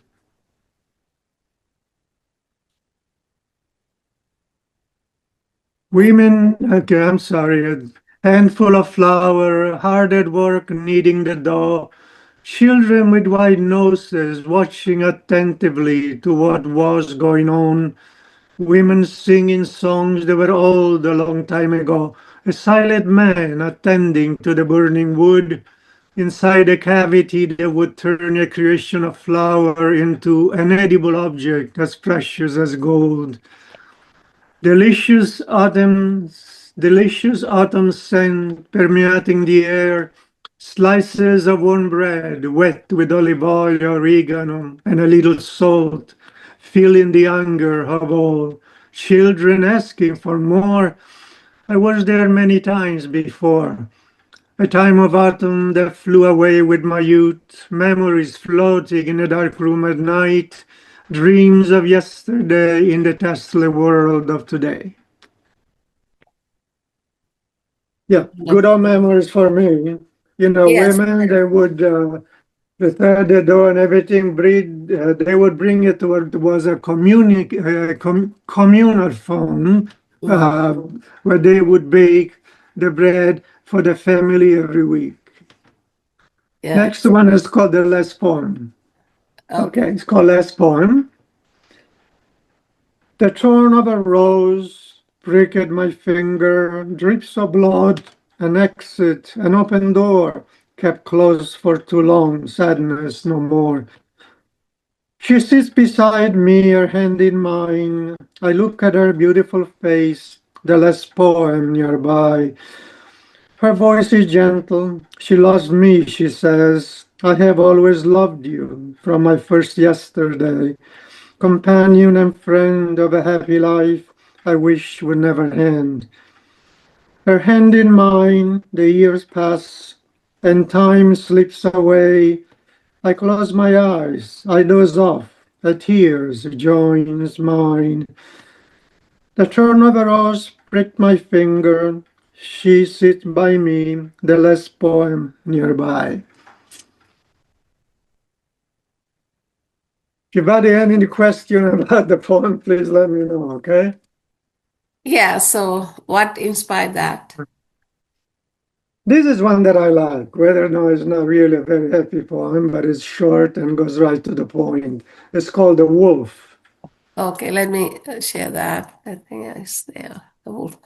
Oh, that's a very different poem than your usual, but it's really, you know, high up there. It's really It's fantastic. called, yes, it's a very interesting one. It's called The Wolf. Yes. The wolf comes at the dusk of light, silently hiding among the fears of the night, drooling at the mouth, savoring the sweetness of the first ultimate bite. Life, a room without door, open to everything, indefensible, useless walls, offering an impossible refuge to us all. The wolf relishes its feast. Yeah, it's about death. So, It's an interesting one. yes, yeah, Kind of I like thought it. so. It's very, um, It's like very, different. very different than what you usually write, but it's It's really up different there. for me from other ones that I've done. Yes, but it's really Okay. fantastic.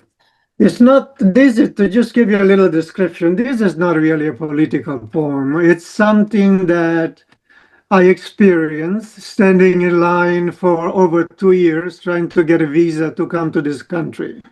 Oh, So it kind of hurt me when I see all these people coming in and they say they migrants. I don't believe with the word migrants. Anyway, it's called A yeah. Forgotten Lady. There was a lady that I met at 17 years old, a shiny symbol, beautiful to behold. It stands still at the edge of an ocean, forgotten from the glory of old. A young man full of hope in a new land, sadness in what is left in the heart of now an aged man. Barbarians at the gates have stained the beauty of his dreams. hordes entering doors left open by foolish creatures and an old pitiful man. Broken peaceful times of yesteryears, unchained violence unstopped by black dress puppets, enemy of what to this country was once dear. There is now a lady still standing at the edge of an ocean. Her light is faint, dirt stain her clothes, hope of freedom no more visible, only sadness on her face, promises stolen by invaders of many races. A forgotten lady, a mother to a land of possibilities and dreams, a furious body of water rinsing the garbage left where her feet stand, the beauty of a promised place, a new season slowly bringing to an end the sins of people corrupt by the glow of gold, by foreigners who want to destroy the glory of times old. A shiny lady on an ocean shore, a mother to free horizons soon to be once more, welcoming those who waited patiently for the opening of closed doors, as a young man did years before. Behind a house.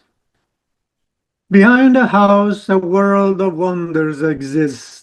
A flower, yellow, earthly sun to the virgin eyes of a child, wandering among the confusion of his thoughts. Little hands that would like the knowledge of everything in a simple touch, eyes full of nascent storms of impatient slave to humanity, to the slowness of being. Alone behind a house, an insect, an ant, two small hands, a child lost within the macrocosm of a life is beginning to comprehend. Yeah. This is I wrote thinking of my of Logan, my Yes. grandchild. Yeah, I know.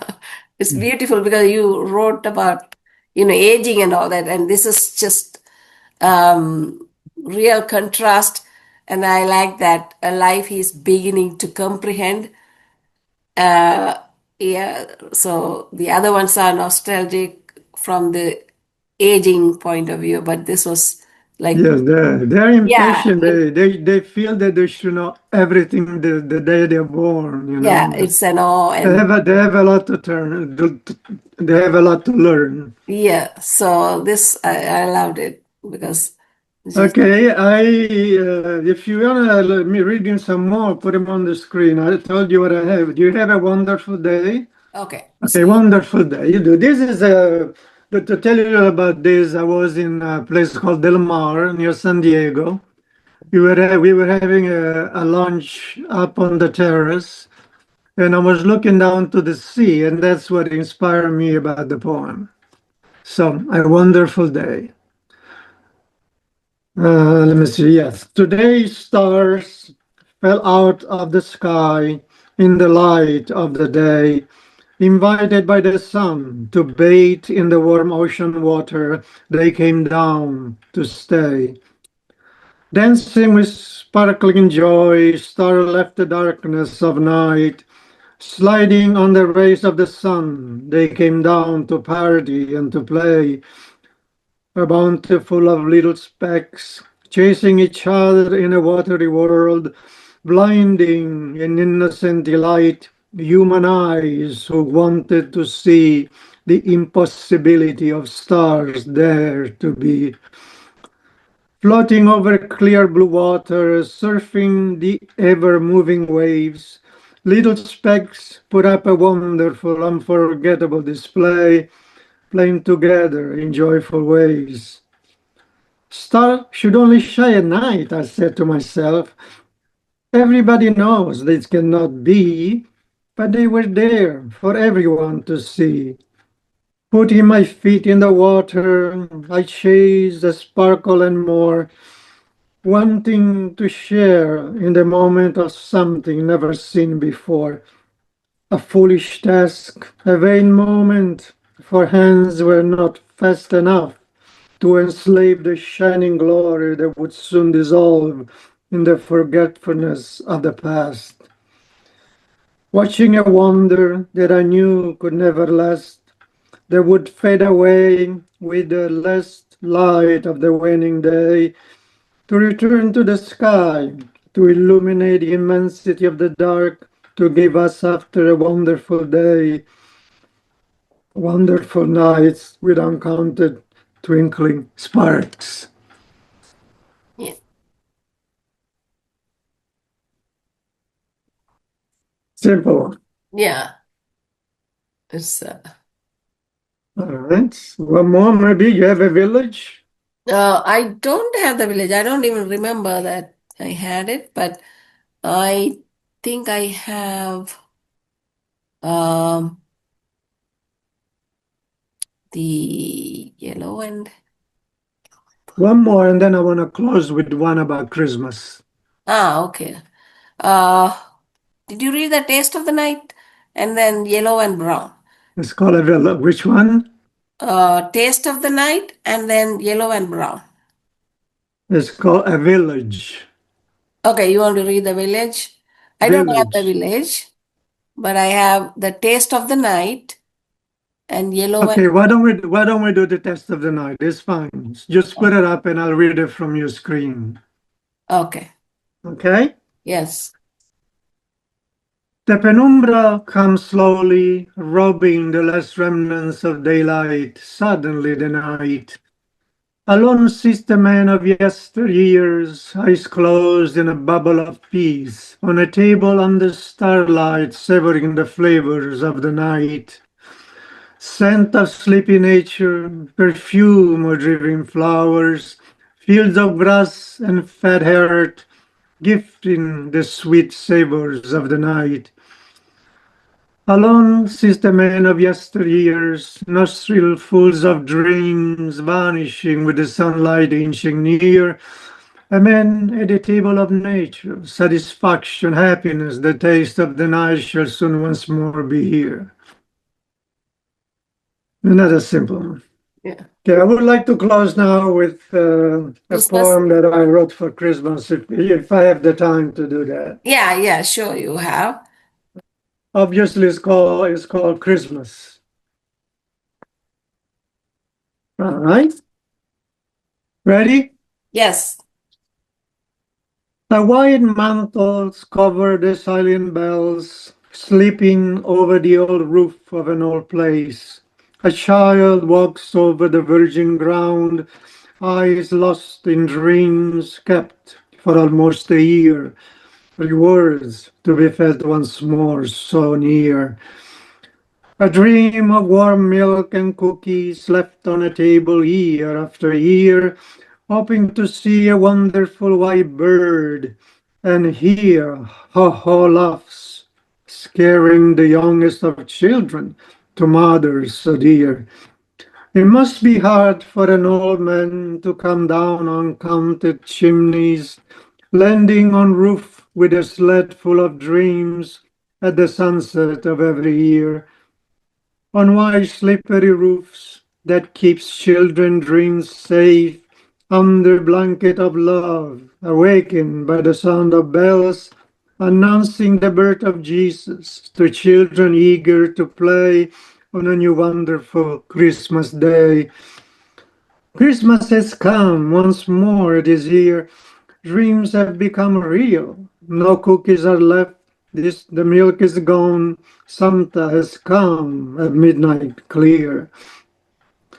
A chimney ablaze, a tree full of light, gift on the ground, a joyful place full of joyful sounds. Outside, gentle white flakes are falling, delicate kisses to the church holy ground. Peace will come later in the silence of a new night, when children will dream of gift and toys of Santa, a nice man who gifted them Christmas daylight. Merry Christmas to you and all, and a joyful and peaceful new world. Simple one. Okay. Thank you for having me read all this. Yeah, nice. Yes, wonderful. It was an interesting exercise for me because I've always been a very close person, and really the only time I share some of my poems with families and very few friends of mine.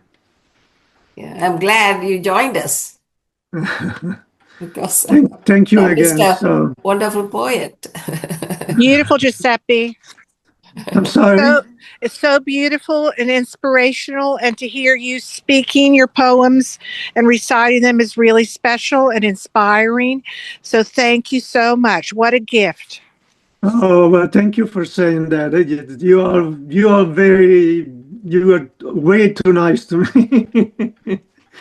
But I love you and Bijan. You're very, very good friends. You are too, and you're just very gifted. And thank you so much for inviting me to this special. And Bijan had to leave a little early, but thank you so much for inviting us to share in this really special time and hearing your poems. Yeah, thank you for coming. Good job, Dad. Sounded good. Yeah, you can Good job, come Dad. That was great. Lovely. Thank you. You Okay, can come bye, back guys. anytime. Bye. Bye-bye. Thank you. Thank you. That's nice. Do you want me to stay for the Yeah, because open? all three of us, four of us to do the poetry. And if you have any questions for Joseph about any poems, have thoughts? Yes. The first thing that I just admired is how detailed your imagery is. It's I like to write and be placed in a journey. And it was still I was at those places, Joseph, and you took me there because your poetry was so well crafted, and I really enjoyed that. It's something that just comes from you because some of us poets were not detailed, and where does that come from? That's the question. How can I explain that?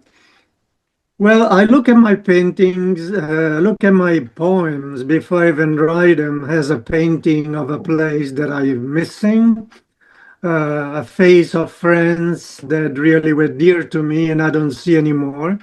That's why I use the word shadows, Yeah. because that's all I've left.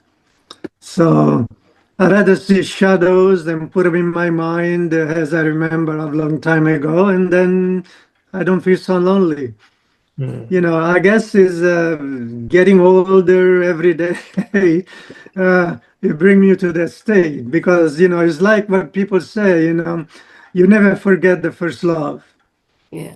And to me, being born in that place far away will always be my first love. So look at it as a painting. See, Tuscany is famous for the colors, for the landscapes. Yeah, it's beautiful. It's a beautiful land, and it's very hard to forget. And especially if you're born there, it will stay with you forever. You are lucky to be born there, I can tell you. Simple. I mean, there is nothing complicated in my poem. I don't write it to be put in a book, being paid or whatever. I just write it for myself. Yeah, that's probably the best way to write because then you are true and your emotions are there. Yeah, so that's how I feel your poems just draw us. I feel nostalgic, like I feel the nostalgia you feel for your motherland, just like how I feel. I know. Poems, I've just like Henry said, the details of the women baking. That's so much detail that I wish I could bring in because there's so much I could share about my country and the people, but I haven't gotten there yet.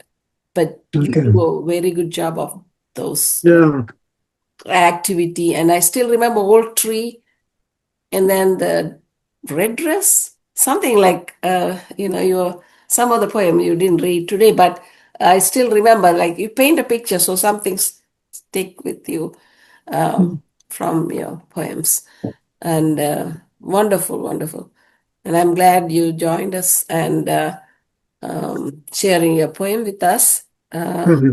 Yeah. Thank you for letting me do this. I wouldn't do it unless I met you because, yeah, I remember the first time I ever came into the group. I mean, I don't really know if I want to be there or not, but slowly you opened my mind to that. And I believe really that every person in the world is a poet in itself.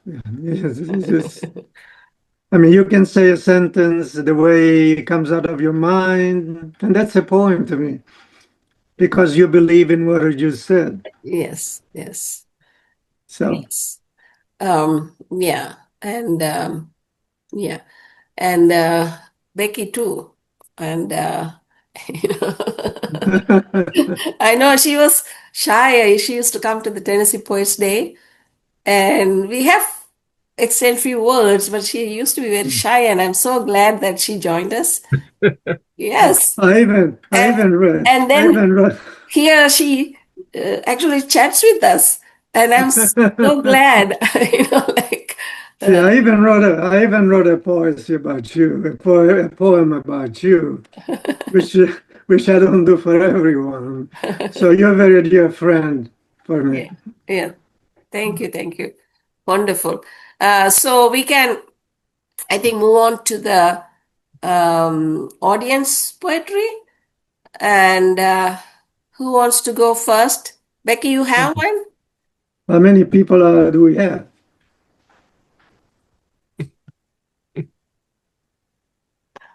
Hello there. How are you?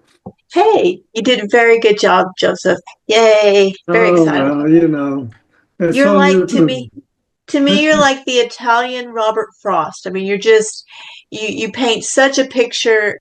Like Henry said, you immerse us into that world that, it's just beautiful how you do the words. And hearing you read them, it's even better than reading it. So good job. Good job. Yeah, you said it aptly. And Thank if you very much. anybody has doubt, because Joseph writes nostalgic poems, and maybe he has Thank you a very style. much. Yeah, he has a style. But the first thing you said is very apt. Anybody has doubt, read The Wolf. That's true. up there. Yes. Oh, yeah, that's one of my favorite ones. I don't know And I why, do- but I do like how really you- a picture. It's really a picture of finite life. I mean, you know, Yeah. which Well, unfortunately cannot escape. And really, the wolf is that. Right. Yes. I really like the fact that, you do have different ways of writing so that you're not just writing one style, but that you're branching out and experiencing more in your craft. Because I think that's how we grow, is that maybe someone can't quite recognize, oh, they wrote that. That's not their typical style. So I love the fact that you are branching out, and it'll be so cool to see what else you're going to come up with. Yeah. I think Well, the one that I sent you today, this morning, was kind of a little bit like that. And you said it was a very strong poem. I remember that. I don't remember the exact word. Not to you, Vera. I sent it to. Oh, send it to me too.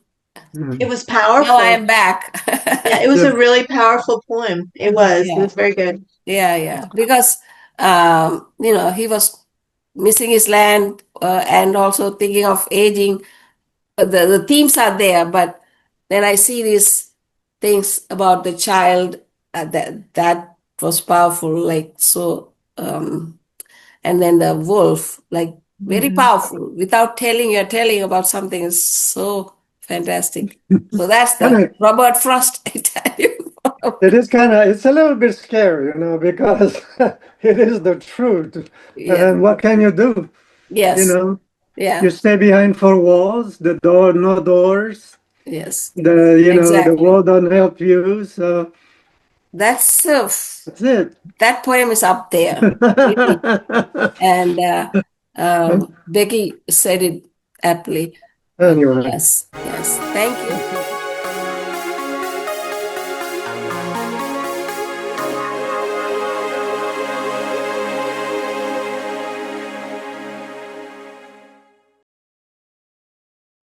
Welcome, everybody, for our Poets from the Neighborhoods featured poetry. And Patricia Hope is our National Poetry Month featured poet. And thank you, all of you, joining us. And Poets from the Neighborhood is a Middle Tennessee Poets, established in 2014 to bring the voices of local poets on Williamson County Television Educational Channel. And then we have many other programs, including featured poetry, weekly open mic on Thursdays, and recordings. And every Friday there's poetry. You can submit to us, and we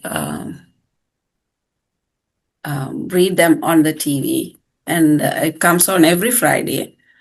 And also we have this featured poetry is recorded along with other programs.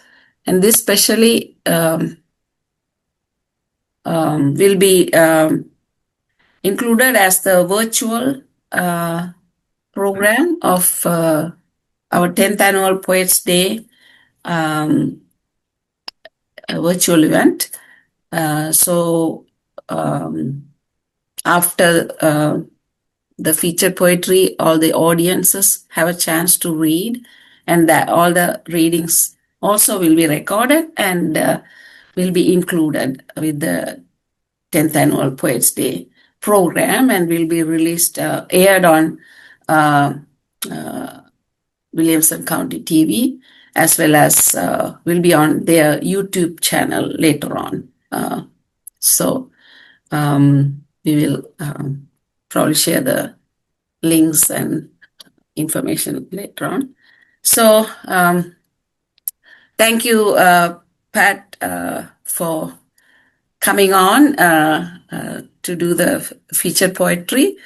Patricia Hope's award-winning writing has appeared in Tennessee Voices, Anthology of Appalachian Writers, Pine Mountain Sand and Gravel, Quilt and Parchment, Mockinghart Review, Artemis, Chicken Soup for the Soul, Bluebird Word, Pigeon Parade Quarterly, and many. The list goes on. And Southern Writers, Mature Living, The Writer, Blue Ridge County, Country, and many newspapers and anthologies. And she has edited 2 poetry anthologies. And her grandfather was a lifelong beekeeper, and she will read poems from her book, On Wings of Bees. The book is in production and based on her grandparents' life. Pat's writing has been recognized by the Arts Council of Oak Ridge, the American Cancer Society, and the Tennessee Press Association. Born and raised in Appalachia, she now lives in Oak Ridge, Tennessee. And she also has a website. You can look her up. And she's on Facebook as well. And thank you, Pat, for joining us. Thank you, Vera, and thanks to the Poets from the Neighborhood for having me tonight. It's a real honor. Thank you. I'm going to share a packet of things I put together with you all. This is not my grandfather, but it is my son, Roger, who is now the beekeeper in the family. And this is what I envision the cover of my book looking like, but I've yet to get it published. But it's going to be called On Wings of Bees. And the first poem I want to read is called My Road Home.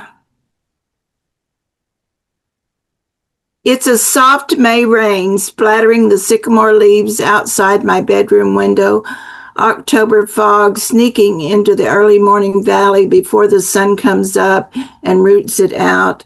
It's Grandma's quilt tucking me in with a homespun scent of lilac breezes and sunshine from being dried outside.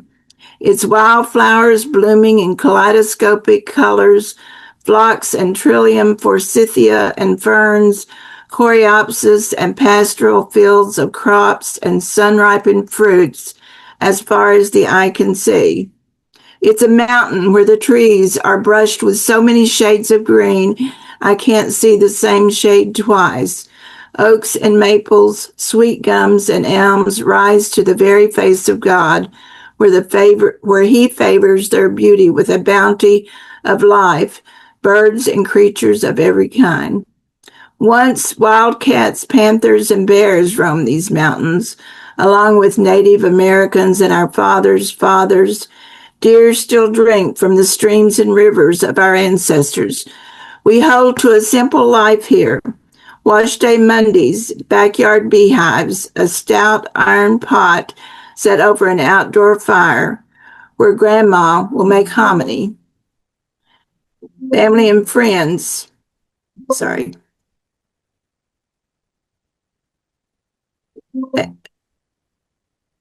I apologize. Okay. Family and friends gathered around the kitchen table eating country cooking like it is fine cuisine. Aunt Valina's chili, Mama's rice pudding, Grandma's cat head biscuits she baked every morning for as long as I can remember.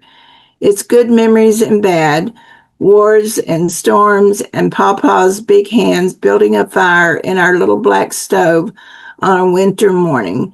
Him talking about them boys who are fighting right over yonder. It's the spirits of all those departed rising up, guiding us back from wherever we roam. Thank you. And this is the title poem from the book, On Wings of Bees.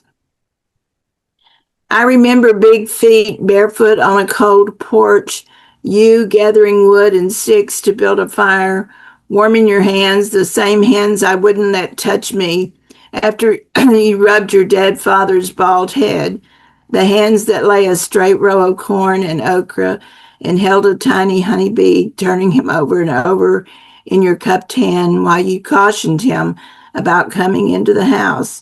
At the back door, you'd release him and he'd go to the white boxes standing in our yard. Tell the queen hey for me, you'd say, chuckling as you watched him fly off. We all thought you were crazy talking to bees, but everyone knew you were the best around, and they would call you to come and get a swarm from a tree or off the eave of a house.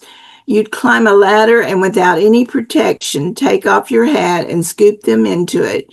You'd place the hat back on and bees would be all over your head. You'd come down the ladder and take them home. Your love of them baffled us all until that day we laid you to rest and a swarm of bees flew in front of the hearse and took a little dip of farewell when the hearse stopped at the church. Your spirit in death, like life, soaring on wings of bees. Oh, beautiful.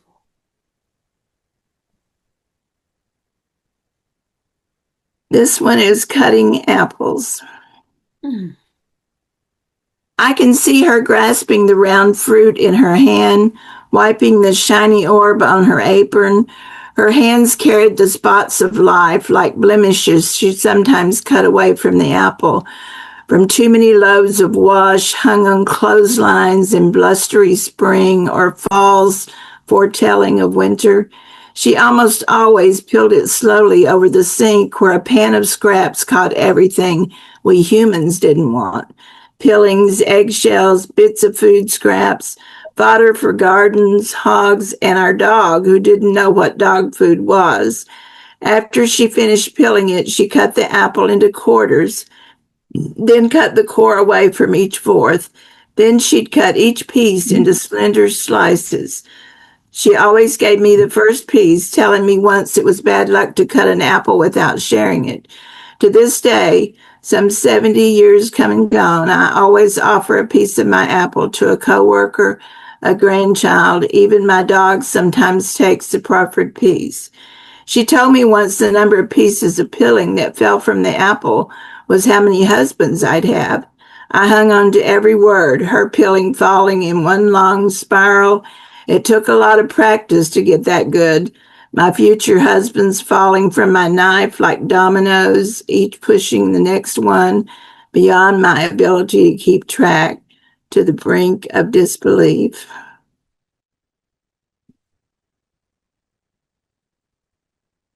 This is another one about my grandmother. Gingerbread smells. You can never guess it wrong. There's no mistaking it for apple pie or chocolate pudding. No worries that it might be pound cake or banana bread. When gingerbread is baking, your nose is tickled with the scents of ginger and cinnamon and the dark, spongy goodness of brown molasses. Gingerbread, unadorned, warm from the oven, is the ultimate finish to a meal at Grandma's house. The perfect ending to a cool fall day when the smell wraps around you like Grandma's sweater. She pulls across your arms and legs while you swing, watching the stars come out one by one, your head on her shoulder, the smell of home-baked goodness still on her clothes, the last thing you smell before you close your eyes in peaceful slumber.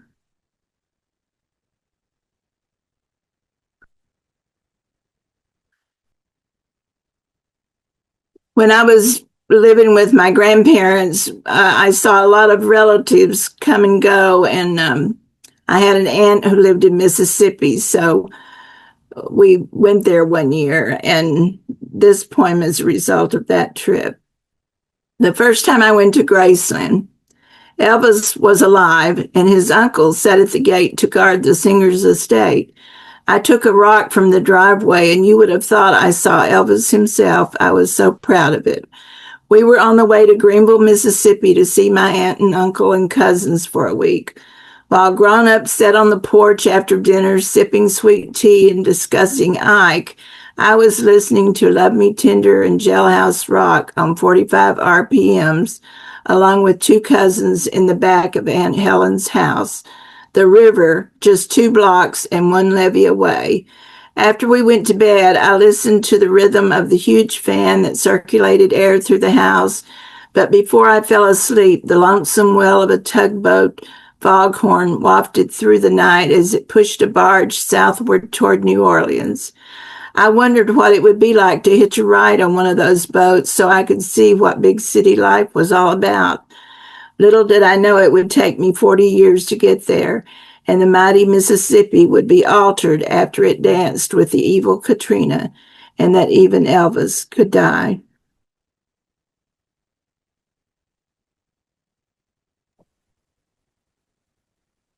This is about my sister Linda. Big sister. Cold wind whipped our coats and made our noses red. Your hat kept falling off, me pulling it back on, even though you said it was too hot. I didn't see the school bus coming down our street as I held onto your coat tail like a dutiful big sister, warning you better put that hat back on. You yanked away, running into the road, throwing over your shoulder, "Leave me alone." We both heard the screech of brakes. You froze in place, dropping your books as the bus rolled toward us. I slammed into you, trying to shove you away from those big wheels. The bus should have stopped, but skidded on the icy road, a tire rolling over the books within inches of your leg where we'd both fallen in the road. The driver bounded out, pulled us up, checked to see if we were hurt. My heart beat against my chest like a tiny trapped bird, my tears melting the malice from my mind, leaving me a responsibility I'd never shake, even as I watched the preacher wave his hand over your grave, hearing the bus coming closer and closer.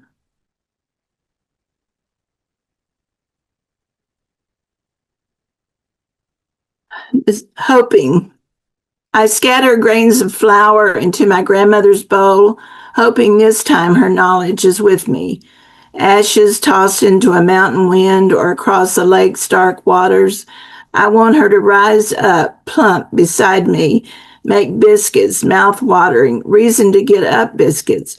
But this is not a gene one can inherit, not a family trait passed down like big feet. Such biscuits are impossible to make. Mine are never as big, as fluffy, as tasty, as perfect, as round. But I keep trying, hoping.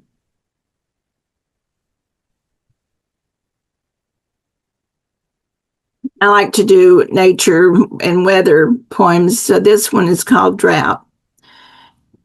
Every drop, manna from the gods, catching in flower blossoms, turned to the heavens, pounding mud that once was the bottom of the creek where cows stand in memory of cool water, the feel of moisture on their tongues. Buckets and pails gather runoff from the roof, while parched vegetables bask in the velvety fill. Cisterns catch pellets, hitting the bottom like stones. Grandma rocks on the porch trying to string a puny pail of beans. Grandpa sits on the porch steps, letting rain baptize him, wiping his bald head with his handkerchief and holding out his hand as if to memorize moisture. The dog scatters chickens in the yard and shakes, sending bullets of water in every direction. I scuff the rug with my bare foot, watching as the rain makes everyone happy. Grandma says, "Thank God, we sure needed this." Grandpa replies, "Let's hope it lasts for a while." The dog runs up the steps, waits until he reaches me, shakes again, sharing the gift of rain. The next couple of poems are from various workshops I've attended and had in anthologies. This one is called Falling Back. Come October, I think about falling back, my inner self, seeking shorter days, longer nights, one more hour of sleep, a gift from the gods. Time to search for perfect pumpkins. 5 for my front porch steps, 3 for a yard display, maybe a small one to cook into soup or bread. I picture pretty baskets overflowing with apples, tart green Granny Smiths to bake into bubbly pies, maybe a golden to munch until juice drips off my chin. Leaves, rain, orange, red, gold, while you chop wood in anticipation of that first fire. Birds feed on sunflower seeds, and I chunk chowder with potatoes dug from a late garden. Leaves of turnip and kale become greens cooked in an iron skillet and sprinkled with hard-boiled egg. Hot, sweet cornbread baked golden will complement this fall supper. One more hour, I can finish the novel I started in June, pull out the log cabin quilt and stitch a few rows, or start a sweater for my soulmate, the clack of needles in rhythm with the crackle of the fire. I should update my Christmas list, think about where we'll put the tree this year. But those are thoughts for next month, the winter end of this moon phase, not the molasses slow middle where I have fallen. Stuck here between high school football and the World Series, I plant spring bulbs, fill porch pots with gold moons of mums, my fingers sifting the soil, dipping into daydreams of all that's left of autumn.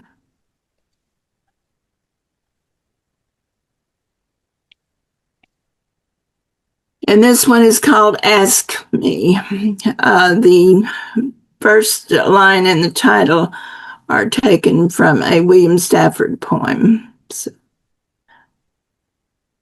by the same name.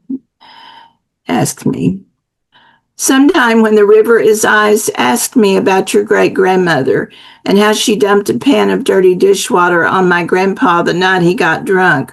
Or ask me about your great-uncle Grady, how when he got drunk, he'd relive the landing of Normandy and how his buddy died in his arms. Or let me tell you about your second cousin twice removed and how she died during emergency surgery after a drunk driver ran her off the road. Ask me about your dad, how he drove home one night, parked the car in the backyard, but didn't know how he got there.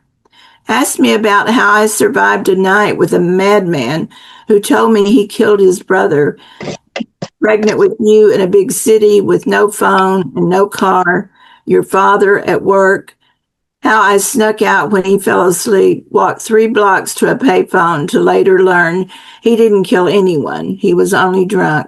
Sometime when the river is ice, ask me why. I wish you wouldn't drink. Thank you. And this one is called Where the Molly Moochers Grow. Finding morels is like walking through a maze blindfolded, but it can be almost as much fun as eating them. Gnomes of the forest, morels are masters at hiding, but experienced foragers have their own wiles. Wait until oak leaves are the size of a squirrel's ear. Look for apple stands where the leaves have spread out. Stoop low to look where the ground is marshy along creek beds strewn with dying trees. Edible fungi, cone-shaped head resembling sea sponge. The morel has a distinct nutty smell, no doubt drawn from its lowly habitat among rotting plant layers of the forest floor. Not here long, they appear like magic, as if to test the earth's progress into spring.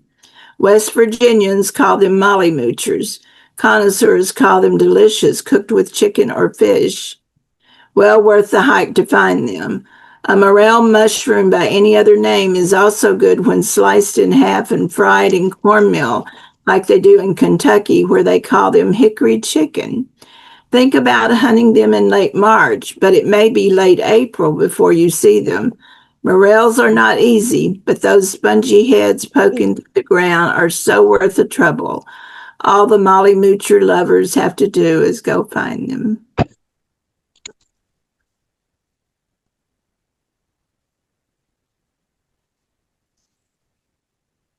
This is a poem that I wrote about the first letter my husband sent me. The secret is, your first letter to me was written on an envelope opened up because you didn't have any paper. In its words, secrets to read again and again, the cost of items you bought in 1962, $2 for a hat, $1.20 for gloves, so you could work in a frigid Chicago February on the freight docks to earn money to send for me and to rent an apartment. The money you wired for bus fare picked up at Western Union with only the answer to one question. What is your favorite candy bar? Your welcome home when I arrived, our tiny refrigerator holding a single box of Hershey bars.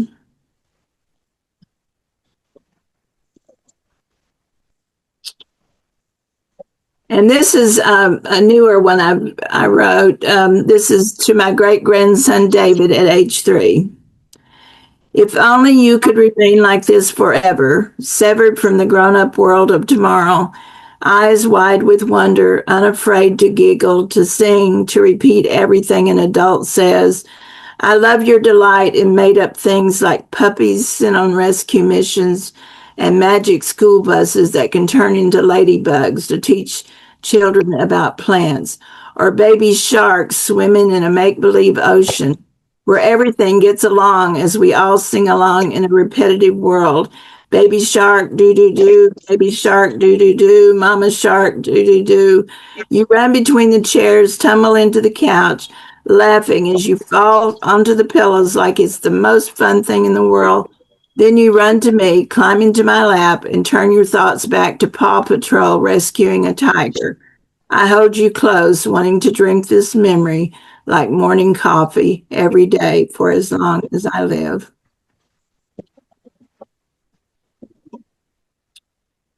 And this poem here was in Liquid Imagination, and it's called Prehistoric Strigoformis. Darkness descends on earth, only a quarter moon, a million stars light the way for nocturnes. The bird flies in stealth, skimming above bush and marsh, wingspan 10 feet side to side. It turns its head halfway around, hears, sees, hones in on one rodent running, desperate to hide, sees even from 100 yards, hears the soft trample of earth, senses the quickened heartbeat. Zygodactyl claws stretch apart, grab the creature. The carnivore will eat its own kind if rodents, fish, birds elude him. It has few enemies, dinosaurs not seen for 7 million years. Its nemesis will not walk the earth for another 55 million. By then, its offspring will be smaller, shorter wingspan, but with senses as keen, adaptive to the wet and marshy, to the dry, cold, hot forest treetops, in parliaments, studies, bazaars. Despite the bird's wise guise, man will believe it brings death to their village, accuse it of stealing their souls. Today it tears into lunch, regurgitating bone and fur. Belly full, it watches the sunrise from its mangrove perch, raises its lower eyelids, dreams. Something primordial stirs murky marsh, starless sky, a garden where sleep begets a mate, a boat afloat for 40 nights, the olive branch not yet broken. And these poems I'm going to read next are from a weekly online ekphrastic workshop that John Manoni leads. John's here tonight. And so are about 4 other people that are from this group. And we've been doing it for 5 years, so it's really turned into quite a venture. And he sends us a photograph every week, and then we write a poem about whatever stimulates us from that picture. And I put this one in here just to show you an example. One of our members painted this. It's called Hot Air Balloon Ride Over Prairie Land by Michelle Young. And I wrote the poem, Not in a Red Balloon. I've flown above the clouds, been awed by the sunset over the Arabian Gulf, but not in a red balloon. I've landed on an airstrip that looked like a postage stamp, Montego Bay, Jamaica, while fire trucks raced the plane down the runway, but not in a red balloon. I've seen the Rocky Mountains from the air and the flat fields of Iowa that inspired a quilt of the same colors, but not in a red balloon. I've had the luxury of being pampered on a first-class flight and also being scrunched into a coach seat as we landed in West Palm Beach, but not in a red balloon. I have soared on wings, floated like a bird, taken off like a rocket, gazed upon the stars, but not in a red balloon. Sometimes we have a lot of fun in that group. Like this next one was one of those. Shrimp. Forrest Gump notwithstanding, most of us love shrimp.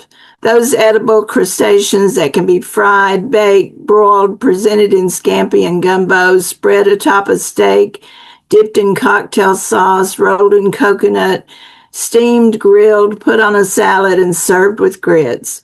Shrimp come in all shapes, sizes, and colors from more than 1,000 species. They come in red, green, pink, yellow, white, blue, even clear, with names like red cherry, window washing, Pedersen's, pistol, tiger, blind tiger, mantis, tadpole, fairy, and more.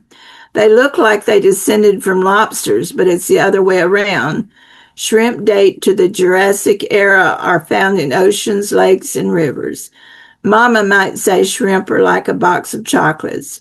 You never know what you're going to get, but they are all wonderful.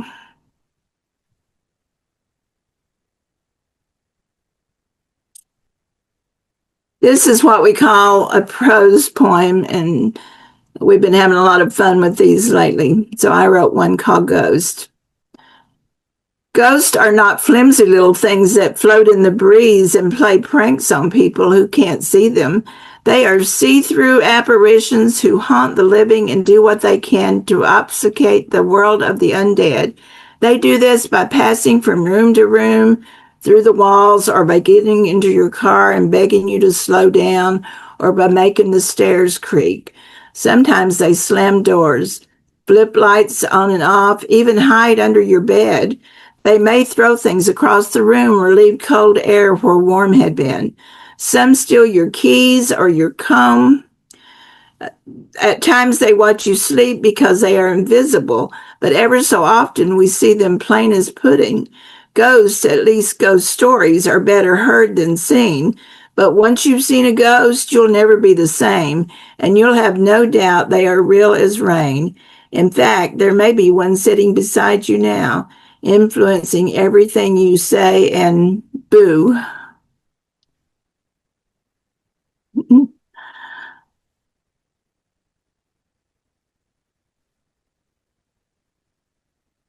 This one is called Flames. The flames claim everything, every wall, floor, roof, and table, every toy, piece of clothing, and dish. The fence that we painted together last spring, the pear tree by the shed where fall pears plopped on the metal roof, clanging their way to the ground. Yeah, it's gone too. The grass where the dog peed, the rose bushes we planted in memory of our moms, the outdoor swing set it took us all weekend to put together, the lawnmower you hated. We wish we could go back to the day before when our lives were normal, when we had a front door and a back door and the TV was blaring, the wash tumbling in the dryer, when our Christmas presents were still new enough to play with, when the whole world wanted to come here to be where we are, even if it was just a drive down the streets. Flames burn so much more than homes and trees and cars. They burn a hole deep in our soul where all the will lives, the thing with feathers, long departed. And I dedicated this to the survivors of the LA fires in January last year.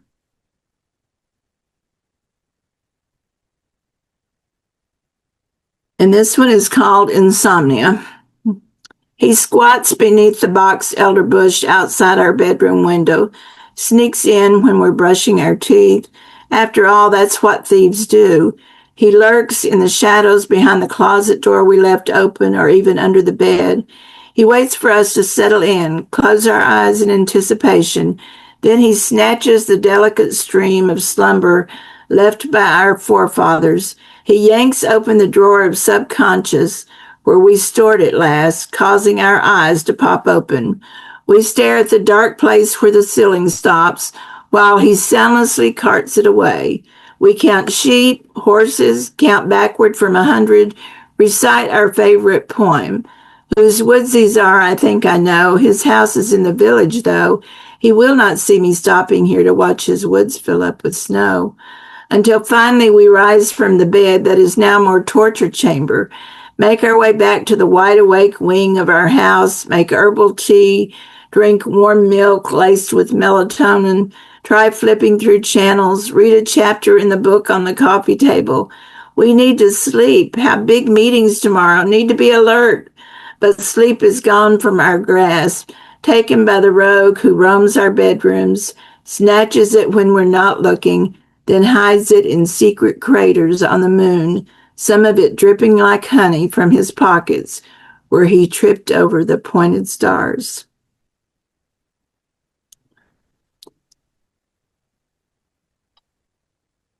And this was another fun one that John gave us. He gave us a picture of a gargoyle on one of the UT buildings. And several of us had our gargoyle poems published in a book called Gargoylecon. So this is called Where the Gargoyles Reign. They are not as stone-faced as you imagine. Wait until the dark of night to blink. They know their street, who comes and who goes, who is late, who is early, who picks the tourist pitiful pockets when the bells toll, and for whom. They are patient but not kind, spewing their dirty water on anything and anybody they can, sometimes with small roof stones embedded in their vomit of hatred for the two-legged creatures that walk in and out of their line of vision. They dream of all they'd do if they could walk, never to squat again on this roof, but move around and see beyond the edge of sight. how they long to see what lies in back of them or over the rooftop across the street, to turn the corner at the end of the block. Meanwhile, they curse their maker, argue among themselves as to who can spit water the farthest, and complain about no one looking up anymore. Soon the sun will set. The moonlightless sky will fill with stars and give them privacy. They plot their escape, plan which humans below should take their place.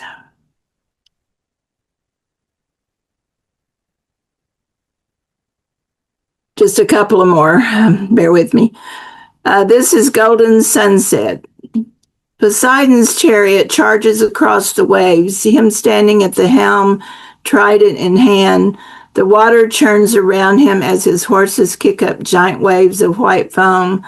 A lone man on a small fishing boat watches in horror and fascination as the sea god rides past, trying to keep his own vessel from capsizing. This is the end, he thinks, wondering why else he would be privy to such pomposity. After Poseidon passes, there is a strange calm to the reflective water, and the sky becomes a canvas, as alluring as Aphrodite, a sunset so beautiful you should be deity to see it. But here he was, mere mortal, gazing upon the boldest of all, the sky streaked with spun gold and honey left by the horses' shining hoofs.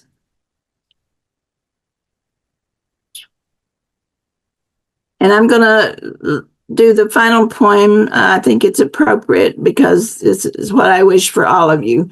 Joy Train. It can trundle down your street like a ghost train, noiseless, effortless, unknown until you hear that song you love. See a mockingbird perched on the holly bush, glimpse a November sunset, or watch a neighbor's eyes light up because you were kind.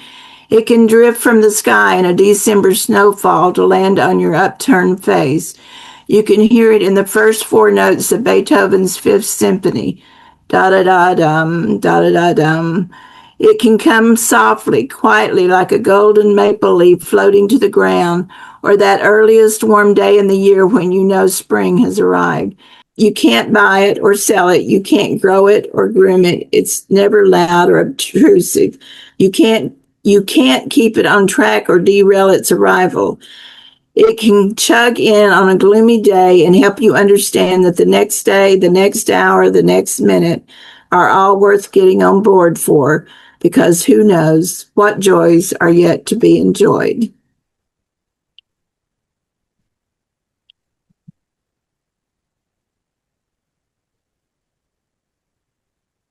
That was awesome, Pat. Thank you. Anybody have any questions? Yeah, how do you write so well? This is marvelous. Oh, you're kind. No, not really. I've been doing it a long time, for one thing, and I've been to dozens and dozens and probably hundreds of workshops and classes. But I just love the way you see things. You understand those gargoyles awfully well. Thank you. That was a fun one to write. It is a fun one to hear. And you took us through another time and space, and very visual. So you know, every poem you took us where you were. So I was trying to capture, my grandparents were just simple people, but their life was so interesting when you think about it, with the bees, and especially I was there when the bees followed my grandfather's hearse to the church. Wow. It was the most incredible thing. That was exquisite. That was an amazing piece. Just amazing. Yeah. Yes. He had no fear of them at all. Wonderful poems. And they had no fear of him either. Apparently, they knew they wouldn't hurt him because he didn't hurt them, I guess.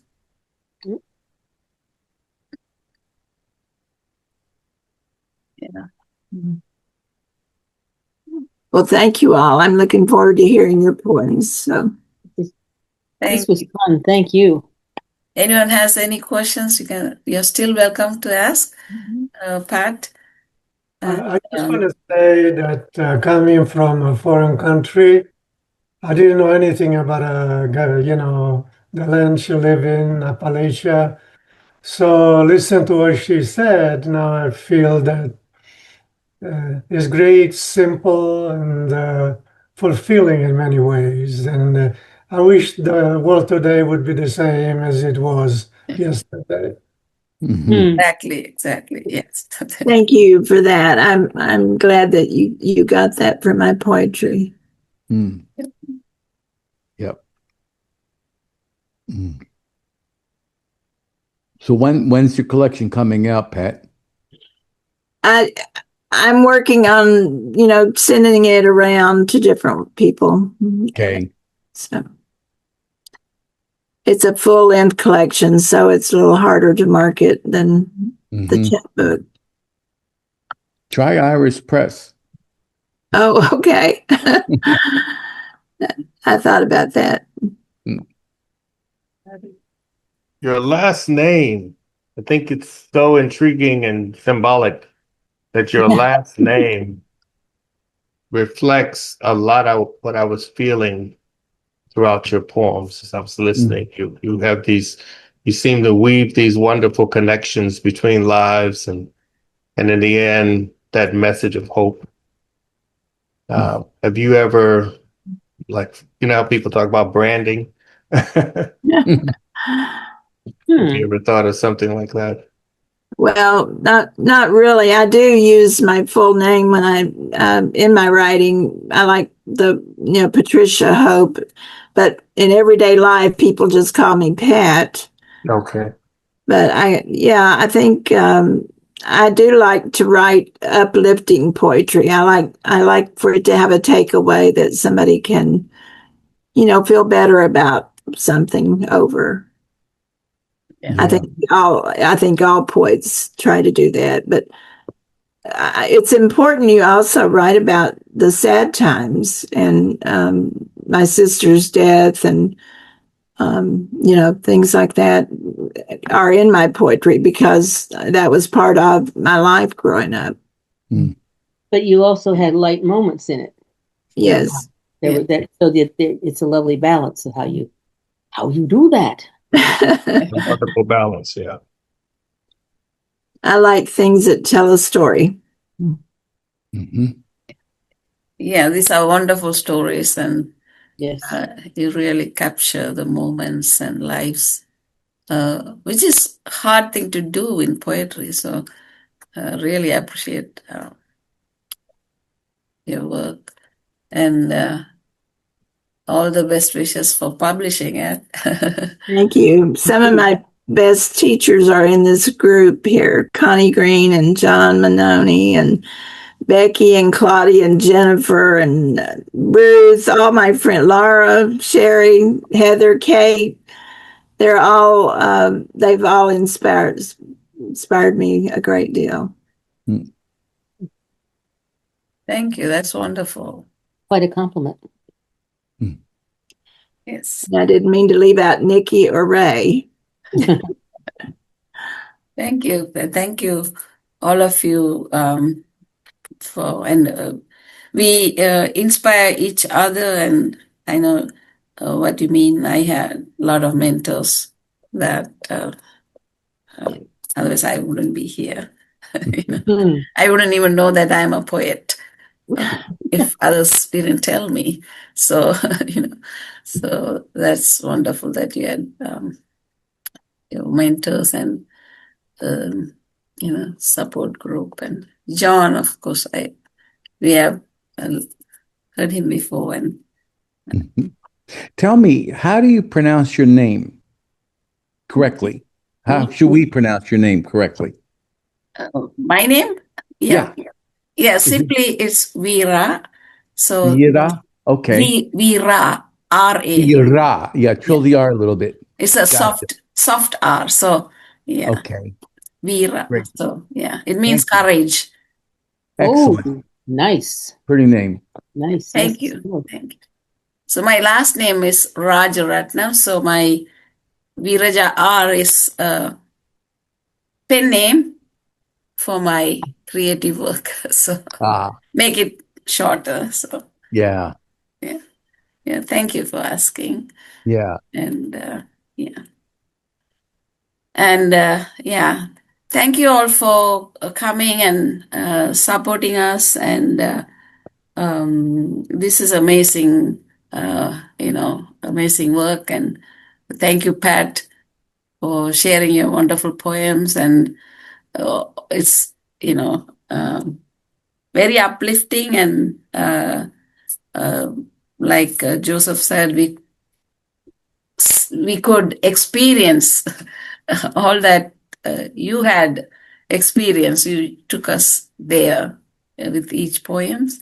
So that's fantastic. And I'm sure through our recordings, more people will hear this and appreciate. So thank you so much and wish you. It was my pleasure. Thank you.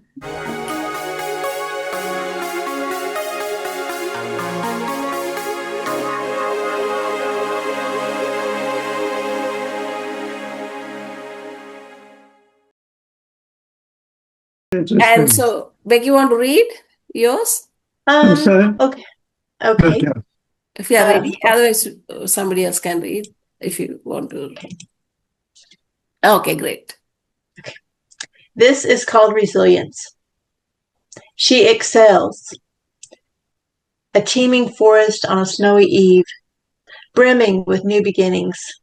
Her legs skirt the frozen streams like gazelles. With sinewy arms inlaid with battle scars, she gathers morsels from juniper bushes. Her eyes are luminous stars shining over twilight woes. She laments no more for what cannot be changed. Retinas no longer burn, recalling wolves who gnashed her translucent skin. Her feet, calloused from years of toil on life's harsh terrain, now tread forcefully through the fallen snow. It's a good one. Very nice. Thank you. So, Becky, mark your calendar for April 25th. I did. Yeah. I and did. Corey will be the keynote speaker. Oh, Corey Wells? Yes. Ah, she's awesome. Yes, yes, yes. That's awesome. And yeah, and we are trying to figure out for the afternoon. And Henry and I talked about painting and poetry, and Joseph also paints. Joseph also paints, and I also paint and write. So maybe we could have something like.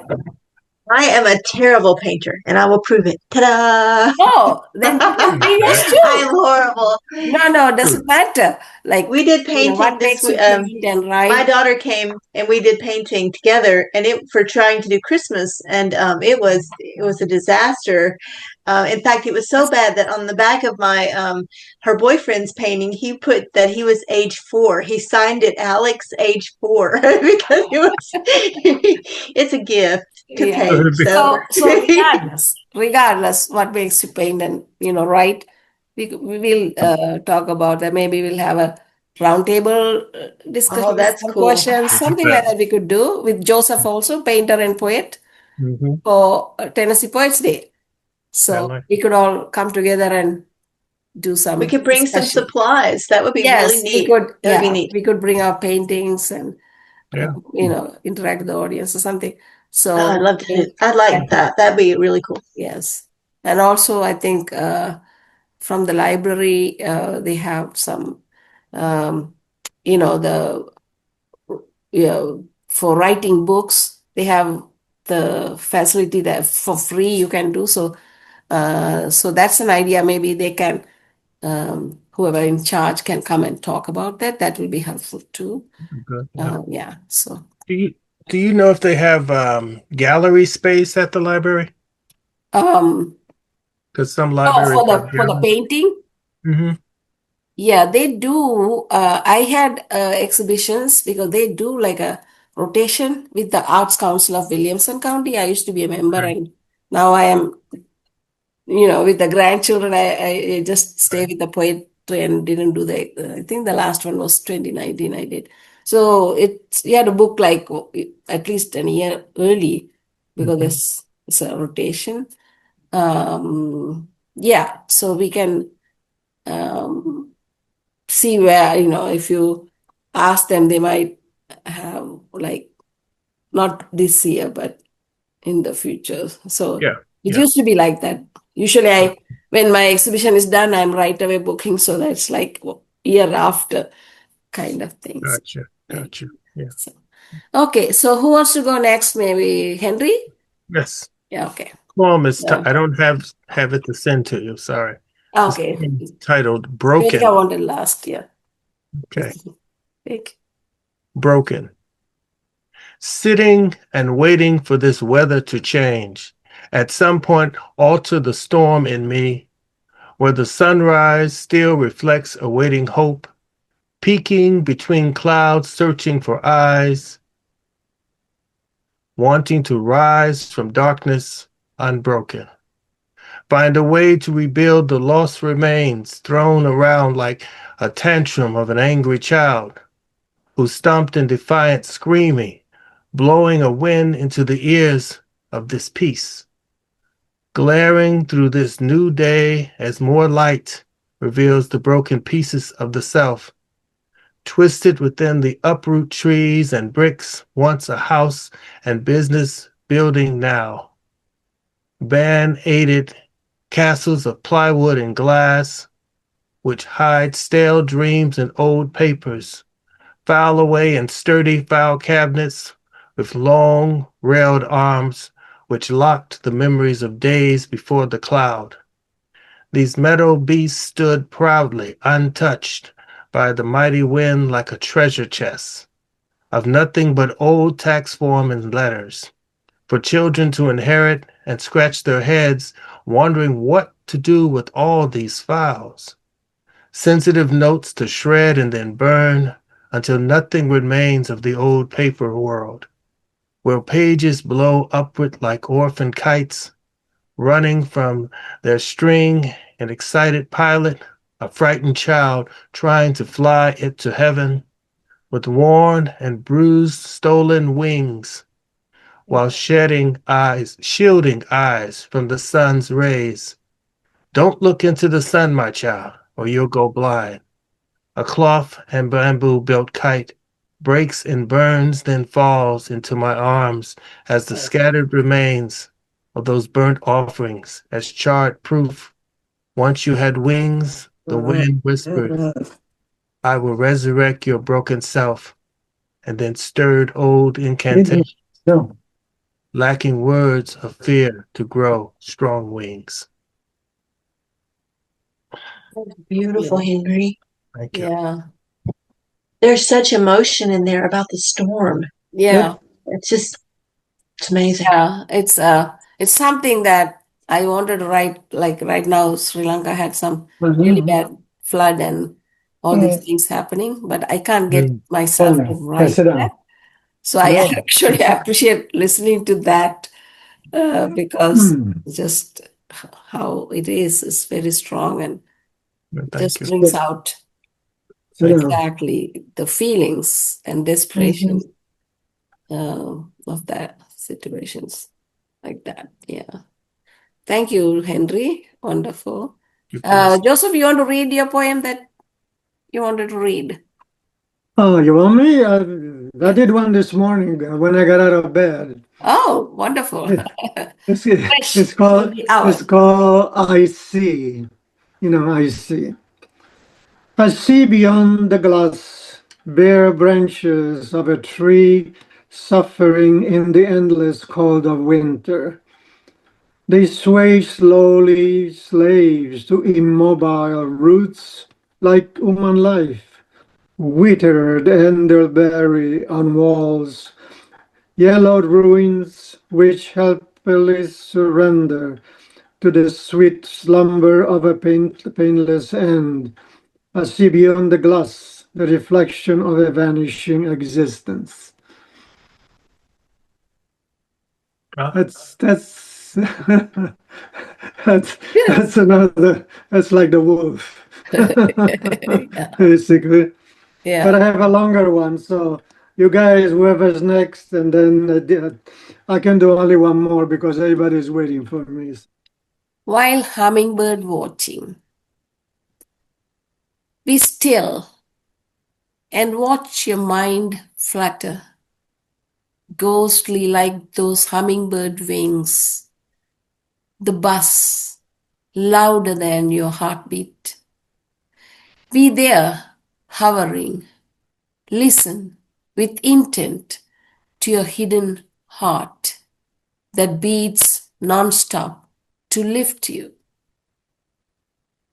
Be focused on the essence of life, love, and peace. The honey you seek is right there.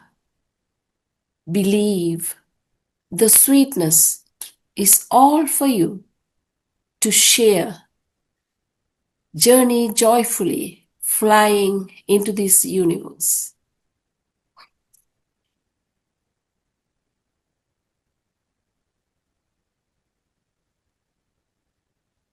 So that's my watching humming. Yes, your granddaughter had the greatest smile. Thank you. She's cute. Yeah. She wrote a poem. She was saying a poem and she wanted to write it down and bring now that she can write and read. Okay.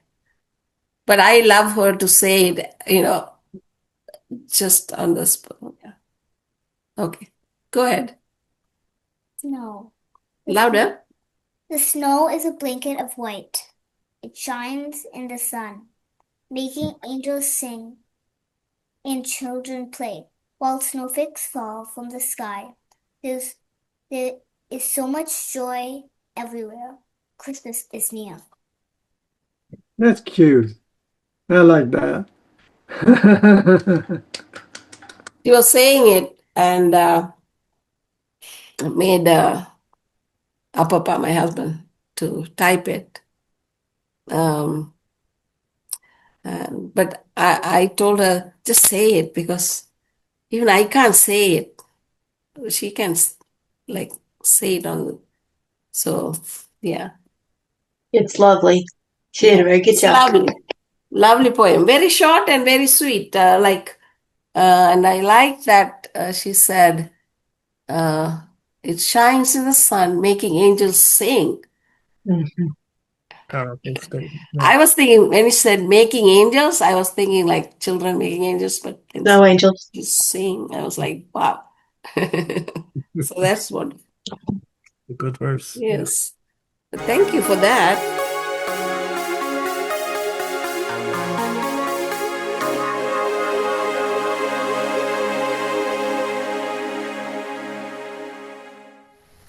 I changed the title down the stream to down the river. Okay, that's fine. Okay, here we go. Slowly, I flow down the stream, gently the water on a day of spring. Summer shall follow soon, beyond the bend of time, stronger the current.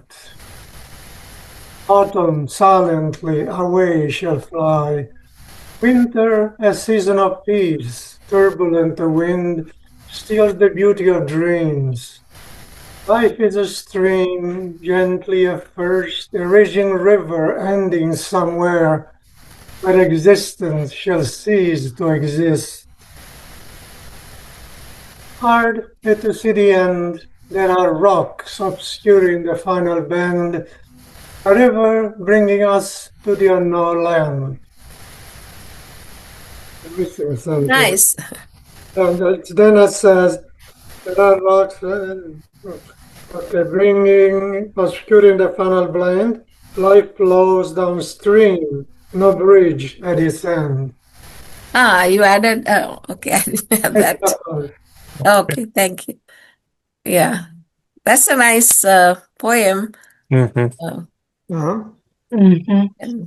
And Joseph is also writing about aging and all that with many different angles. So That's nice. It's very easy poem, in my opinion, easy to understand because it's Yeah, yeah. just a personal introspective of life, basically. And it's not harsh. Like, yeah. So that's good. So anything else anybody want to say? I have a question. Why did you change the title to Down the Stream to Down the River? The stream is a stream. It doesn't really get as violent as a river would. So I'm comparing the river, really. I mean, life to really a river, which sometimes is a stream, which is a nice thing. It flows. You can jump in it. You can play with it. A river could be gentle. It also could be very, very hard on you. And the river really is life. Okay, so yeah. So the new title is Down the Stream, or is it Down the River? Down the river. Oh, Because he said, that's what I thought he said, but I was like, oh, yeah, at the end he's saying, hard is to see the end. There are rocks obscuring the final bend. the end, River bringing us to the unknown. She missed part of my hand, but that's okay. Okay. Yeah. So at the end, we are saying the river bringing. So, yeah. I like that. Thank you, Joseph. That's a beautiful poem. Okay, so who wants to go next? David, would you like to? I guess I could. Where do you get your ideas? Schenectady, Harlan Ellison said, was where they came from, a mail order house.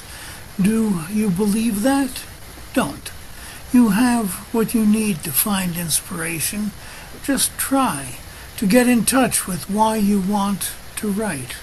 Do you want to write or to have written? To write or to be a writer? Ideas are cheap and plentiful. Here's one. Who's your hero and why? I give it to you, and when you write it, your poem will be nothing like mine. Do you need more ideas? Look around. The world is full of wonderful, and wonderful is your meat and potatoes. Write about meat or potatoes. Write about your Aunt Edna or your fingernails, or that chair over there to your left. Anything you can see or hear or taste can be a poem if you make it one. The poetry is not in the chair, but in you. I love the end.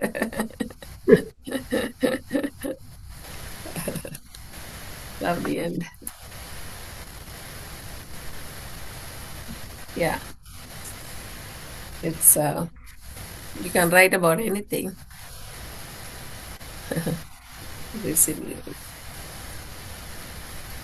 Wonderful. Hey, Bruce. Yes? Very quiet tonight, man.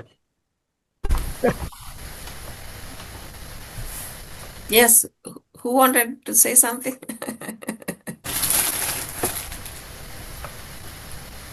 Well, I certainly agree with the last line, and it's a powerful last line. It is. It is. Always.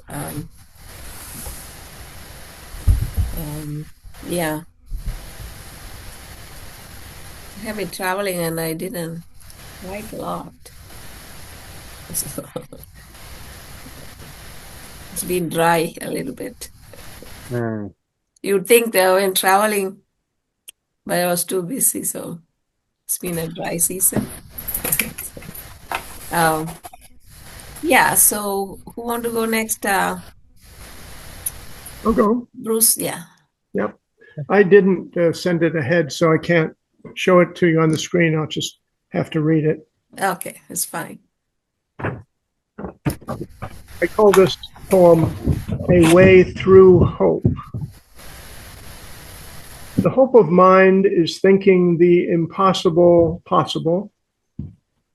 When we hope for the impossible, we aren't waiting for a train that won't arrive. We're simply waiting in the wrong station. Ever since minds were first made up, they have said what is said, and they have decided who is embraced and who not, even if what the mind says were not true, and whom the mind embraces were not there. Wanting to hold onto caring too desperately leads mind astray toward neglect almost every time, like the tightening grip on sand makes it sift through the fingers more rapidly. In apparent obedience to the world, not simply obeying mind, often forsakes it. For fantasies spun to pierce ice, sky, forest, and sea so rapaciously.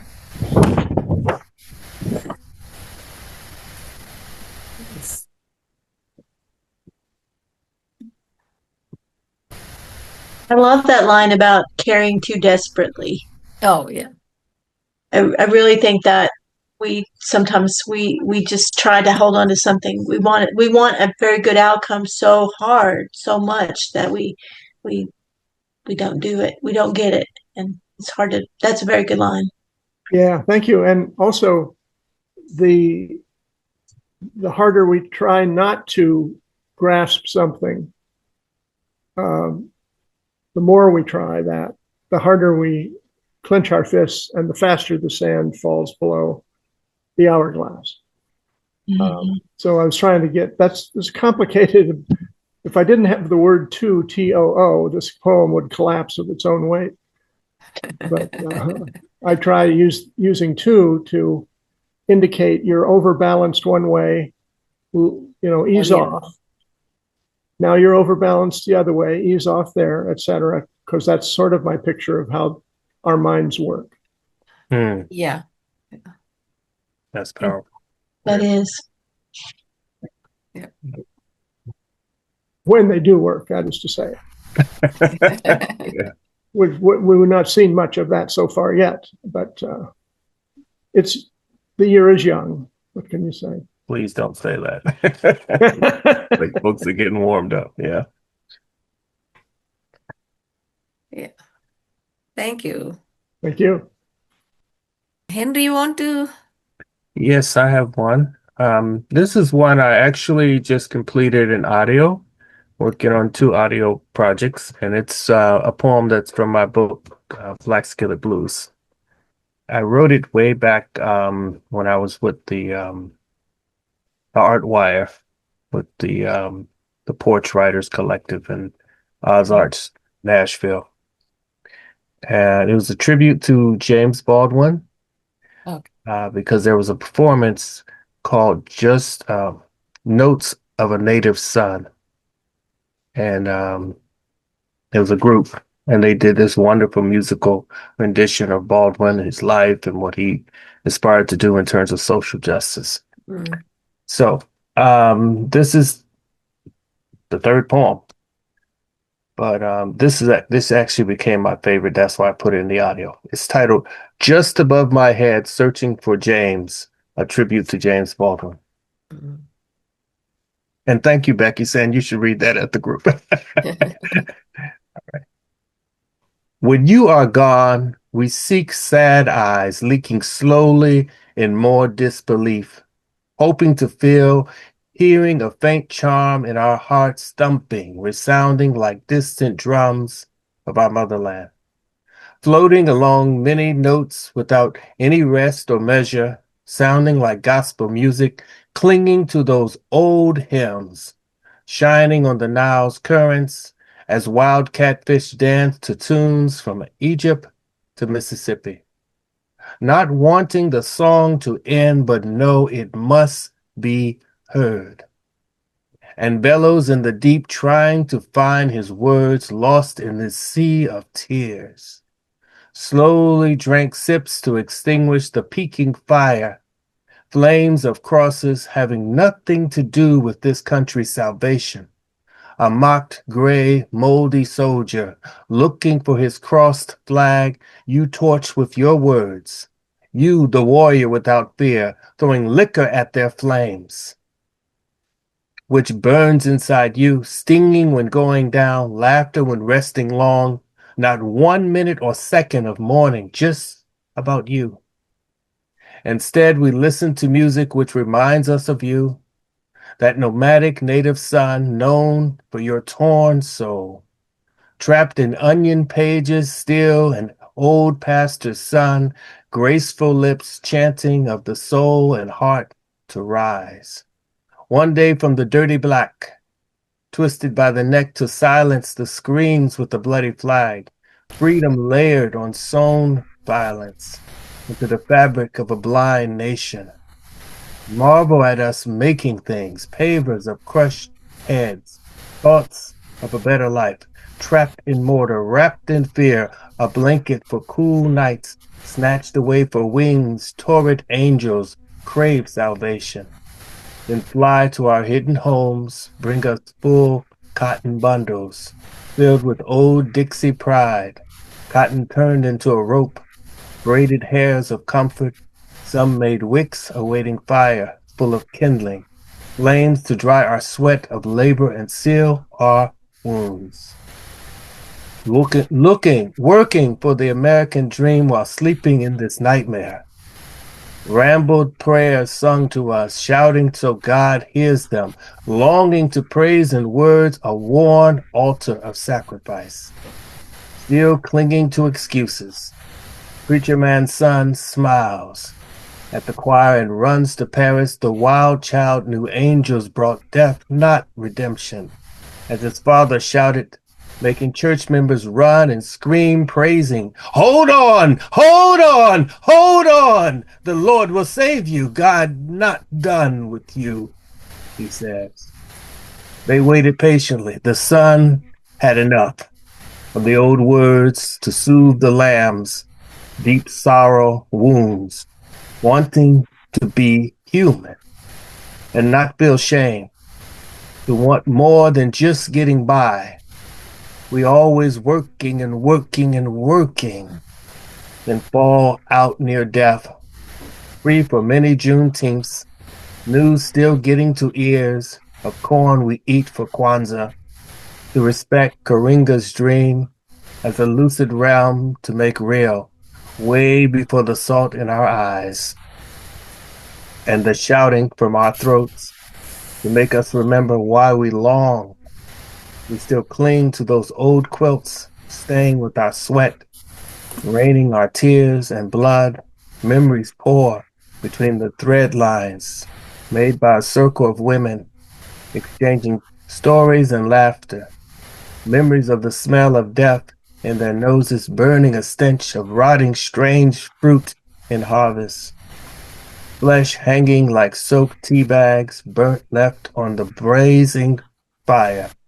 Never left the fire. The fire next time burns away the sun. On overheated eyes, watching families scream in horror, the scent of life of newborn splashing like fish out of the womb to the doula's hands. I remember rivers, baptized greens, and greasy chicken for James to tell and write the stories that help us keep us strong and still, to help keep us strong and still, to help keep us strong and still.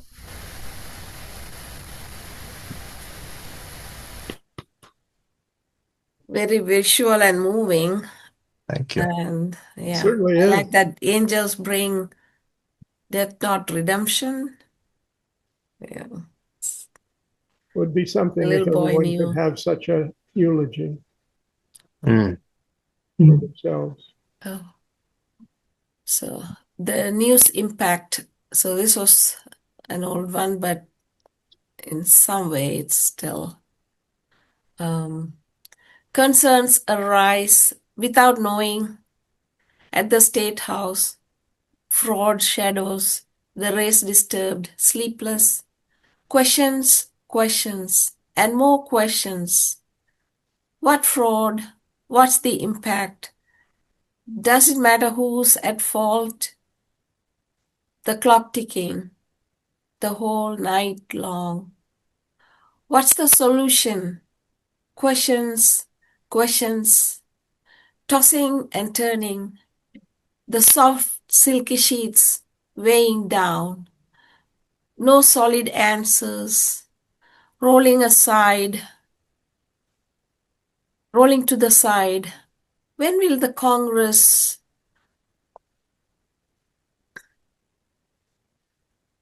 questions never ending? I thought, kicking off the sheets of political news, fake, unnecessarily confusing. We the people, no point, pretend sleeping. Need to take action. I will, I said, jumping off my bed, the clock still ticking away. It finally dawned on me, there's hope. Reads another news headline. Thanking God's mercy, I jump into the shower to a fresh new day. There's hope for humanity. Stand up for peace. I wrap myself in 100% cotton Am I frozen or is she frozen? of dove white for the whole world. I like how you have the poem on two sides, so that you're reading like on your left you're reading, and then you're going over there, like you have sleepless, and then you have no point, and then you have questions, and then pretend sleeping. I just think that's kind of an unusual way to have a poem. So Ooh, that's kind of good. yeah. Yeah, it was a different kind of poem that, and this was at Siona had a kind of a workshop at Women's book, what's that called? National Women's Book Association that I used to be a member of. So she was doing some workshops, so with having some news titles or news, and then you write poem. So I think whatever the news piece that I got, I wrote a poem off of that, whatever the thing was, So that's why it looks different, because it's not by like how I do normally. This is like a prompted one. So it's actually nice, because I think there was another poem that Bruce and David thought very different, and they liked it, kind of serious, because that was a prompted practice too. So it came out of that. So it's entirely different mood and different way of writing. So I think that's kind of good to challenge different ways to write. Yeah. Nice to see. Oh my goodness, it's been forever. Yeah. So thank you all and keep well, and we'll see you all next week. Yes. And bring some nice poems. Thank you so much. God bless you. Bye-bye. Have a good one. Enjoy Great your writing. Everyone did a great job. Yes. Thank you. did. Thank It was you. marvelous.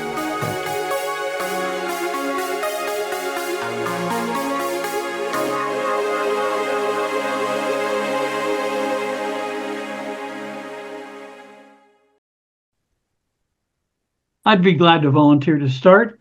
Okay. I have a little poem called If It's Laughter That You're After.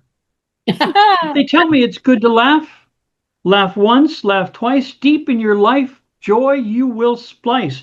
Whether chuckles or snickers, either way might just untwist your knickers. Whether with jokes or old-fashioned, well-delivered spokes, whether cute little dogs hopping frogs on logs, or Charlie Chaplin in cogs jumping bogs. Activating joy and mirth feeds the brain for all it's worth. Activating mirth and joy makes giddy happy each girl and boy. Laughter can heal even that which you can never conceal. Even babies are fast to laugh, smiling barely in their cribs. Oh, the funny faces tickle those tiny ribs. Activating joy and mirth feeds the brain for all it's worth. Activating mirth and joy makes giddy happy each girl and boy. Physiologists acknowledge this, a complex set of muscles, they insist, developing muscles that work at great lengths and go on to develop the body's upper strengths. Laughter, doing, or even observing involves quite a few muscles we're learning and great chunks of the brain, and we'll never complain. Motor cortex controls the muscles, frontal lobes that provide the reasons whether jokes be told in or out of season, and the limbic system, which modulates when you get to feel just great. Connecting all these many systems, sit back, enjoy it, don't resist them. Activating joy and mirth feeds the brain for all it's worth. Activating mirth and joy makes giddy happy each girl and boy. Social intelligence, a sense of humor, can certainly squash the depths of ill humor. Incongruity and absurdity, our daily companions. Laughter creates bonds and increases intimacy with its very own special mimicry. Early in life, child's laughter is an external sign of pleasure, the kind that mom and dad treasure. Public speakers and comedians try to get a laugh to make the audience feel closer, half by half. Amusement, happiness, mirth, and joy builds resilience and creates in creative thinking, bringing out the best in us even when things are good and stinking. Activating joy and mirth feeds the brain for all it's worth. Activating mirth and joy makes giddy happy each girl and boy. Oh, that's wonderful. Well done. That is just delightful. Yes. Thank you. Thank you. You're very kind. Thank you, Richard. That's wonderful. Wonderful. Yes. Yeah. Anyone want to jump in next? Bruce, yeah. Okay, thanks. I have a short poem here and then a little bit longer. I think I can get them both in. The short one is entitled Proof of Life. What do you make out of it when your life's composed and written with broken knuckles, like dry bones in a box that you shake each day just to hear the rattle? You take the sound as a sign, which is proof of life. Life, if only now housed in death remains. If only a faint voice calling, but still signing, still there. What does proof of life prove? And this one, because we're talking hope, a way through hope, as I call this poem. The hope of mind is thinking the impossible possible. When we hope for the impossible, we aren't waiting for a train that won't arrive. We're simply waiting in the wrong station. Ever since minds were first made up, they have said what is said, and they have decided who is embraced and who not. Even if what the mind says were not true, and whom the mind embraces were not there, wanting to hold into caring too desperately leads mind astray toward neglect almost every time. Like the tightening grip on sand, it makes it sift through the fingers more rapidly. In apparent obedience to the world, the not simply obeying mind often forsakes it. For fantasies spun to pierce ice, sky, forest, and sea so rapaciously. Thank you. Wonderful.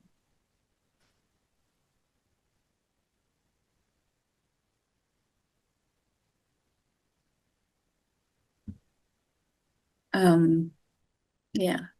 Joseph, you have something to read today? I have a short one. Okay, that will be nice. Thank I you. have to read it, okay? Yeah. It's called The Petal.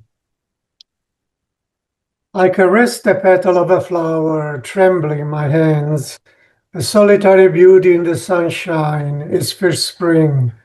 a creature lost in the crescent green of the field, a speck in a macrocosm of nature where birds sing, the colors of winter nowhere to be seen.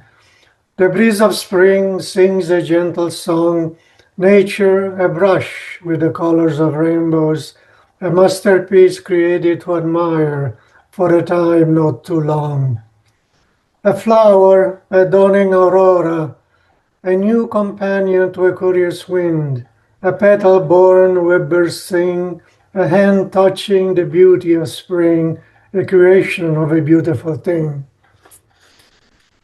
Wonderful. Nice. Simple one. Thank you.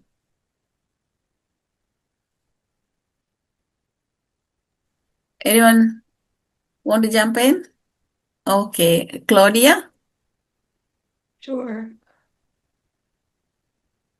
This is a cosmology.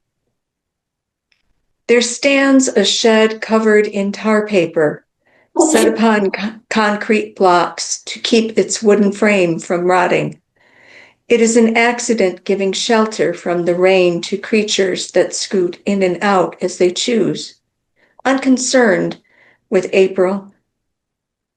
How long is 5 minutes to feral cats?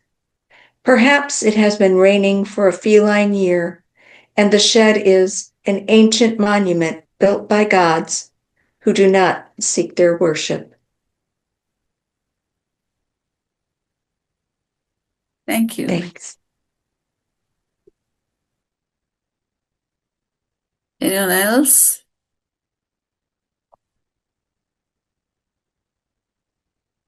John? Yeah. I'm sorry. Do you have anything to read today? Or? No, I don't. In fact, I have to leave real soon. I have a commitment at 8 o'clock. Oh, So, but thank you anyway. thank you. Yeah. So I can go next, but I'm reciting. okay. If you want to, you can go next. Yes. Right. A Chattanooga lookout. The Lookouts got their first shot at fame, a New York Yankees exhibition game. They signed Jackie Mitchell, a publicity stunt, but she pitched like a pro, not some sorry runt. The starter gave up a hit and a double. They sent Jackie in to heal this trouble. She struck out Babe Ruth, the third up to bat. She struck out Lou Gehrig. Imagine that. Lazara, she walked, put a third man on base. The manager pulled her just to save face. The commissioner said that she had to go. Should women play baseball? He just said no. But Jackie played on in House of David fame. That barnstorming team won many a game. The men all wore beards and long hair to boot. She donned a fake beard, thought it was a hoot. At age 17, she established her name, and now she's remembered in the Baseball Hall of Fame. Thank you.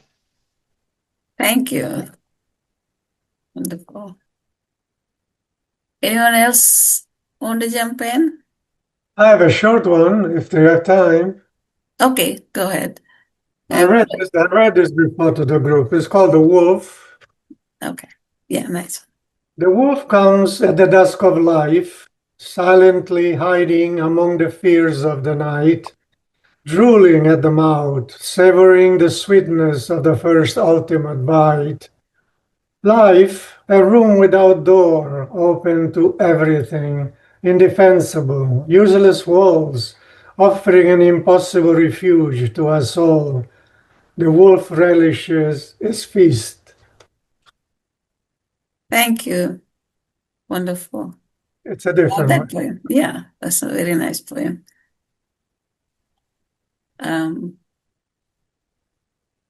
Anyone else? Okay. Jennifer, thank you. I will read a poem that was published in last year's Poets for Peace anthology called Sunflowers Rising. And the title of my poem is A Songbook for Midnight. Child asks for a song from stars, searches through an uncurtained window pane. Innocent eyes reflect urgency as shadows lurk her dreams. She only requests one lullaby, peers skyward from grimy glass, and waits from a shelter that is not her home. Little girl listens for a mother's voice, lyrics penned by distant galaxies, melodies composed from the moon. By the shape of landscape scars, children need verses to hush their bomb-induced nightmares, harmony to blow away blasts that bombard bedtime hours.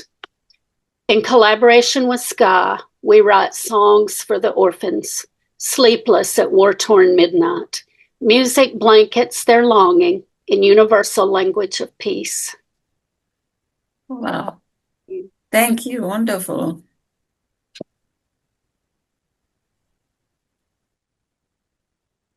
Anyone else has a poem to read? Prasanna is seeing here. Okay, if not, I'll read one. Let's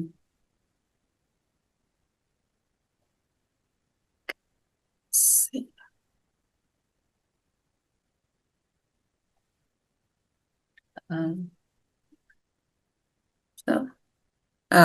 This was Best Poets of 2024 anthology. In the quiet darkness of the night. Oh, how inspiring is the nature in the long daytime of light and quiet darkness of the night. Taking shelter or giving shelter, it is all a state of living, the nature of what matters. Teach the young, when taking flight, to do with all their might, to feel every flap and lift, the current and wind against the stretched tip of feathers, and know how inspiring is the nature. The world is theirs to capture the moments, to see the beauty of the world beyond. Make it better for one and all. That's the reason we are born. Nature teaches every morn. Every moment is worth living. Every morning is worth awaking. Thank you.